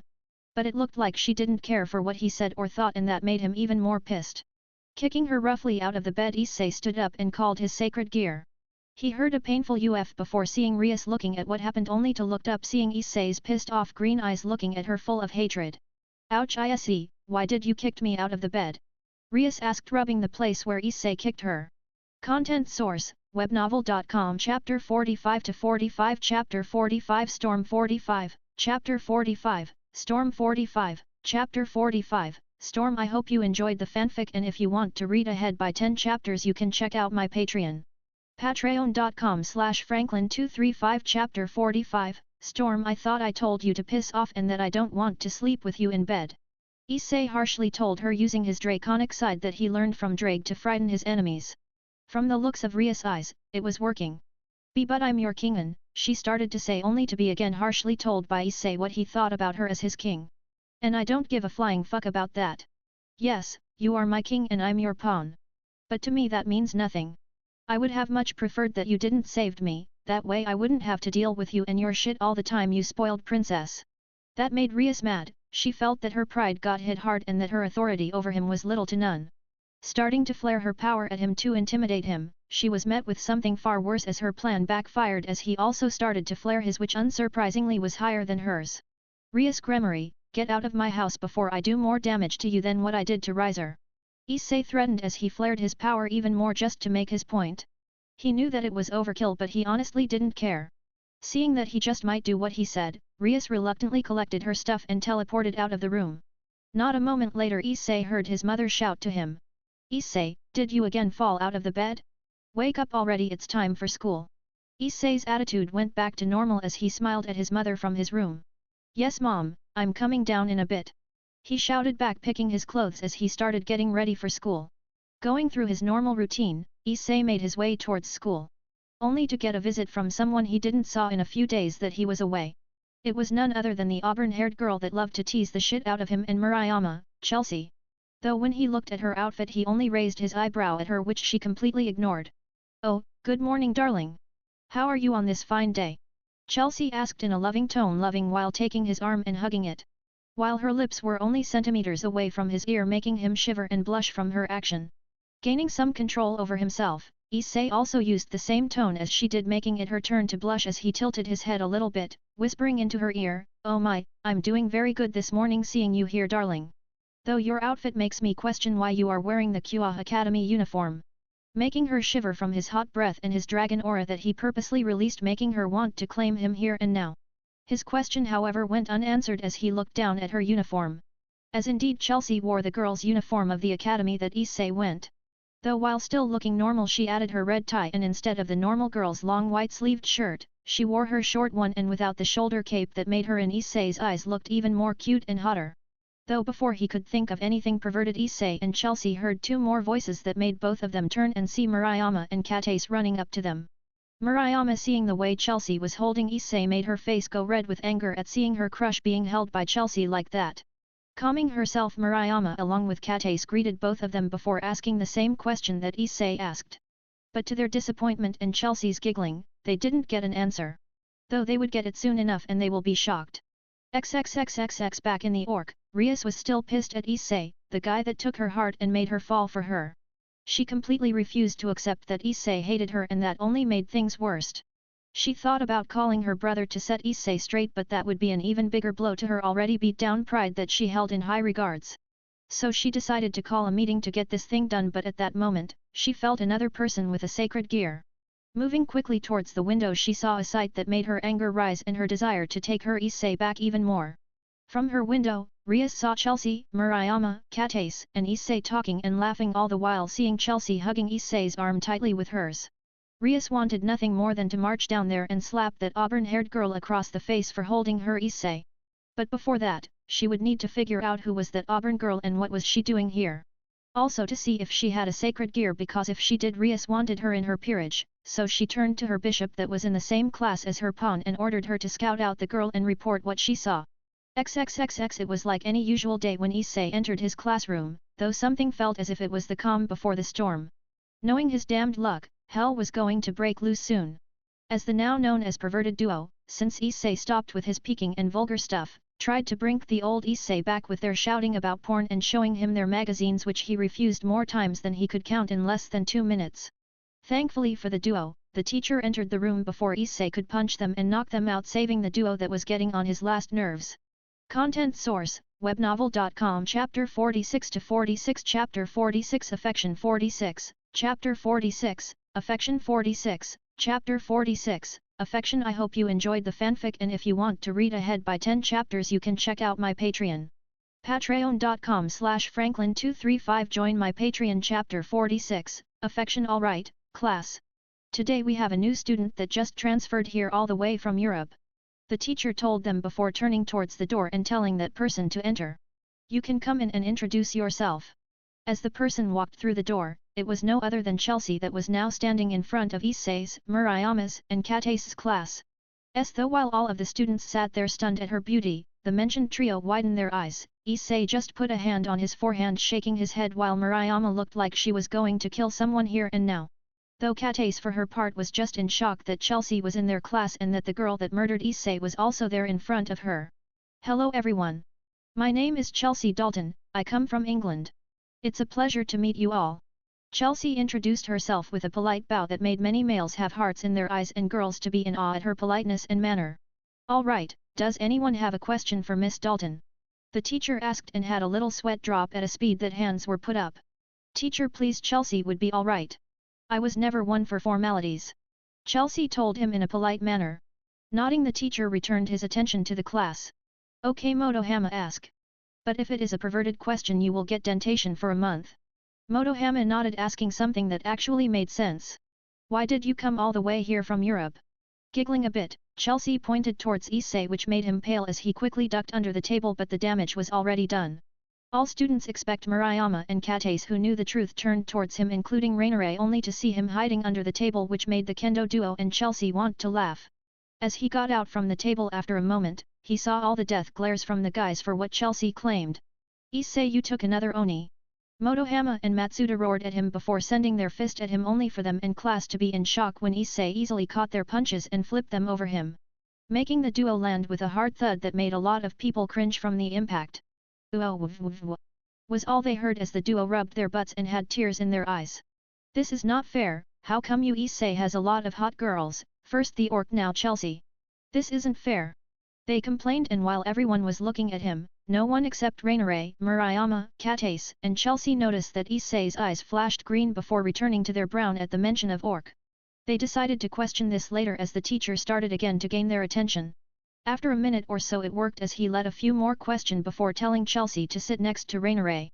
As the auburn girl sat near the fallen, she purposely stopped suppressing her aura and let the fallen feel that she had sacred gear, and to her expectation the raven-haired girl widened her eyes only for a moment before returning them to their normal uninterested.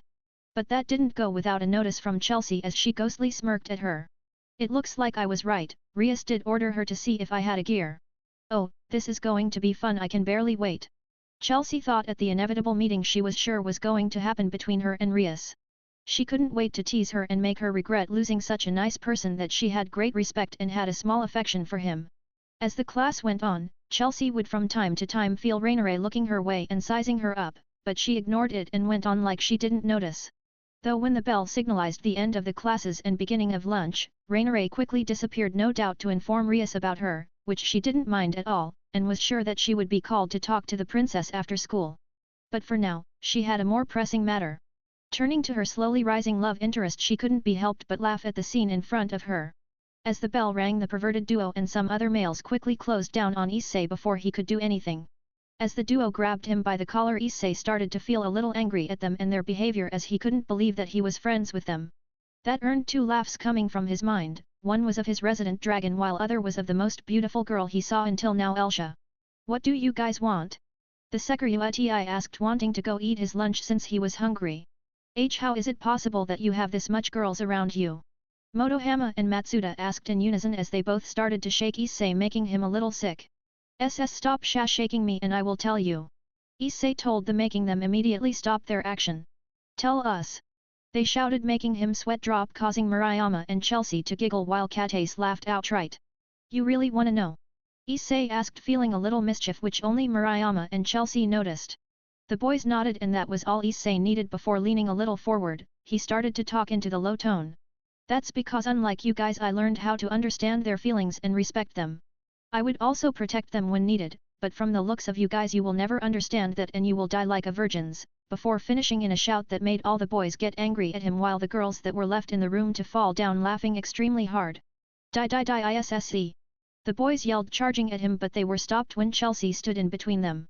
Content source, webnovel.com. Chapter 47-47. Chapter 47 Pretty Face 47, Chapter 47, Pretty Face 47, Chapter 47, Pretty Face. I hope you enjoyed the fanfic, and if you want to read ahead by 10 chapters you can check out my Patreon.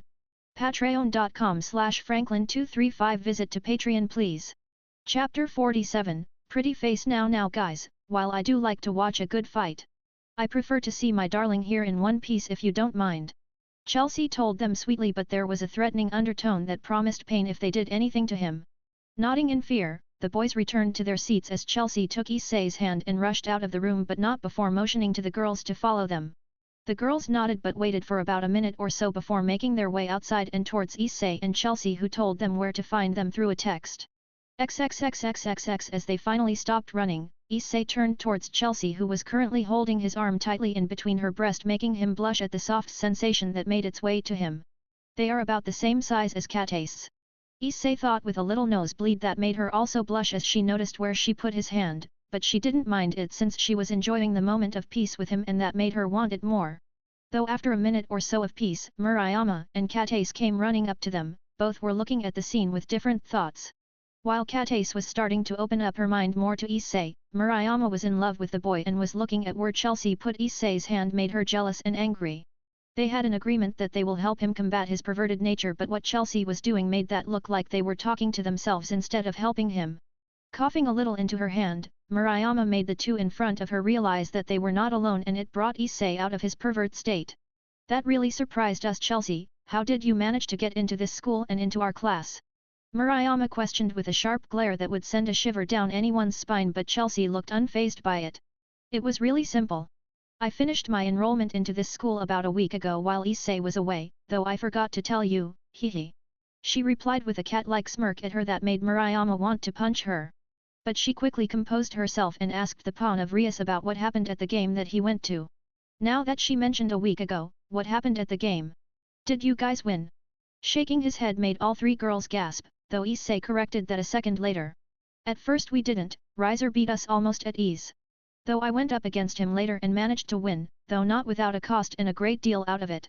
He explained to the girls that sighed in relief, only to realize that he said about a cost and deal put together. In their opinion that was never a good sign. What was the cost and the deal? Katace asked in a frightened tone, thinking about a worst-case scenario already. The cost was, Issei started to explain, only to be cut off when he heard a voice that made him growl. Issei, there you are. Oh, if it isn't the new girl and the kendo duo, I thought you guys were enemies. Rias spoke as she and Akeno got closer to the group. It's none of your business, Rias. Issei said in cold voice that made girls scared while it made Akeno blush, showing that she was slowly turning on at the thought of him being in charge. Rias just stood there in shock of the tone he used, until she remembered what had transpired early this morning at his house, which made her angry as it showed when her eyes turned red, scaring the duo. Thought it had no effect on Issei and Chelsea. Chelsea had experience fighting stronger opponents than herself in comparison to Rias. While Issei knew deep down Rias wouldn't and couldn't do anything to him since he was stronger than her by margins. Seeing that Murayama and Katace were starting to fear for their lives, Issei decided to stop Rias' poor attempt to scare him by flaring his power and directing it to her. That did the trick as she instantly stopped, feeling the anger and power he directed at her increase every second. She still couldn't understand why he was angry at her. She saved his life when he was dying, wasn't that enough for him to love her and have her loyalty? Shaking Doe's thoughts, for now, she decided to bring the four of them to her club room where they could discuss in private and in more detail. I think it's better to move this conversation somewhere else. Don't you agree? She asked in her regal tone. Seeing that if they refused, Akeno would attack them, probably Murayama and Katace, since they are weakest and can't defend themselves. Issei looked towards the three girls, seeing them nod, causing Issei to just sigh. Fine, we will go to the club room. Issei said as Rias nodded and started moving towards her base of operations with them following. As they walked, Issei quietly asked Akeno a question. Would you have attacked us if we refused her offer? Akeno was silent for a few moments, before turning her head towards him since they were walking side by side, behind the others, while Akeno had a sad look on her pretty face. If you refused and she ordered, then yes, I would, though both of us know that you would take the hit instead of anyone that I would target. She replied in a sad tone, not really liking to hurt people that she considered friends and comrades. While she wasn't on the best terms with Issei also, she was grateful to the pawn of the group for fighting for Rias even though she didn't deserve it. But if Rias would have married Riser, that would have meant that Konako and Rainare, who she was slowly accepting, and herself along with Rias would become his sex toys and would be fucked without stop, and there would be nothing that they would be able to do. And to all the girls that was worse than death. Content source, webnovel.com. Chapter 48-48 Chapter 48 Orc 48, Chapter 48, Orc 48, Chapter 48, Orc. I hope you enjoyed the fanfic, and if you want to read ahead by 10 chapters you can check out my Patreon. Patreon.com/Franklin235. Visit to Patreon. Chapter 48, Orc. Nodding in understanding, Issei decided to ease her troubles. Don't worry, Akeno. You are right, I would be the one to take your attack head on before it could hit anyone, and don't worry, I'm not mad or angry at you. You are my queen after all, and you are way higher than me at the position. Thank you, Issei, that means a lot. Giving her a thumbs up, he continued to walk in silence towards the club room. XXXX. As they entered the club room, Kendo duo gasped at the interior of the room that looked very much like a room you would find in a castle and not in school. Looking around the room, they found another thing that made them gasp. On one of the couches sat none other than their classmate Rainare, who glared at Issei and Chelsea. While on the other they found Konako, who was eating sweets, not interested in anything else, and Kiba, who politely made a short bow with a smile. Taking her seat behind her desk, Rias gestured to her guest to make themselves comfortable before the questioning began. Please take a sit. Turning towards her queen that stood at her side, Rias asked, Akeno, could you please pour us some of your fine tea? At once, President. Taking their seats, both Murayama and Katace sat near Issei while Chelsea was looking at Konako's sweets with watering mouth. Shortly after settling themselves, Akeno walked out with a cart that had a tea set on in it. Serving them all the tea that they thanked her for, Rias decided to start this meeting. Now, before we begin. Issei. Rias called her pawn, who looked uninterested and was looking at his phone. Yes, my king. He replied in a bored tone, not caring at all. Do you know, how dangerous is it for two normal girls to know about us? She questioned in a harsh tone full of authority, which was followed by a sharp glare. Though Issei was unfazed by it. And do you know how cruel it is to let an innocent human boy get killed for you selfish gain, princess? He replied with his own question that made her eyes wide. But I didn't, she started to say, but was cut off when a Gremory magic circular appeared, and out of it, Graphia stepped out, still in her maid clothes that Issei remembered. Gee, Graphia? What are you doing here and now? Rias questioned in freighted tone, seeing her sister-in-law. Looking around the room, Graphia spotted Issei, that made her make a small smile, but she also noticed three more people. Though she raised an eyebrow at sensing that all three were human and that one had a sacred gear. She just shrugged it off before addressing Rias. Hello Lady Rias, and hello members of the Orc, it's a pleasure to see you all well and healthy. Graphia replied, ignoring her earlier question. Getting the same greeting from the peerage, she smiled softly before turning to the three girls that were situated near Issei. And you three are ladies Rias' new pieces? Grafia asked. No Grafia, they are here since Rias invited them here. Though they know about the supernatural, so there is no worry.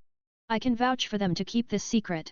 He answered in a pleasant and friendly tone that was completely different to the one he used only moments ago, making the said three girls smile at Issei's guarantee of them. Rias was now wondering why her pawn only talked to her sister-in-law in a friendly way almost without a care in the world. Moving that thought to the back, she decided to find out why was she here. Grafia, what are you doing here? Shouldn't you be by my brother's side?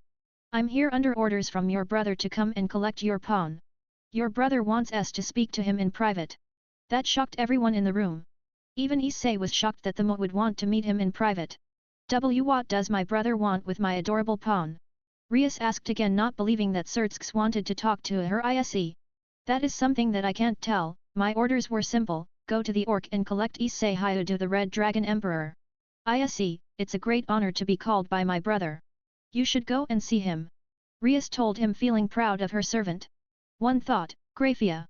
Issei called her, which she acknowledged with a nod.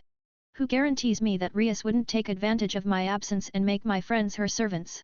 That legit question made the kendo duo gasped in fear while the orc members looked at him in shock.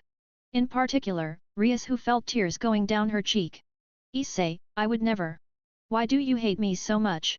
Nodding, Grafia turned to Rias before extending her arm and flaring a bit of her power, and to the surprise of everyone, the taking Rias' pieces from her. What? Grafia, I demand that you return my pieces to me at once. What is the meaning of this? Rias shouted at the silver hair maid. This is only as insurance to your pawn that his friends would not be turned into devils by accident. Your pieces will be returned shortly, Lady Rias. With that done, the maid turned to the brown-haired boy, who nodded and stood up. Turning to his friends, he sent them a smile, seeing their insecurity rising. Don't worry about me, I will be fine. I will call you guys when I'm back. With that said, Issei entered the circle with Grafia and teleporting away, leaving a relieved duo and smiling Chelsea behind, while the orc was still in shock as to what happened, though none as much as Rias. XXXXX. As both Grafia and Issei appeared in the hallway of the office building of Surtsks Lucifer, Issei couldn't help but question why he wanted to see Issei. Issei, do you know why Lord Lucifer wanted to meet you? Grafia asked him as she turned her head towards him. Issei was shocked that she asked him that question, since he was about to ask himself. Content source, webnovel.com. Chapter 49-49. Chapter 49 Surtsks 49, Chapter 49, Surtsks 49, Chapter 49, Surtsks. I hope you enjoyed the fanfic, and if you want to read ahead by 10 chapters you can check out my Patreon. Patreon.com/Franklin235. Chapter 49, Surtsks. Honestly no, I don't, but something tells me it's about the deal we made. Issei replied, getting a nod from the silver-haired maid. You are correct. Now please follow me. With that, the both of them walked in silence through the hallway, where Issei saw a few statues, no doubt of devil's origin, and some paintings showing some of the influential devils through history. Though what caught his attention was a picture of the current Lord Lucifer and 3 other people with him and Grafia. There were 2 other males and 1 female on it. One of the males had a bald head that looked like he was in his early 30s, with armor on with a cape that was purple. The next male was a lime-haired man that, similar to Surtsks, looked like he was in his late 20s and had a green robe around his shoulders. The last person was the only female besides Grafia. She looked like a teenage girl no older than Issei and was shorter of all of them in the picture. She had black hair that was split into 2 ponytails that went all the way down to her back and was wearing a green suit. Grafia, who are they? The other 3 in this picture? He asked as he pointed at the picture. Ah, those are 3 other Mus that govern the underworld along with the current Lord Lucifer. They are Beelzebub, Leviathan, and Asmodeus. She replied after seeing what picture he pointed out to her. I guess they are extremely powerful. Issei asked in slight fear. Immensely, they are powerful enough to destroy Japan several times with just a flick of their wrist. Grafia answered him, making Issei pale. Now Issei, we must not keep Lord Lucifer waiting, he has also many other things to do. Grafia told him again as she continued to walk towards his office. Quickly following her, Issei soon found himself in front of double doors that looked like they were made from pure gold, with a lot of engravings on them and the crest of what he guessed was Lucifer's. Stopping in front of the door, Grafia turned around and fixed his collar a little bit while instructing him how to behave and talk to the current Mo of the underworld. Issei nodded in understanding of how he would need to behave. Seeing that his clothes were fixed, Grafia turned to the door and knocked a few times before she heard her husband telling them to enter. XXXX inside of his office, Sertsk's was filling some documents that he started to wonder if this job was worthy and enough paid. He couldn't understand why he would need to sign even the stupidest of thing. He was sure to get payback on Leviathan for giving him this extra work for her to go and shoot a new episode of her show. Sighing to himself, he heard a knock on the door, which was no doubt Grafia waiting to enter. Releasing a quick breath, he told them to come in. As soon as the doors opened, it revealed none other than his beautiful wife and the young brown-haired boy that he met during the Riser's wedding party. The same boy that showed great power and will can overcome any obstacle. He would have loved to keep him in his sister's peerage, but he knew that the more the boy stayed there, the more the chances of him hurting Rias, and that was something he would try to avoid at all costs. Lifting himself up and walking around his massive wooden desk that held to him his worst enemy towers of paper that needed to be read and signing, Sertsk stood in front of them with a smile welcoming them. "Welcome back, Grafia and Issei Hyudu. It's pleasure to meet you again," he said in a pleasant voice. Bowing respectably, Issei answered him. "It's the honor to meet you, Lord Lucifer, and on the better occasion. I hope I didn't stir the pot too much and cause too much trouble for you." No, you didn't do anything as such, and I thank you for helping me there. And please call me Sertsk, I am honestly not one for formalities. Now please have a seat, we need to discuss why I called you here. Grafia, would you mind if you bring us some tea?" Sertsk waved him off, before gesturing for Issei to take a sit on one of the sofa with him sitting on another, while Grafia went to prepare tea for them. After a minute, Grafia returned with a tea, and on Sertsk's nod cast a barrier to prevent people from entering or hearing what they would discuss.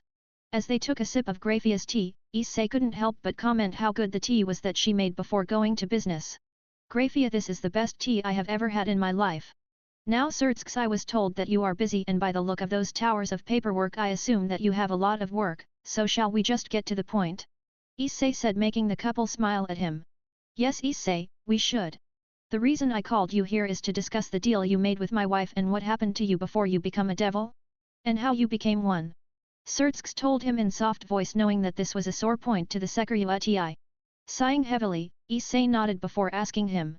"What would you want to hear first, sir? The deal or what happened?" After thinking for a moment, Sertsk answered him, "How you became a devil, if you don't mind." Nodding again, Issei told him all he knew and what he had figured out with Drake and Elsha about what happened months prior of him becoming a devil all the way to his death. After Issei finished the story, both Sertsk and Grafia paled at hearing the full story of how the Sekiruti become a devil was unnerving. It explained perfectly why he refused to do anything for Rias until Grafia intervened. Content source: webnovel.com. Chapter 50-50. Chapter 50, Magic Circle 50, Chapter 50, Magic Circle 50, Chapter 50, Magic Circle. I hope you enjoyed the fanfic, and if you want to read ahead by 10 chapters you can check out my Patreon. Patreon.com/Franklin235. Chapter 50, Magic Circle. I don't know what to say, Issei, I didn't know that my lovely sister was capable of doing that. Understand this, Issei, that while we are indeed devils, even we are not that cruel to let a human being get killed for our own selfish desire. I hope there is something, anything at all that I can do to make amend this." Sertsk told him sincerely, as he could understand that if something like that happened to Rias or Grafia, hell, even him, he would do anything to free them or himself from that person. "I will take a reigning check if you don't mind, sir," he answered and smiled a little, seeing that Sertsk nodded in understanding. "Now to the deal," Grafia this time said while drinking her tea. "Yes, and the deal, Issei Hyu," Sertsk started to say, only to get interrupted by Issei. "Please sir, just Issei or Ise, whichever you prefer, and Grafia, the same thing applies to you, you can call me Issei or Ise," he told them, making them smile a little before Sertsk continued. Yes, now that onto the deal, Ise, what do you intend to do when you get to Grafia's sister?" Sertsk asked the question that made Grafia looked at him as if trying to read his mind, but stopped since she too also wanted to know how he would go about this. "Honestly, I don't know yet. I don't know in what state she is, and how she will react to me. So any advice you guys could give me I will gladly take, as it would help me.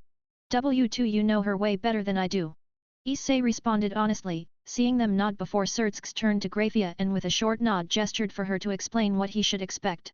With a heavy sigh, Grafia told him exactly what to expect when he goes to Lucy and what to watch out for when dealing with her. To say that Issei gulped in fear a few times would be an understatement. Though the laughing from both Drake and Elsha didn't help his case.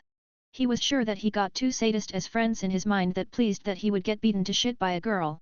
Composing himself, Issei asked, So, when do you guys want me to go to her?